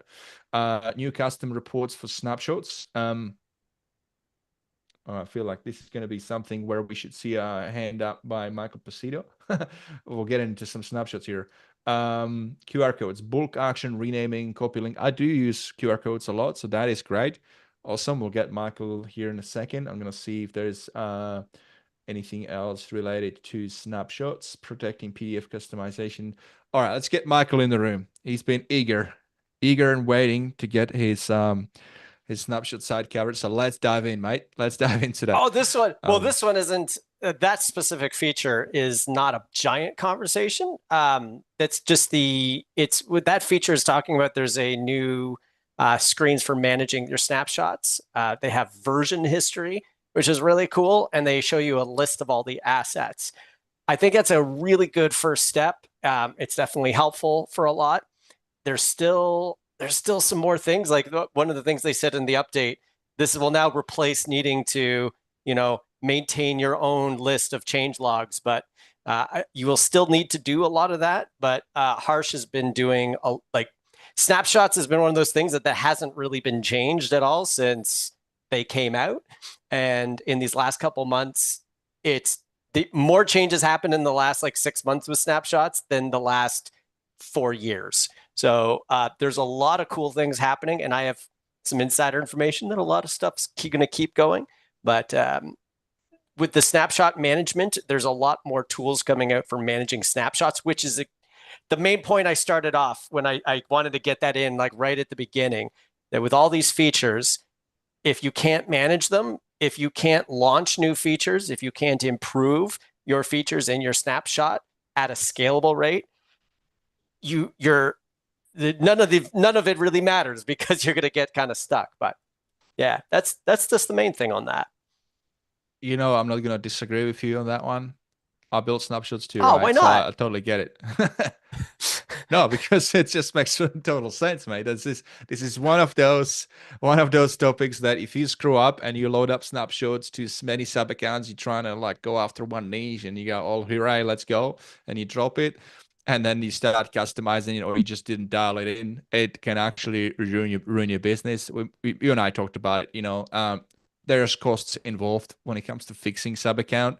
And if you're doing it at scale, well, then you're kind of screwed. So it's also where I had the opinion on the workflow and website AI stuff is because when I'm helping people make a product and trying to decide, well, what features do you put in your account and which features of HighLevel you're going to use, every single time I see them at the scale, when you start trying to do it multiple, it's, well, how are you going to manage those, So you got this cool feature and you're going to build all these workflows, but what do you do after you've launched? What do you do once the clients have all those things and they start having issues with it? Do you have a team that can know all of the changes you do? So it's, it gets scary. And this is so important to really think about what that business model of a SaaSpreneur is. You might be somebody like Charles who just resells and then focuses heavily on educating the customers and helping themselves. That's a good model, because that whole thing that we're talking about now becomes not a worry. But then if you're a business that a SaaS solution that provides a specific snapshot solution, then this just highlights things. So. And then you have a hybrid one. We got customers, you get them on to sign up with you because you got this amazing system, the snapshot, but then they might want to do something custom. It's really important. Now let's just stay on topic here with the features. So we've got two other features. So we talked about the new custom reports, which is basically being able to snapshot custom reports, which is great. I think I read it wrong before. And then version management. So that's a big one, which is kind of follows up on what we're talking about here. And then a new UI, the new design system for snapshots. So let's look at the version management, because I think that is, when I heard it, that one was really exciting to me. I don't know, have you had a chance to dive into it yet? It's Michael? okay. You also got to remember, for the last 3 or 4 years, I've been doing version management. I've just done it all myself. So yeah, it's a good start. I mean, it tells you what has changed. It tells you what was in each snapshot, which is okay, but it's not really going to solve all of the problems of change management. Like if you have this and you're like, good, I am now fully aware of I have all the tools for managing my snapshot versions. It's not going to be enough. Like there's still more you have to do, but I'm always thankful for those tools. Yeah. Like you need to know why things were changed. You need to know exactly, we need to know what those assets actually do, descriptions of them, which ones are able to be safe for upload. But those things I think are going to come because Harsh has been knocking out the features in it. So. Yeah, absolutely. I was trying to bring that link, but that link is broken. So if you guys are watching this from GHL team, you got a broken link on that version, snapshot version 1 on the blog article. All right. Well, we're gonna have to wrap it up soon. So I'm just gonna go through a couple more things here really quickly, and then we're gonna close. So we made it halfway through. Full disclosure. Ambition is a thing of it's a common trait with entrepreneurs, right? Ambition. So if you're not ambitious, then maybe don't go into business. I don't know, but it also means that sometimes you're not gonna get to where you want to get to, and so you just gotta learn and then do it better next time. So it almost feels like we're pretty much halfway through. We could do it again in like second part. I don't know, but there is ton of new features. I'm just gonna fly through these really quickly. We're not going to go into them anymore. And then you got the article. So let's go. Prospecting, PDF customization in marketing, audit reports. Chat widget, attachments in live chat. Very cool. Configure AI agent name and call recording notice. Really important for compliance. You've got complete redesign built for speed and clarity and control when it comes to conversations. That's the new UX, UI. Set and track response time goals for SLAs. So think about it. If you what it does, it measures how quickly you respond. So this is good if MIT did a study 2007 called Speed to Lead study. This is what this do. So if you got customers, going back to my rant before, they're saying, hey, you're generating leads, but they're not converting, or leads sucks, the lead suck. Then you can go into their account and you can show them, oh, look, it's taking you this long for you responding. So maybe do you want to upsell? Do you want to purchase our AI agent to help you with that? So that opens a lot of doors. There's a use case for you. Social planner, comment management, very important. New drip mode architecture, we kind of went over that one. Company-based workflows, I haven't dig into that one, but it's basically creating workflow based on a company object rather than a contact. Advanced builder, new era for workflow design. Nathan tapped into it, touched on that, really good. There you go, version management on snapshots. Talked about that one. Color-coded pipelines with smart tags. This is another, when you're talking about day-to-day, making life easier, sales teams, managing your pipelines, being able to color code pipelines with smart tags is brilliant. I'm definitely going to be touching in that really soon. New pipeline permissions, rentals, multi-day booking. This is a pretty much straightforward use case for hotels. Really good one. Or like a equipment hiring. We've got centralized availability management to managing schedules across multiple calendars. Really, really cool. PayPal support for calendars and services. There's WhatsApp notifications, SMS notifications for so I mean, we've been doing it through workflows, but you can kind of configure it directly on the calendar, so that's useful. Recurring webinar event settings, definitely going to use that one. I've got a ton of webinars that I've done lately. Support for taxes and processing fees. There's a lot. Add messaging and social channels to GBP profiles. Make sure you do that. That'll improve your local SEO. Use template library for create branded review request emails. Yep, straightforward that one. New competitor analysis. You can have up to 3 competitors on your reputation management. It's great. You can show it to your customers where they're weak or where they're strong, and then maybe what they can capitalize on. So I was showing it to one of my customers. He's a tradie, he's an electrician. His competitor has got a lot of reviews, but what this does do, it analyzes all the reviews and then gives you strength and then weaknesses. And then the weakness said that his competitor is really weak on communication, which is affecting reputation. So what he can do, what my customer can do, is go double down on marketing, how well he communicates with customers. Really easy way to use that, right? Sending bulk review requests for contacts. Okay. Personality style quizzes and editor upgrade. Have a look at it. Section and score tier control for quizzes. I gotta be honest, I haven't tapped into quizzes that much. I built my own thing, but it's good that it's there. Go live. I will definitely be going live through my groups and communities. You can turn members into growth partners with community affiliates. So that's great. So it's basically taking another step in the whole affiliate program that's already there. Live streaming and video calling, I'll be using that for sure. There is external forms with tracking scripts. So that was a big one. Somebody said, is this going to replace, is it the Hyros platform? Hyros. Yeah, so don't know how good it is, but it's definitely a big step forward. Especially when it comes to retargeting and data. Local SEO audit with interactive heat map. Really, really good. Very important. Bulk prospecting in HighLevel. Very good. We got guided importing experience for first promoter. So if you've been on the first promoter for a while and you want to migrate over, this is the thing. This is going to help you do that. Blue Sky integration. Apparently, it's a new up and comer. I don't know, but a new social media platform. So check it out. You can integrate it. Social listening now live. That's a big one, especially if you offer social media management services for clients. Really good. You got Printify integration. Too bad, too sad for us Aussies. We can't really tap into that because they don't ship to Australia. Or they do, but it's like ridiculous cost shipping, so it doesn't really make sense. But for US folks, this is brilliant. Think about it. Our touch point, somebody signs up, month later, send them a cool branded coffee mug, things like that. TikTok DMs and comment automations. We got a payment integration, so smoother and more secure payments of 3DS on Square. If you use Square, it's great. Good for like farmer markets. People use Square a lot in these places to collect money when they're selling stuff. New Threads integration, so that's another channel. Threads is by Instagram. It's gonna take on the Twitter thing.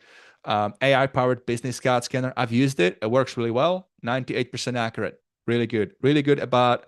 Think about use cases. We got a BNI big conference, BNI Global. It's going to be hosted in Sydney next month. Well, guess where I'm going to go, right? I'm going to use this big time. And then I'm going to program a tag and then a workflow on the back of it. So every time I meet somebody, scan the card, tag them. That's it. Bob's your uncle. Go over the next one, meet another person. My automation is going to do all the follow-up. That's the use case for you right there. Mobile app 4.0.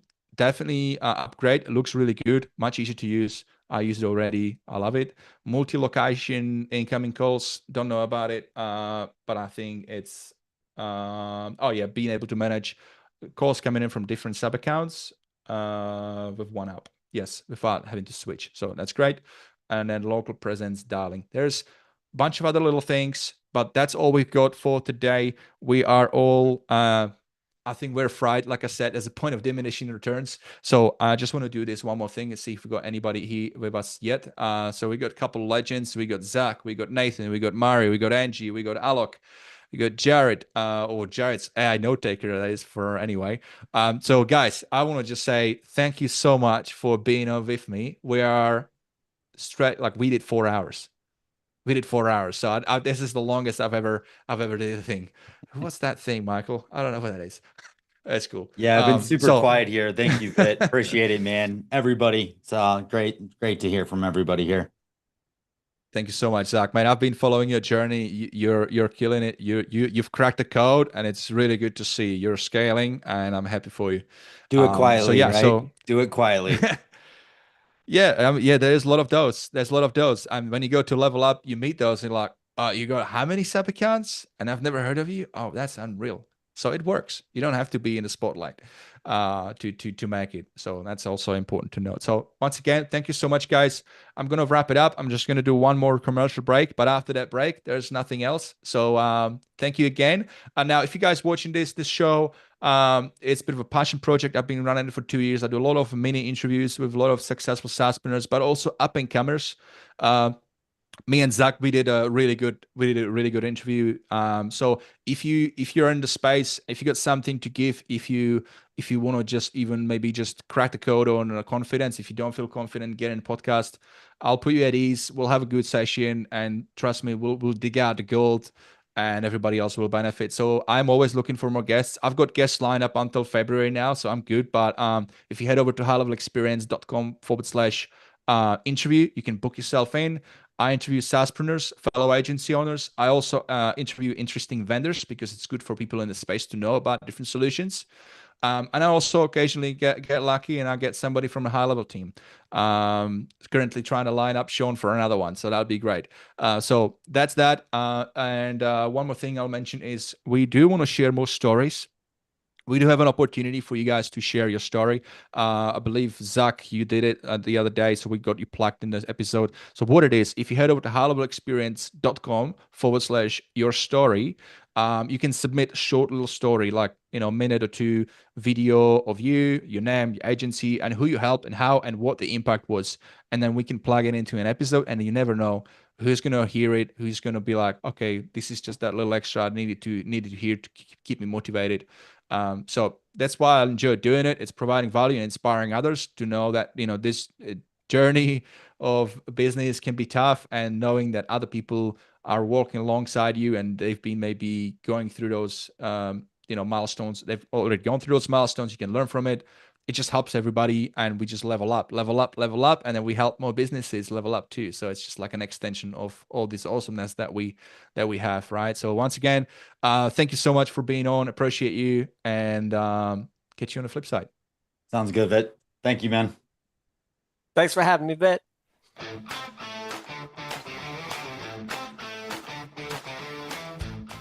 Hey guys, it's Gary here from MyCRMSim. Quick question for you. What if you could get set up and start sending iMessage blue bubbles through HighLevel for less than $1 a day using your iPhone? Well, now you can. With MyCRMSim, it's fast, it's easy, it's ridiculously affordable to get set up, and you can be sending iMessages today. Check us out at mycrmsim.com and we'll show you how. You may not realize this, but for the last 2 years, I've had a secret weapon that has made running my business inside of HighLevel so much easier. You see, there is so much that HighLevel can do, which is amazing, but it's a lot of work to stay up to date with it. And even more so if my customers are asking me questions about it. And this is why I'm excited to announce that our show is officially part of the HLPT Creator Network. This is HighLevel Pro Tools, an organization that I've been using to run support for my customers, as well as give me a ton of awesome epic add-ons that make running, launching, and differentiating my SaaS inside of HighLevel so much easier. Now that they're an official sponsor of the show, they've done something pretty bloody awesome. If you go to hlpt.com/experience, you can get one of their incredible tools absolutely for free. No purchase necessary, just for being a listener on the show. So head over to hlpt.com/experience, grab that free tool, and I promise you this is going to improve the conversion rates on your page. Check out all the other stuff that they offer and tell them that Vit sent you. Running an agency is tough, especially when you're buried in tasks that pull you away from growth. That's where VA Hub Pro comes in. They're one of the few VA agencies I trust when it comes to helping me find quality talent for my business. From GHL integrations to CloseBot, account managers, and executive assistants, VA Hub Pro plugs into your business like an extension of your core team.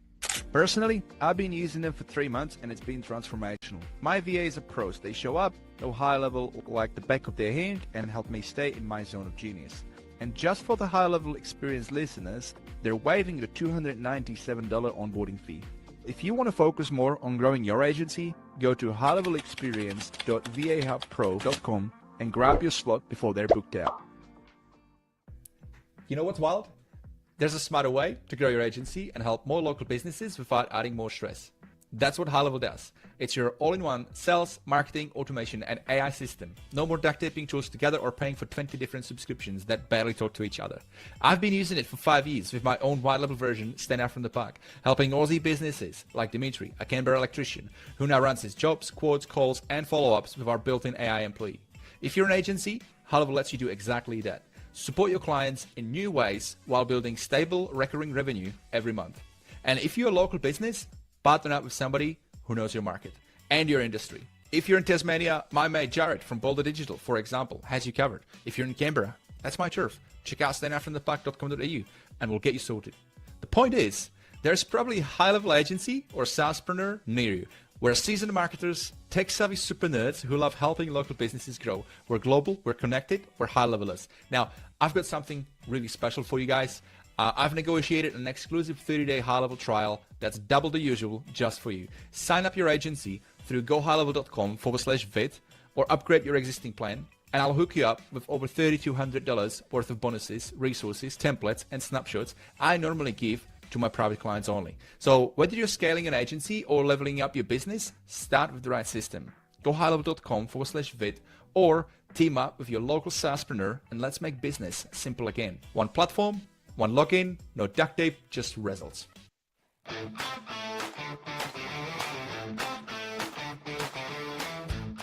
Hey guys, it's Gary here from MyCRMSim. Quick question for you. What if you could get set up and start sending iMessage blue bubbles through HighLevel for less than $1 a day using your iPhone? Well, now you can. With My CRM Sim, it's fast, it's easy, it's ridiculously affordable to get set up, and you can be sending iMessages today. Check us out at mycrmsim.com and we'll show you how.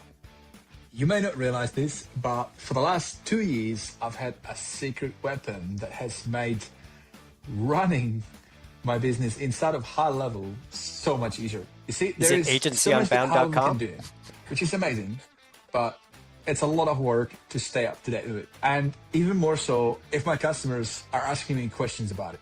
And this is why I'm excited to announce that our show is officially part of the HLPT Creator Network. This is HighLevel Pro Tools, an organization that I've been using to run support for my customers, as well as give me a ton of awesome epic add-ons that make running, launching, and differentiating my SaaS inside of HighLevel so much easier.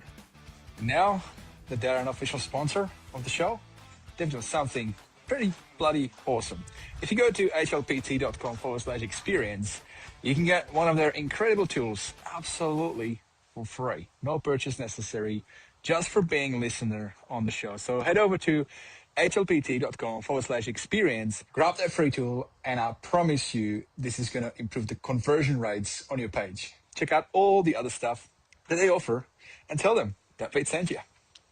Running an agency is tough, especially when you're buried in tasks that pull you away from growth. That's where VA Hub Pro comes in. They're one of the few VA agencies I trust when it comes to helping me find quality talent for my business. From GHL integrations to CloseBot, account managers, and executive assistants, VA Hub Pro plugs into your business like an extension of your core team.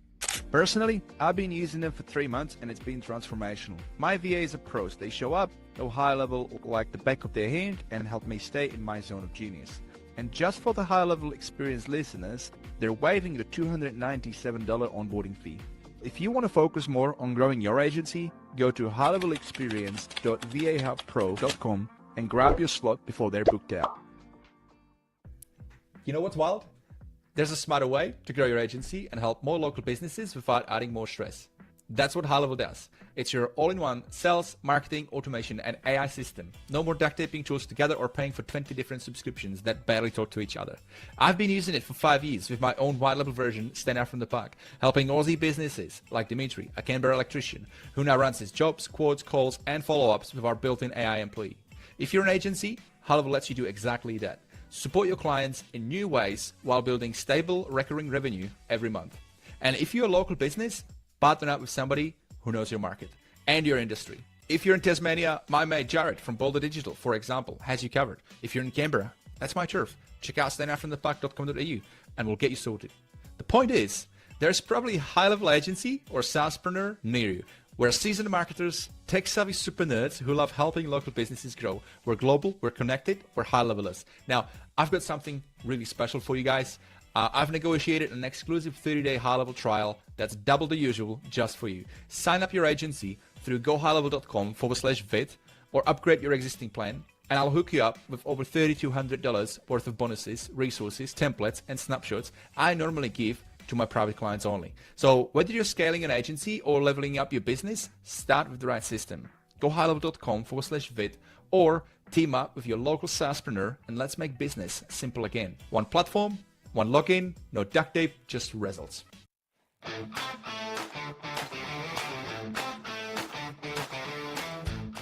Hey guys, it's Gary here from My CRM Sim. Quick question for you. What if you could get set up and start sending iMessage blue bubbles through HighLevel for less than $1 a day using your iPhone? Well, now you can. With My CRM Sim, it's fast, it's easy, it's ridiculously affordable to get set up, and you can be sending iMessages today. Check us out at mycrmsim.com and we'll show you how. You may not realize this, but for the last 2 years, I've had a secret weapon that has made running my business inside of HighLevel so much easier. You see, there is so much that HighLevel can do, which is amazing, but it's a lot of work to stay up to date with it. And even more so if my customers are asking me questions about it. And this is why I'm excited to announce that our show is officially part of the HLPT Creator Network. This is HighLevel Pro Tools, an organization that I've been using to run support for my customers, as well as give me a ton of awesome, epic add-ons that make running, launching, and differentiating my SaaS inside of HighLevel so much easier. Now that they're an official sponsor of the show, they've done something pretty bloody awesome. If you go to hlpt.com/experience, you can get one of their incredible tools absolutely for free. No purchase necessary, just for being a listener on the show. So head over to hlpt.com/experience, grab that free tool, and I promise you this is going to improve the conversion rates on your page. Check out all the other stuff that they offer and tell them that Vit sent you. Running an agency is tough, especially when you're buried in tasks that pull you away from growth. That's where VA Hub Pro comes in. They're one of the few VA agencies I trust when it comes to helping me find quality talent for my business. From GHL integrations to CloseBot, account managers, and executive assistants, VA Hub Pro plugs into your business like an extension of your core team. Personally, I've been using them for 3 months and it's been transformational. My VAs are pros. They show up, know HighLevel like the back of their hand,